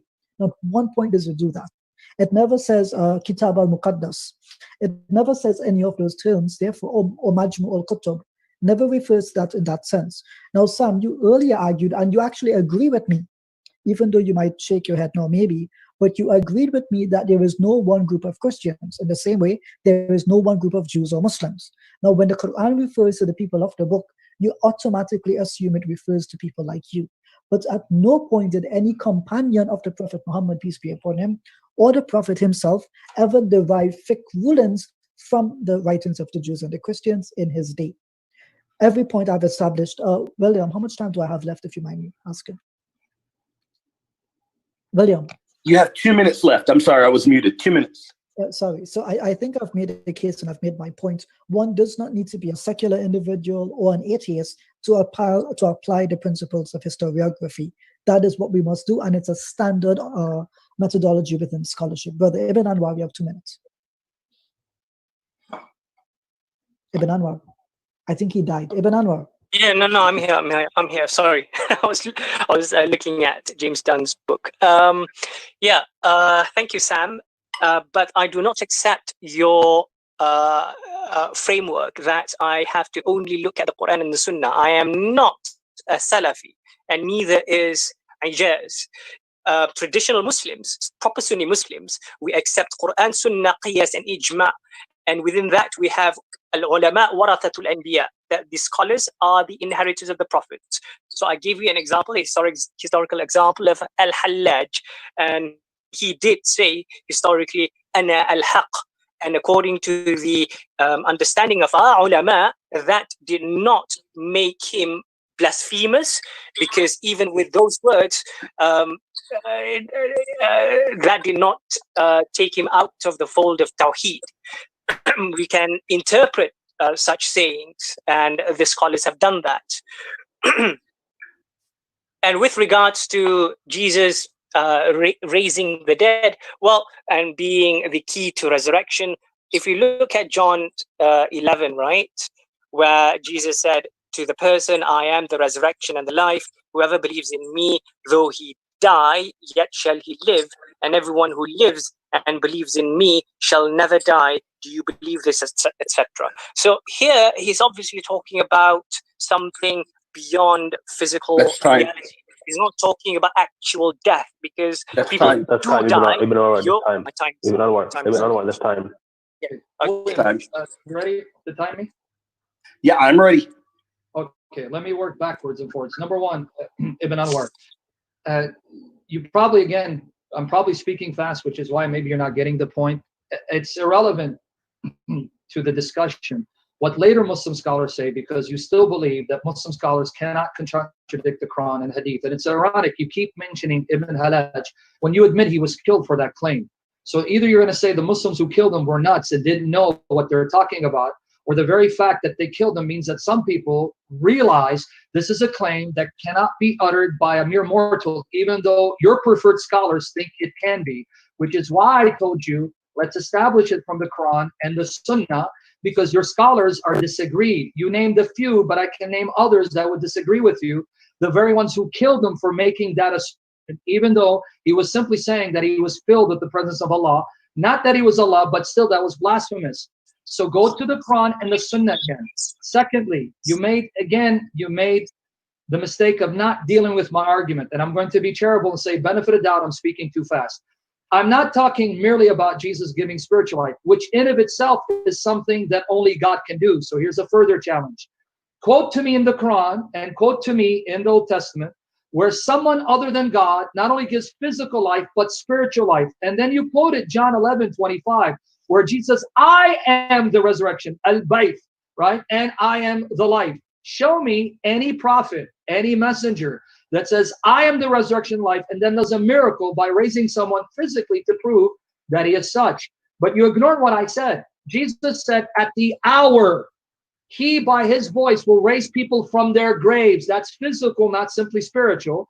Can you show me someone other than Allah that raises people at the hour from their graves? You can't, only God does. So whether you're not convinced, it's irrelevant.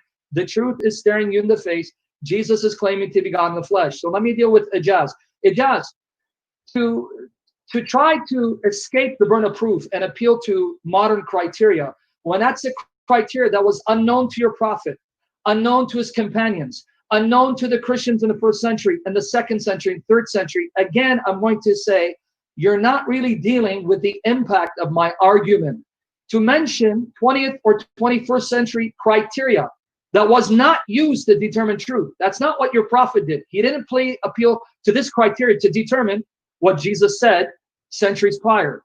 So I'm going to ask you as a Muslim, I'm going to bind you as a Muslim to your sources, shackle to your sources, use your prophet's method of determining historicity, not a method brought up by 20th or 21st century scholars, unknown to your prophet, unknown to his companions, unknown to the people before him, unknown to Jesus' followers. That's not what they did to determine truth. And then let me correct you. The Quran does speak of the kitab. When you said it doesn't say kitab al-muqaddas, nowhere does the Quran call any book muqaddas. So here's my challenge. Show me in the Quran where any book is called muqaddas. It doesn't use that phraseology. So instead of insisting to have the Quran speak in a language other than it speaks, deal with the language of the Quran. In chapter 2, verse 113, it says, the Jews and the Christians read the kitab.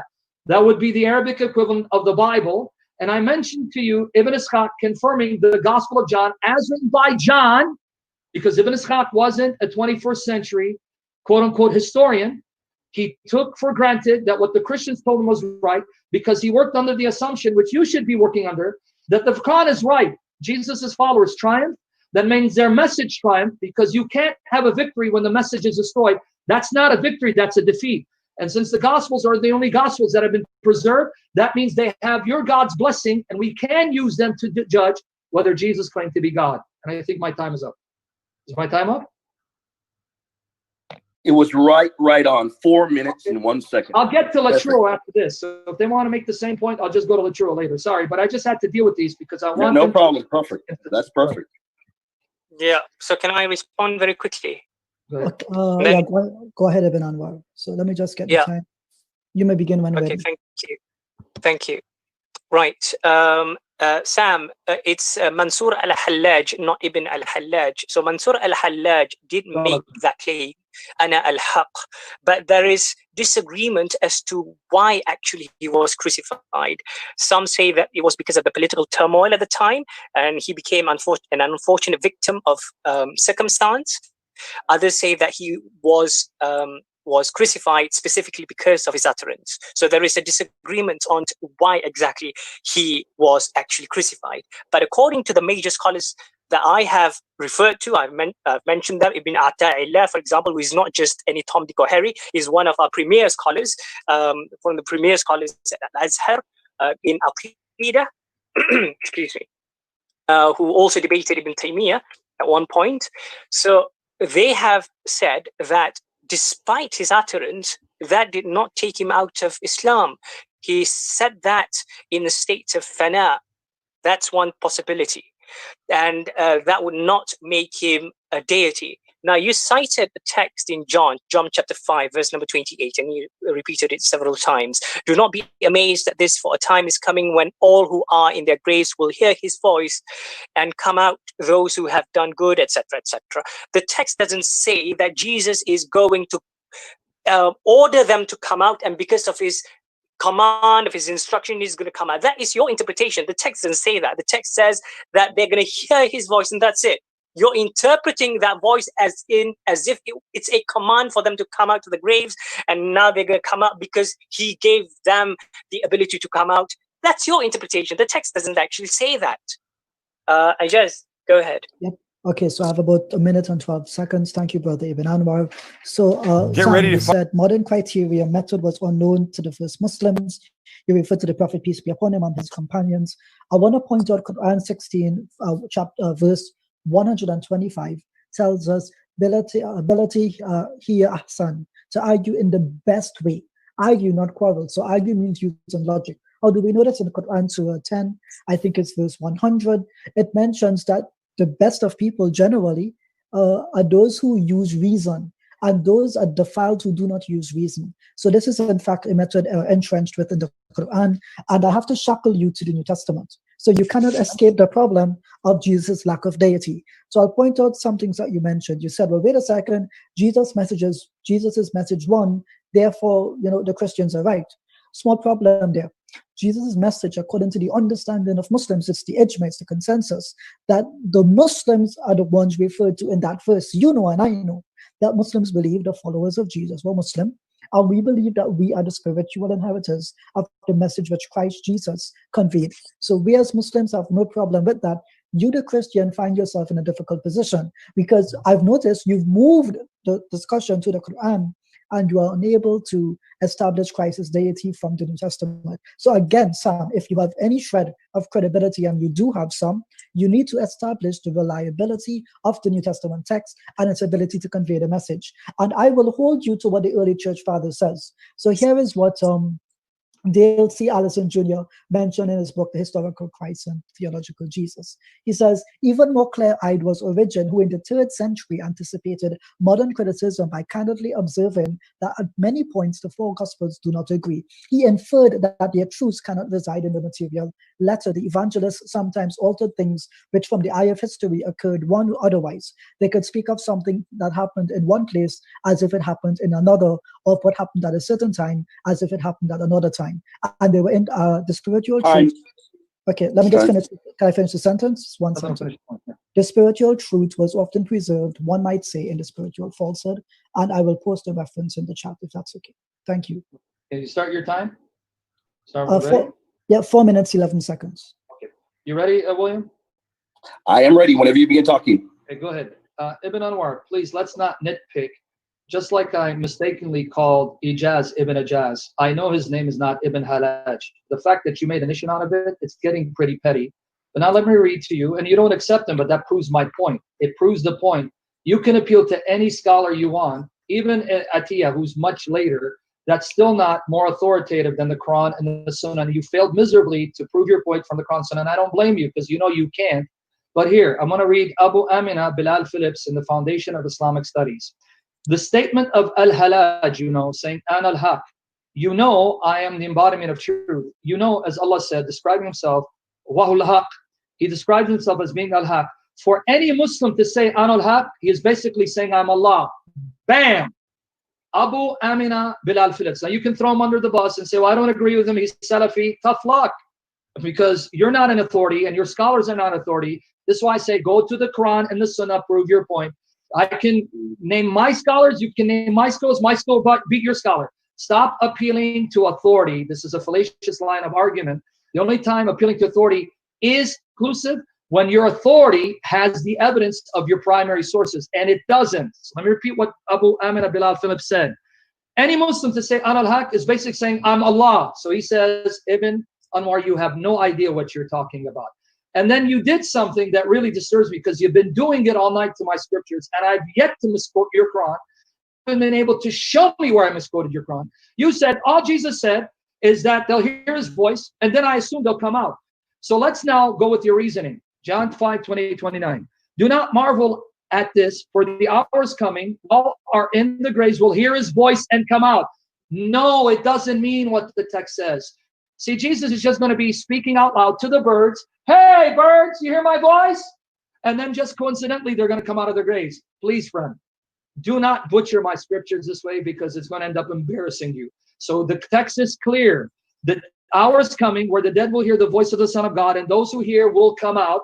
And then 28-29, the dead who are in their graves will hear his voice and come out. The result is hear their voice. That's why they come out. So I'm going to press you again, Ibn Anwar. Quote to me a single ayah from the Quran and Hadith where someone other than your God says, I am the truth, I am the life, I am the resurrection, and at the last hour, someone other than your God will raise them from their graves. It's there. It's smacking you in the face. I know you don't like it, but I'm sorry. The Bible wasn't written by a Muslim. It was written by a Trinitarian. Coming back to the issue. Again, Ijaz didn't hear what I said. I said that Al-Qurtubi quoted chapter 61, verse 14. Al-Qurtubi, who said that this was fulfilled when Allah gave victory to the followers of Jesus. Those who were victorious and sent out with the victorious message, Peter and Paul. And Al-Qurtubi doesn't say daif or, this is fake. This is how God kept his promise. He empowered Peter, Paul, Matthew, and others, John, sent them out throughout the whole world to spread this message, a message that is dominated from the time of Jesus till the day of resurrection. And I know you Muslims want to say it's about Islam. That's not what the verses say. 355 and 61:14. And repeat, it says to Jesus, I'll make your followers victorious from when? When he was taken to Allah till the day of resurrection. It doesn't say they'll be victorious for a short while, the message will be destroyed, then the Muslims will come in and they'll repair the message, restore the message, and then it'll dominate the day of resurrection. I know you don't like the way the Quran is written, but I'm simply quoting the Quran as it is, and it confirms my point, not yours. And you are bound to the New Testament, and not an atheist, and you're not bound to me. So I'm going to hold you accountable to your Quran. You have to respect my New Testament. Anyway, go ahead.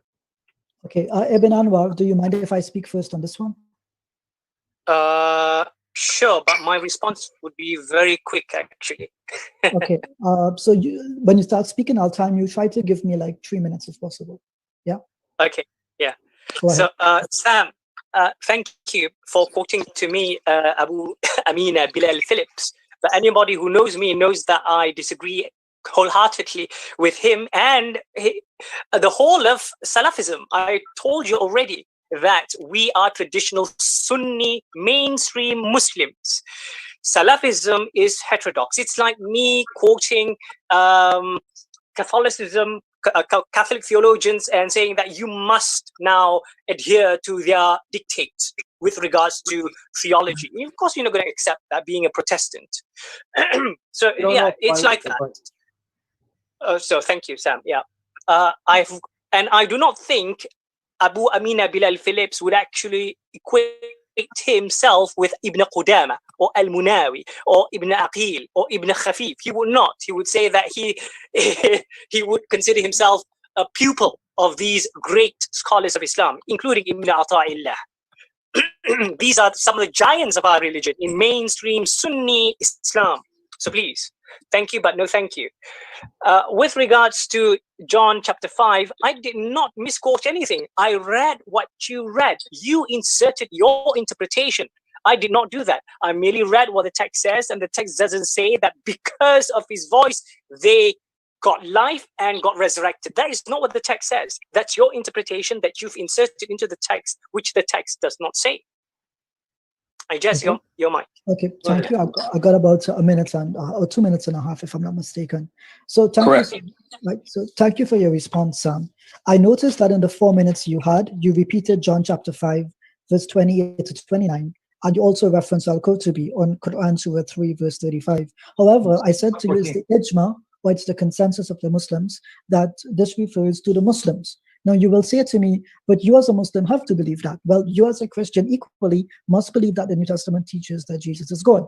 I don't interpret your scripture for you. I actually let you explain it. So from our perspective, no, this does not refer to Jesus and the Christians who apply to them.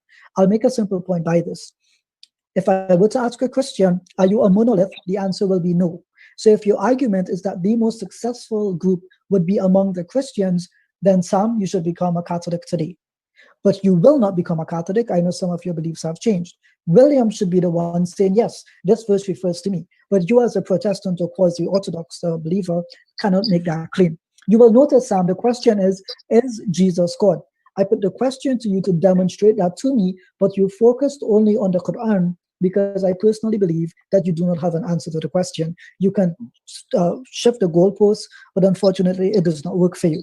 Now, John chapter 5, verses 1 to 5, demonstrate for me that this work is not from God and that it actually has errors. So I want to point out in verse 1, after this, there was a festival of Jews, and Jesus went up to Jerusalem. Problem, the definite article before the word festival is missing. I think it's just letter eta, if I'm not mistaken.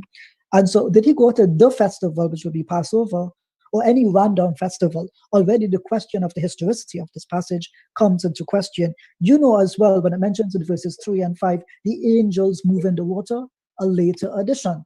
So the question then becomes, if this work is authentic, and we have all of these emendations which contradict history. For example, the pillars at the pool. I think the White Fathers in the French expedition to Jerusalem points out that the number of colonnades are actually wrong.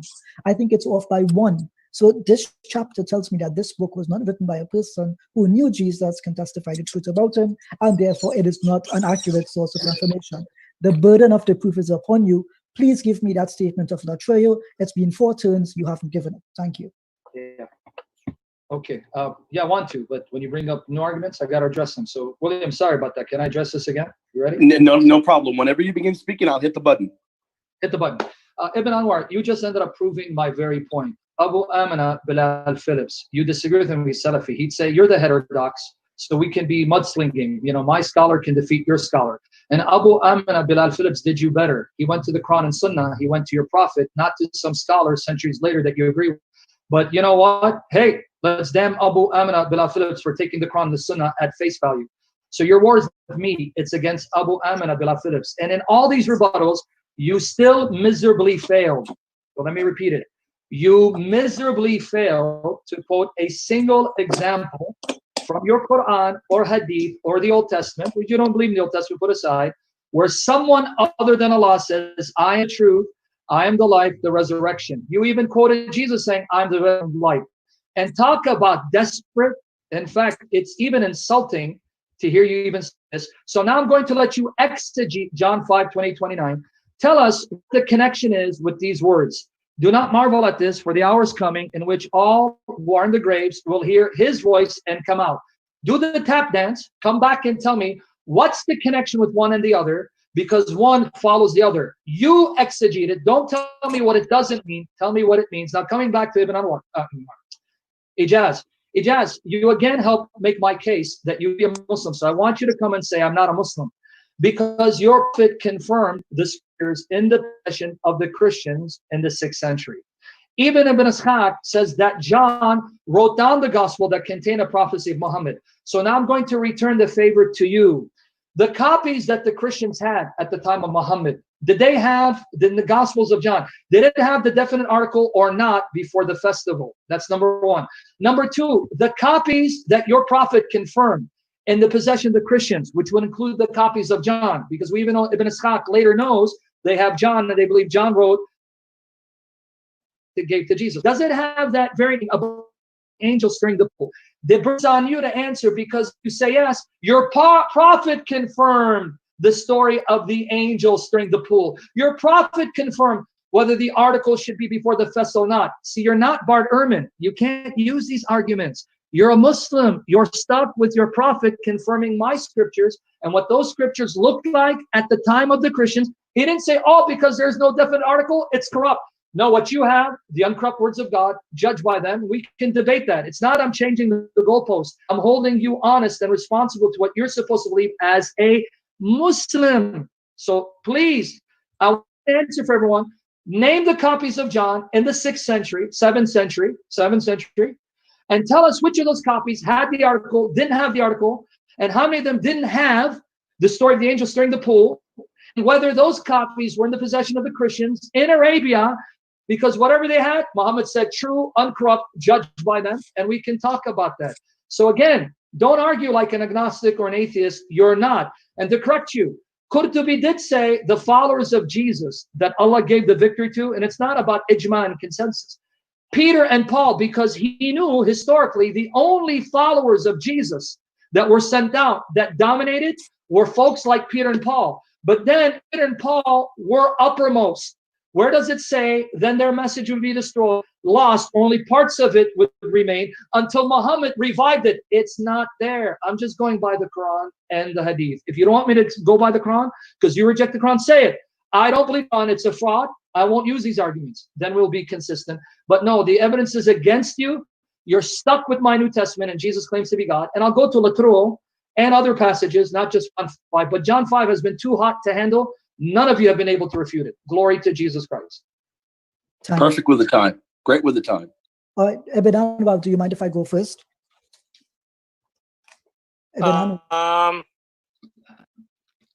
Yeah, but my response would be very short. Why are you showing us? Why are you showing us your dolls, dude? What the hell? I saw that. I'm sorry, but I'm going to have to clip that and put that on YouTube. You know that, right? Ibn Anwar exposed. That's what I'm going to say. So Ibn Anwar, do you mind if I go first? When I reach 3 minutes, I'll pass it over to you. Okay? Yeah. Okay. Sure. Okay. So William, I'm going to begin my time now. Thank you. Gotcha. Right. So Sam, it's been about 6 turns, and the one question I asked you've been unable to address: is the term latreo ever used for Jesus? The answer is no. James D.G. Dunn, who recently died, confirmed that on his work on the early Christian worship.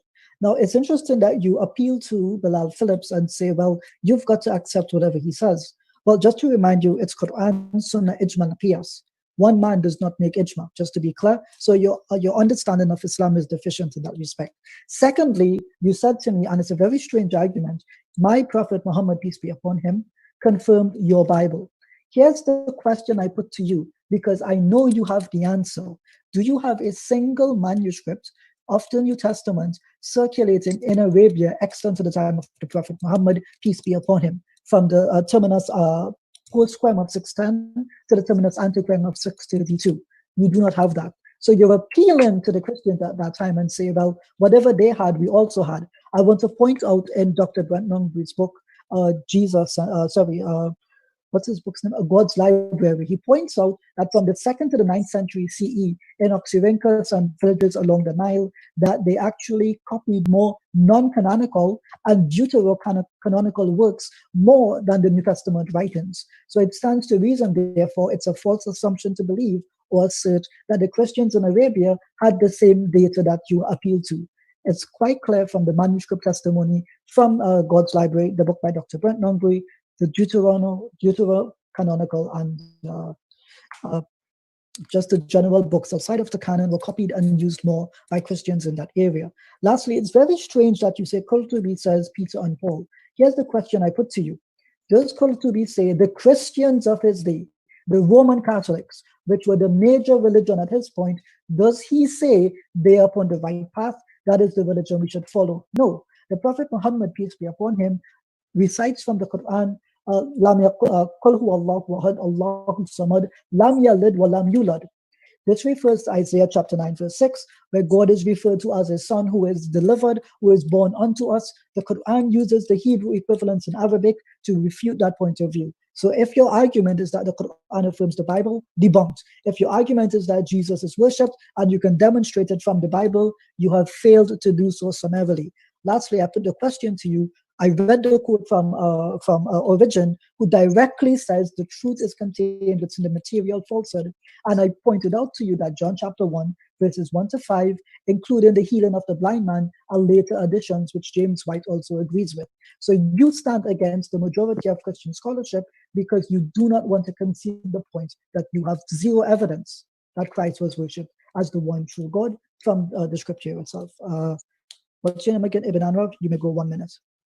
Yeah, thank you. So Sam, I don't know why you insist that I or Ijaz, who belong to mainstream Sunni Islam, adhere to the words of Abu Amina Bilal Phillips, who actually anathematized me and anyone else that belong to mainstream Sunni Islam who believe in things like tawassul or istighatha.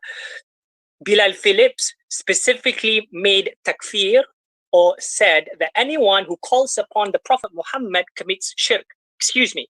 We are Sunni Muslims who believe that it's okay to say Ya Muhammad, which Bilal Phillips says it can be tantamount to shirk and is haram.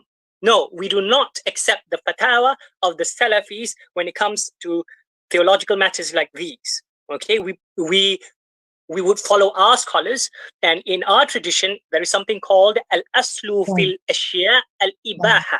This is a very known maxim in. Oh, my time is up. That's time. Yeah. Okay. Yeah. Sam, before you continue, are you gonna let can William give it a go or something, or is it? Yeah, I'll after he goes here, I'll go right after this one. Okay, because I kind of feel like we've left you out of it. Sam speaking. No, don't worry. After he goes here, I'll go. Sam, you're on mute. I don't know who muted you. He's saying something. Let me see. Somebody muted him. Unmute. No, he's muted. Yeah, Sam, you need to unmute yourself. Yeah, there you go. Okay. Hold on. I think one sec. Sam, click it now. I think I clicked it and I remuted him. Okay. Sorry, let me make it. Can you hear me now? Yeah. Yes. Okay. Yeah. Yep. Let me listen. I do because they bring up origin, all that. Let me just make some fun because I do want to add to literal. Don't say I don't have an answer. I'm just trying to deal with all the new. So William, let me do one round, and then I want you to take the next round and talk about the church fathers and origin and all the references. Okay? Definitely. Let me just do a final round. Okay. Start. You ready? Start. Let's go. All right. Again, neither Ijaz or Ibn Anwar heard me correct, and I'll say it's my fault I'm speaking fast, or if they did, they're misrepresenting me because they don't have reputation. I didn't say you had to subscribe to the opinion of Abu Amina Bilal Phillips. You're misrepresenting. I said the very fact there are Muslims who disagree with you, and the very fact there are Muslims who condemn you and you condemn them is all the more proof. I don't care about your scholar. My scholar can beat your scholar. Go back to the Quran and the Sunnah, which you have yet to do. This is now what times sees you have yet to quote a single verse from the Quran, yet to quote a single verse from your Hadith, where someone other than Allah says He is the truth, He is the resurrection, He is the light, and someone other than Allah will raise the dead from their graves. You have yet to do that. So by that, you admit you have no refutation. Coming back to Ijaz, again, Ijaz, when you tell me that Qurtubi think the Christians at that time were true believers, that's irrelevant to his exegesis of 61:14. When he interprets 61:14 and he knows this is supposedly addressed to Jesus in the 1st century and promising Jesus, his followers will be victorious, Al-Qurtubi has no choice but to look at the history to see who are those followers that were made victorious, and he has no choice because there are no other followers. Because all the documents that prevailed and disseminated throughout the world say it's Paul and Peter and John and Matthew. But he didn't reason out the implication, and he's avoiding the implication like you are. If they were the true followers and they were victorious, that means their message was true. And if their message is true, then God preserved it. Well, the message he preserved is the writings of the New Testament. And that's why it's still spreading like wildfire all over the world, which is why you're arguing tooth and nail against its veracity and against its statements, because you know this message exposes Islam and proves Jesus is God in the flesh. Now, let me correct again your challenge to me. I don't know if you're referring to the Arabic versions of the Gospels not being extant in the 7th century. Even if you believe that, then that means you're not a Sunni, because according to Sahih Bukhari, volume 1, number 3, we know there was a Gospel in Arabic written by Waraq bin Nawfal. So do you reject that? Well, I wouldn't blame you to reject it because it comes over 100 years after the death of your prophet. Since you're a Sunni, you are going to have to agree with your tradition. There were Gospels in Arabic because Waraq bin Nawfal wrote the Gospel in Arabic, and he would write it in Hebrew, which some say it meant Syriac. So are you going against your sources? Just because we don't have any extant manuscript evidence doesn't mean none existed. But more than that, you don't need it to be in Arabic for the Gospels and the New Testament writings to be in circulation, because they could be in all the different languages. Even at the time of Muhammad, the Christians would have been reading Syriac. Syriac would have been the language they read. So I'm going to issue my challenge to you again. The copies of John in all the languages in the 7th century, especially to the Arabs, it doesn't have to be Arabic, in Syriac, in Coptic, you name it, did it contain the definite article before the festival and didn't have the angel stirring the waters? In other words, the 7th century copies of John, did it have it? If it did, you're stuck with it. You have to admit it. You have to accept it, because your prophet said those are the uncorrupt words of God. Let me give you the verses real quickly to show you he was confirming those scriptures that existed at that time, not some scriptures that didn't exist that we're just going to make up out of our imagination. Chapter 2 of the Quran, verses 40 to 44. Chapter 2 of the Quran, verses 89 to 91. Chapter 2 of the Quran, verse 97. Chapter 2 of the Quran, verse 101. Chapter 2, verse 113. Chapter 2, verse 121. Chapter 3, verses 3 and 4. Chapter 3, verses 113 and 114. Chapter 4, verse 47. Chapter 5, verses 43 and 48. Chapter 10, verse 37, verse 94. Chapter 12, verse 111. Chapter 46, verse 12 and verse 30. Game over.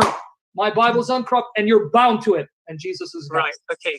Thank you. So, Ijaz, can I respond very quickly? So, hold on. Sam. One second. Yeah. Go. Okay, thank you. So, Sam, again, I don't. It's very difficult for me to comprehend that you're having such difficulty understanding either Ijaz or I telling you that we are not shackled by only the Quran and the Sunnah. In traditional Sunni mainstream Islam, our sources are Quran, Sunnah, Qiyas, Ijma' and Qiyas. Do you understand that? These are the four main sources. Now, we are not obligated to follow the solitary position of this or that scholar, especially if that scholar comes from a heterodox school. Can you understand that much?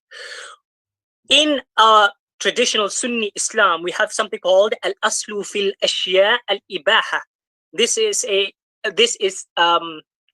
the maxim that is subscribed to by the jumhur of the ulama in Sunni Islam. That is, the original status of anything is al-ibaha, permissibility.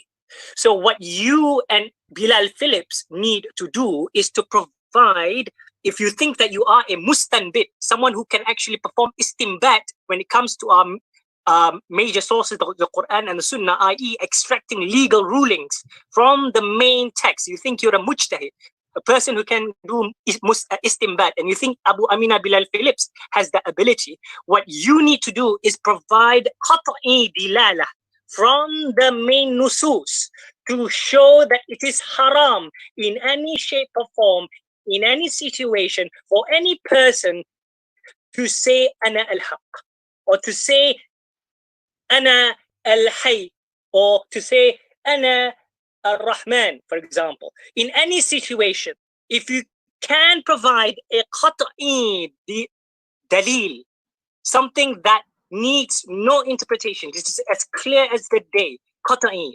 I know you don't understand that terminology. So if you can provide evidence like that, then you would have something, but you do not. But then, Anwar, do you mind if I jump in? Yeah, thank you. Yes, your mind. Very strange that the Christian is arguing what our sources of our deen are. Very strange.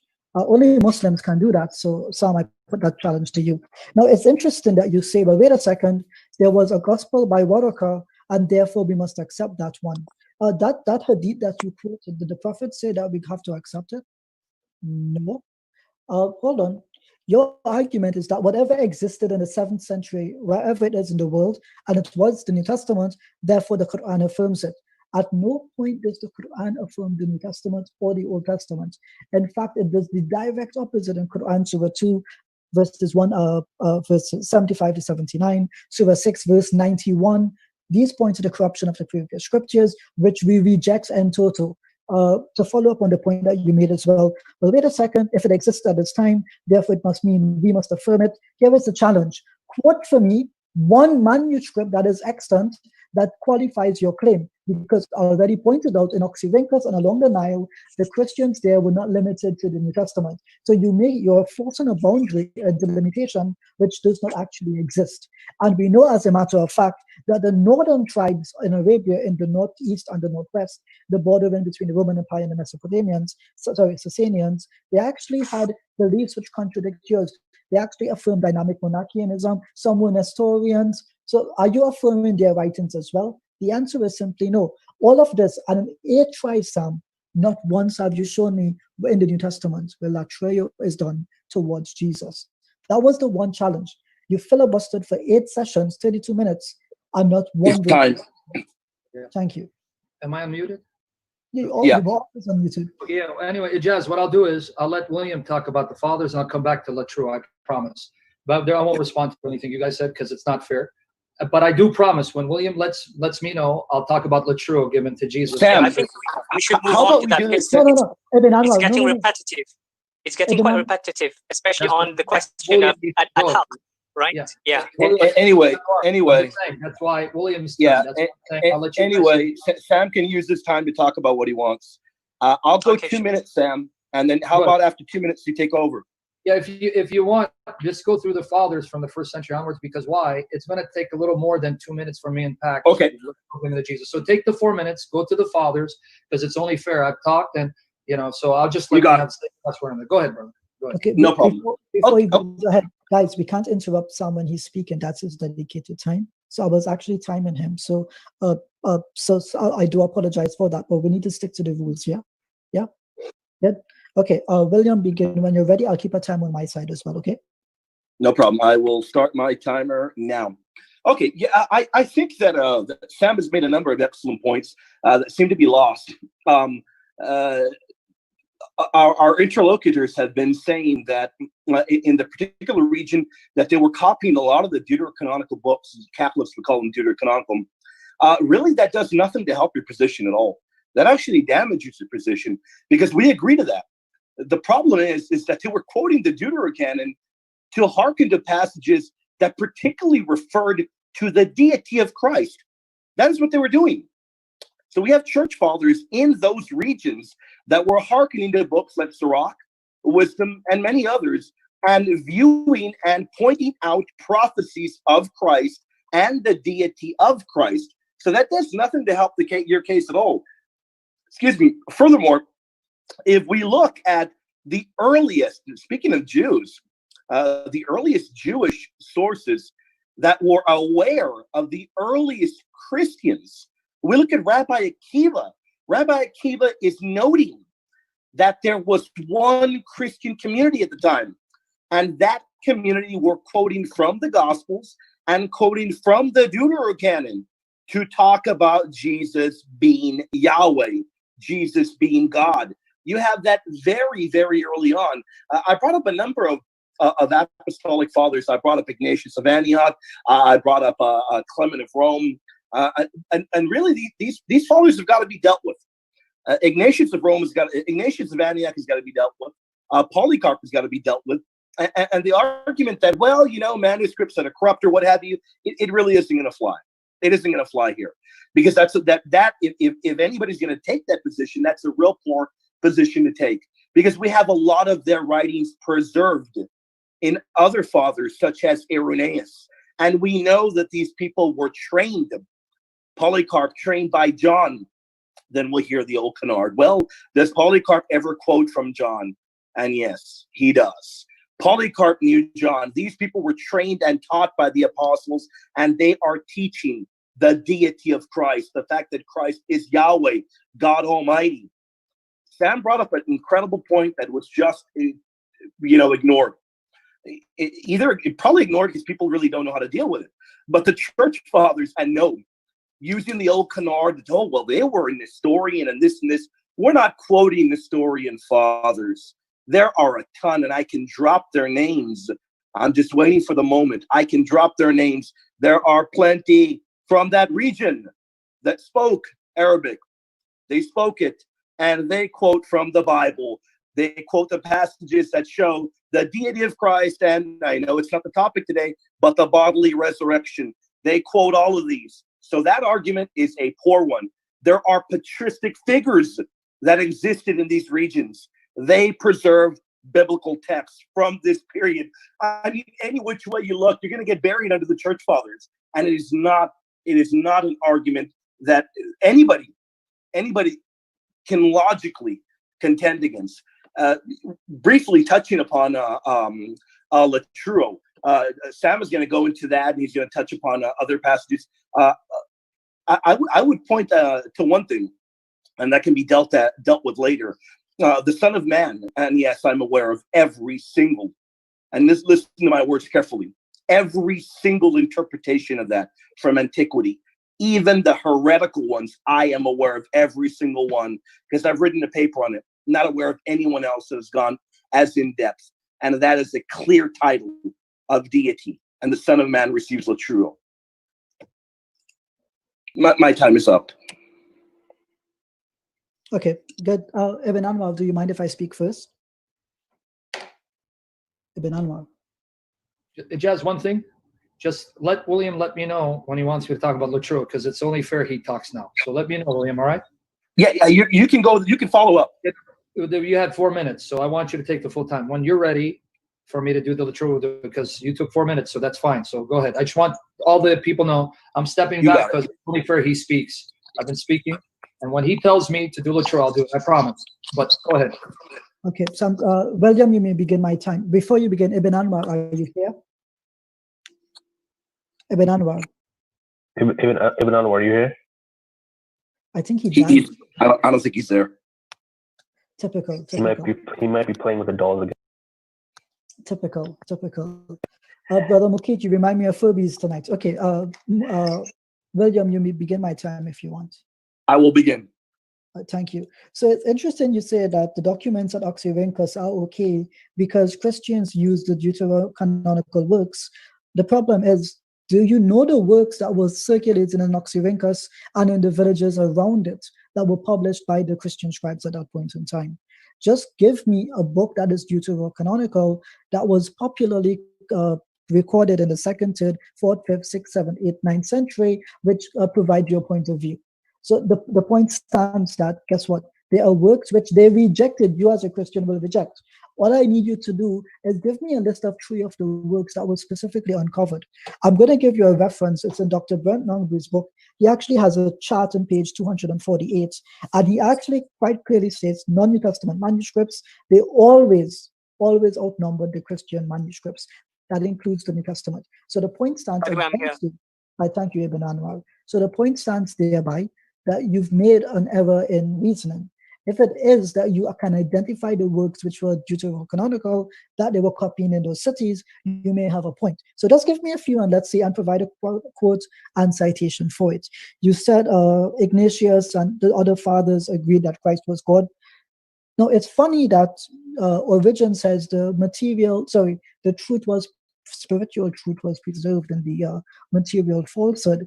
That's even more peculiar because when you reference Ignatius, Corpus Ignatium is actually from the 9th century CE. And in the link I've put into the chat, and in the link that I've sent you via email, it's in manuscripts of the early Christian fathers. At the very last paragraph, it says, consequently, the editing of Justin texts is almost entirely a matter of conjectural emendation, which is necessary in places, but has certainly been employed too freely by some editors. So what stands here? We know that the writings of the early church fathers were amended and edited at will, and there were many, the quote used, conjectural emendations. This is the work by Cyril C. Richardson. So therefore, the point stands, I'm actually correct on that. Now, what is peculiar is that none of you seem to give evidence that Christ was God. Your evidence seems to be, well, Christians thought he was God, therefore he was God. How is that not circular reasoning? I want to point out as well, a Hindu tells me that Krishna is God. Oh, I guess that's it then. I got to be like you and Sam and become a Hindu. No, the point is we do not take that statement as a testament to belief. All Sam has to do, and you too as well, William, you have to provide the earliest writings that testify that Christ is God, which is extant to us today, and then we can work backwards. Scholars always use as a foundational principle, they identify their sources, try to reconstruct them, give us a terminus postquem and a terminus antequem. Simple terms, simple ideas. None of you have seemed to be able to give us evidence that Christ was God. Your only argument is either Christians say he's God, therefore he's God, or the Bible, as I interpret it, says he's God, therefore he's God. None of those are good enough. Ibn Anwar, it's your turn, please. If you have something to say. No, I'm waiting for comments regarding Latreo. Okay, so I'll just wrap up here pretty quickly. Sam is pretty strange because he says, well, wait a second, you have all these verses in the Quran which affirm his scripture. Just do me one favor, Sam, one favor. If the Quran affirms the New Testament, just show me one place at which the Prophet Muhammad, peace be upon him, or his companions used as a form of dalil or evidence the New Testament. Nowhere.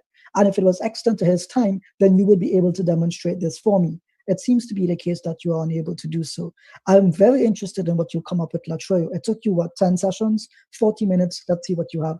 I give up the rest of my time so Sam can provide the evidence. Let me reply to you first, and then in the following round, I'm gonna hand it over to Sam. Whenever you're ready, I can go ahead and begin. Okay, when you start speaking, I'll time. Okay, let me grab. Give me 1 second, so I can have it visible to me as well. Okay, give me 1 second. No problem. Take your time. There's no rush here. Okay, I am ready now.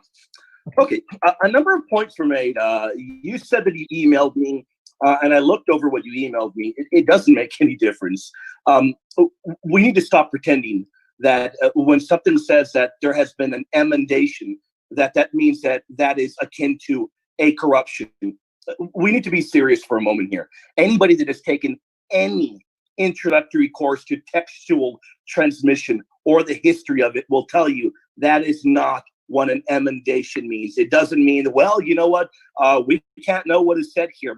I have before me the critical edition of Justin Martyr in the Greek, and I'm looking at the passages that Sam and myself have quoted.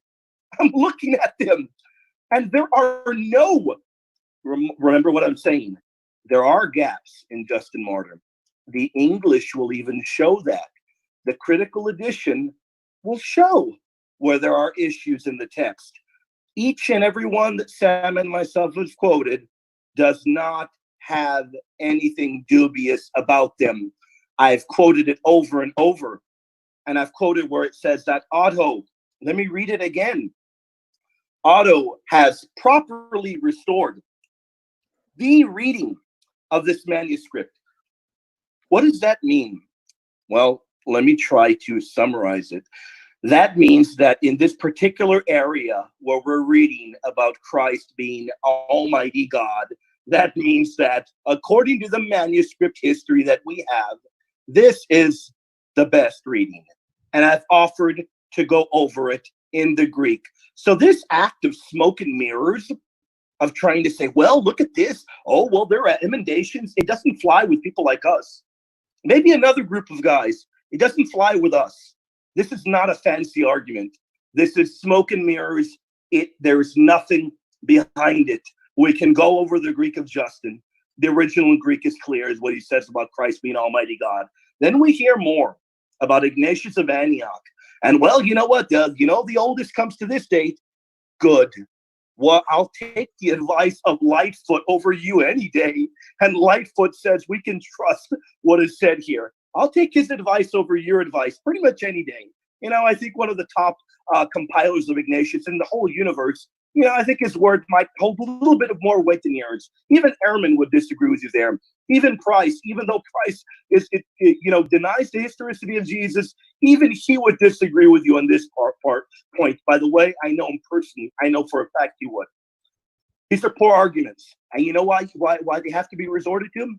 Because when I quote Apostolic Fathers, Ignatius of Antioch, Clement of Rome, Justin Martyr, rather than the text being dealt with, we've got, well, there's corruption. Well, look at the date. Well, look at this. We've got to be realistic. For people whose Islamic faith comes hundreds upon hundreds of years after the time of Christ, this is ridiculous. The arguments are not serious. Deal with what the Apostolic Fathers say. If there are gaps in the text, by the way, when I quote Ignatius, I'm using the shorter recension. I've studied them all. The longer, the shorter, the middle. I'm aware of them all. I'm using the shorter one, the one that there's less doubt for. So when I'm dealing with a text, how about you engage with it rather than trying to muddy the waters? But if that's the best that you can do, then I confess I'm not surprised. Because tonight and any night, you're not going to be able to deal with the Bible or the early fathers. And I'm going to give the next time period to my friend Sam so he can touch upon the true. You have 6 seconds. Yeah, that's fine. I appreciate that. Okay. Ibn Anwar, do you mind if I go first? Did you die again? Why are you always missing in action? All right, can anyone else hear me? Go ahead, Ijaz. Go ahead, Ijaz. Okay. William, you begin timing me. Thank you. So it's peculiar you say that an emendation does not mean corruption, but the definition of corruption is where the initial author does not actually have his words as he wanted them in the text. So it's determined by authorial intent. plainly conjectural emendation, conjecture without basis, emendation change to improve. Therefore, it stands to reason that it's definitely a corruption. You will know from a New Testament textual criticism or any textual criticism, you have to establish the basis for which the information is dated. Once you have a terminus post quem, you can create recensions of the text. You fundamentally seem unable to understand how textual criticism works. For example, you said to me, I have it in Greek. Do you want me to applaud? You have something in Greek, whoop-de-doo. That proves your point. It doesn't. You say, according to the manuscript reading, this is the best version. Again, you don't seem to understand. As James E. Snap Jr., Sam's friend, says in his discussion with Bob the Builder, well, guess what? The best reading, according to an editor, does not mean it's the best reading overall. I draw a distinction between the NA28 GNT and its critical apparatus and the Editio Critica Major, the ECM, and its greater body of literature from which it draws variant units. So your point is therefore not only false, it's bad. Secondly, all you're doing is saying you Muslims are wrong, therefore I, the Christian, am right. That is simply a denial. I hope you noticed that you said you trust what Lightfoot says and we can trust what he says. However, the link I put in the chat and which I sent to you said that consequently, the editing of Justin's text is almost entirely a matter of conjectural emendation, which is necessary in places, but has certainly been employed too freely by some editors. That one statement alone says to us that they have inserted words into the text too freely. That is called corruption. So you need to identify at least the arguments that you're trying to appeal to. You also said something of, let me see here. Islam came hundreds of years later. Unfortunately for you, my God is eternal, and therefore he can send any message from any time as he so pleases. I do not understand why you think that God is limited in when and how he reveals something. Lastly, you said, one quotes an Ignatius, I'm quoting the shorter recension. Yeah, from the 9th century CE. Good job on that one. So the scholar I've quoted for you demonstrates that the early church fathers have conjectural emendations and problematic variant units, but the editors have conjectured far too freely, far too much. His words, not mine. So you're arguing against scholarship. Lastly, you said, I know Robert Price. I know Bart Ehrman. Guess what? Appeal to authority, absolutely useless. I know them both as well. In fact, Sam Shamoun here mocked me for doing an interview with that same guy, Robert Price. So you're not the only one who knows these guys. Lastly, I want to point out something that you said. You said, all you're doing is asking, when is the earliest? Well, guess what? The earliest cannot come from the oral tradition because that is no longer extant. In basic textual criticism, you either have to identify the archetype or the Ausgangs text. Since we no longer have the Ausgangs text, we have to stick to the archetype. If we have an archetype, then we have to break down whether it's what its genealogical tree is, what its potential progenitors are, and we need to develop a system by which we can judge where the text possibly could have diverged in its multiple forms, the textual stream, that is. So the point is quite simple. All I am doing is saying you assume that the tradition goes back before the extant manuscripts, but your scholarship, not mine, says that we can't trust them. I quoted Origin for you, but you failed to respond to. I quoted Dale C. Allison Jr., which you failed to respond to. I quoted Cyril C.H. Richardson, which you failed to address. In the email I sent you, I even gave you a link to the book about Justin Martyr, and that they consider the manuscript from the 16th century to be more authoritative than any other manuscript. Not my words, that's the words of the scholars. That's your problem. Try to deal with it rather than denying the argument. Thank you. Sam, you're going to go up next. Sam, does William want me to, or does William want to? Yeah, go ahead, brother. If you want to briefly touch upon all that he said and deal with Latruo, go ahead. Okay, yeah, no. One sec. Before you begin, it's getting quite late for me, and my medication I need to kick in. So potentially, you want to make this the final round? We can go until 2 a.m., but that's maximum. Okay, when is 2 a.m. for you? In 15 minutes? How long is that for you? Around 18 minutes, yeah. Okay, and then let's wrap it up. We'll do this. I'll make this a final round. We can continue another day. We can pick up another day if y'all want. Here, what I'll do is I'll make this my final round of Latruo, and then if you guys want to make your final comments, we'll be done in some future session. I just want to say, Ijaz, it was good talking to you because now we can put our past behind. You were very respectful, and I want to extend respect. And maybe in the future we'll have fruitful discussions out of respect. If you agree, Sam, they've both agreed that in the future they'd like to do a 2 versus 2 debate, and I'd like you to be my partner. Yeah, so I just want to say, Ijaz, it was good talking to you because the past is the past. I really enjoyed your respect and decorum, and I want to be a friend. I appreciate it as well. All right. So what about me? No nice words for me, Sam? Yeah, no nice words for me? I don't have a history with you, Ibn Anwar. Yeah, of course. You Well, only in your rebuttals in in article form. Are you the same guy from Unveiling Christianity? Oh yeah, that's my website. Yeah. Because you sound different from when I used to hear you on Pal Talk. Oh yeah, maybe because I've grown a little bit. It's okay, then don't worry. You and me are going to be buddies too. No more. What past is the past. Let's bury the past. Let's do this respectfully. We're moving forward. So I'm just going to make this my final one. Final one because the gentleman has to take medication and it's late for him. So I'm going to deal with Latruo. Final one. So let me know when the time starts. Guys, can I suggest something? Ijaz, can I suggest something? Can we use the final rounds for 5 minutes? Okay. Can we do it this way?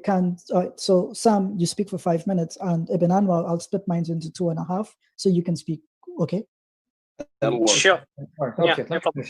My final point, and that's it, folks. We got to respect the time. It's late for a lot of people. So anyway, by the grace of God, here, Revelation 22. I'm going to start with Revelation 22. I know if I want to quote Revelation, you're going to say, well, we don't know who wrote it and the providence. Okay, fine. I'm just going to make my case from Revelation. Okay, Revelation 22, verses 1 to 3. Then he showed me a pure river of the water of life, clear as crystal, flowing from the throne of God and of the Lamb. God and the Lamb. Let me skip because of time. I want to skip. I want to get to the salient points. We'll start at 3, and I'll go to 5. There shall be no more curse. The throne of God and of the Lamb shall be in it, and his servants shall serve him. The word is laturo. The question is, when it says his servants shall serve him, is it referring to God or the Lamb or both collectively? If I had more time, I can unpack this and show that singular pronouns are used both for God and Christ collectively. Just 2 examples off the top of my head. If you go to 2 Thessalonians 2, verses 16 to 17, and 1 Thessalonians chapter 3, verses 11 to 13. But now, to prove that Jesus is definitely included in the latruo here, because the word is latruo. If you look at any lexical source, it'll tell you latruo is often associated with priestly service. It's the sacred service rendered by priests in the temple. So here, to prove that Jesus is one of those divine persons, not gods, that receives latruo, remember, don't take my word for it. Look at the lexical source. Latruo is used in reference to the sacred service in the temple by the priest. Revelation 20, verse 6. Revelation 20, verse 6. Blessed and holy is he who takes part in the first resurrection. Over these, the second death has no power, but they shall be priests of God and of Christ. God and Christ together have priests serving him. What kind of service they give? Sacrificial, temple service, which is latruo. So God and Christ have priests that give them service, and they shall reign with them 1,000 years.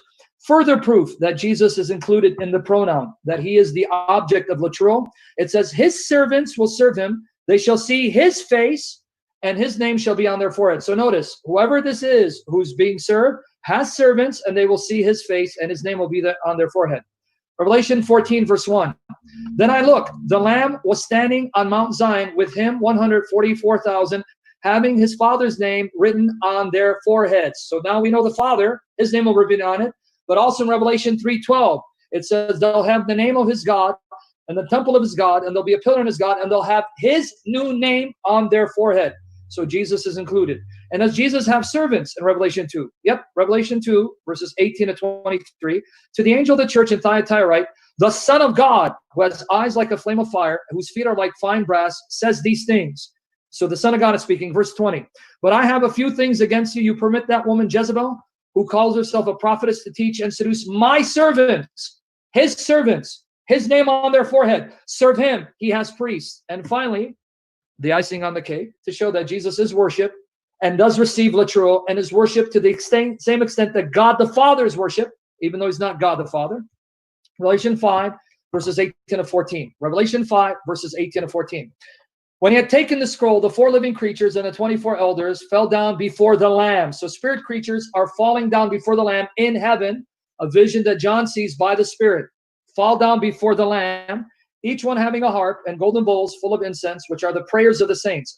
They sang a new song, saying, you are worthy to take the scroll and to open its seals, for you were slain and have redeemed us to God by your blood. So you're worthy of this praise because of the redemption.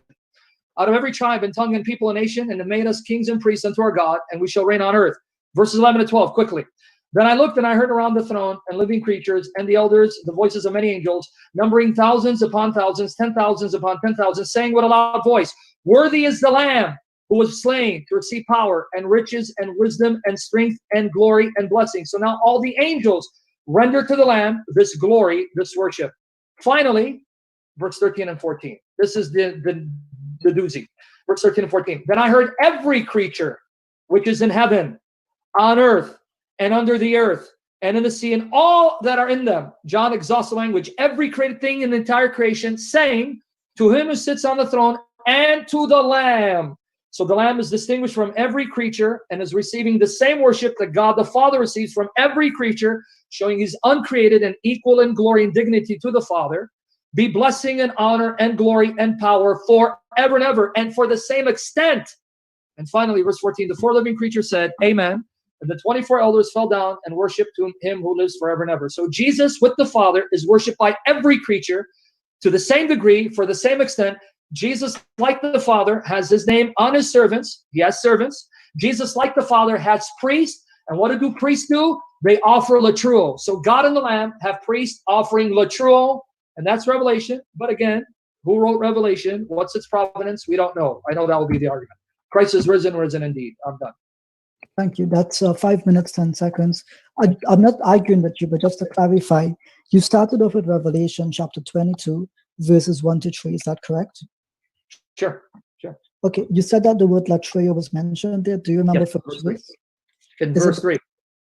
Verse 3. So Revelation. Okay, it is latreo. It's right there.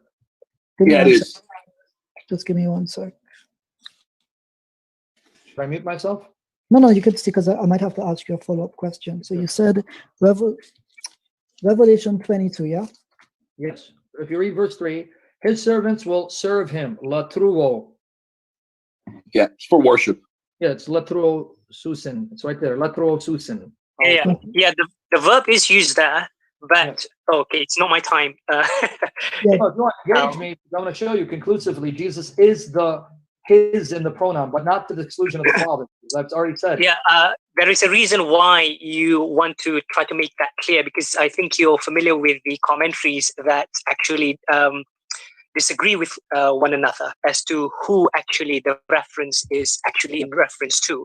It might be the Father, it might be the Son. So there is. So are you asking me the question to respond? I can respond. Sure, yes. No. Sam, just 1 second. No. Let Ijaz respond. Okay, good. And then I'll. Okay, should I mute myself, or are you going to ask me questions? I'm still asking you a question. You said verse 1 has the word latreo? No, verse 3. It's right there. Verse 3. The Greek is right here. K-pan. I got to read it. Oh, yeah. I said latreo. Okay, it's right there. Katanathema. Uk istai eti ke. O thronos to theou ke or kai to arniu en aute astai. So there it is. The Greek is right there. So you have a question, I just mute myself and you can make your presentation. Okay, yeah, just give me 1 sec. Verse 3.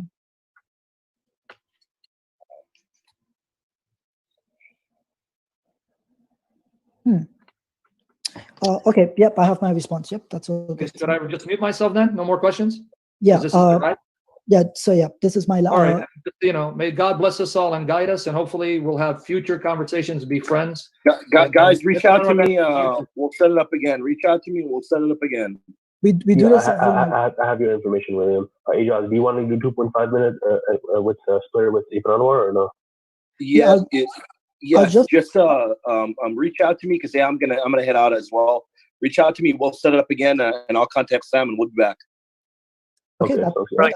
So may I respond regarding the? Are we finishing already? Yeah, this is the conclusion. So give me 2.5 minutes, and I'll give you 2.5 minutes. Okay. Sure. Okay. William, you may begin timing me if you're there. Are you there at time?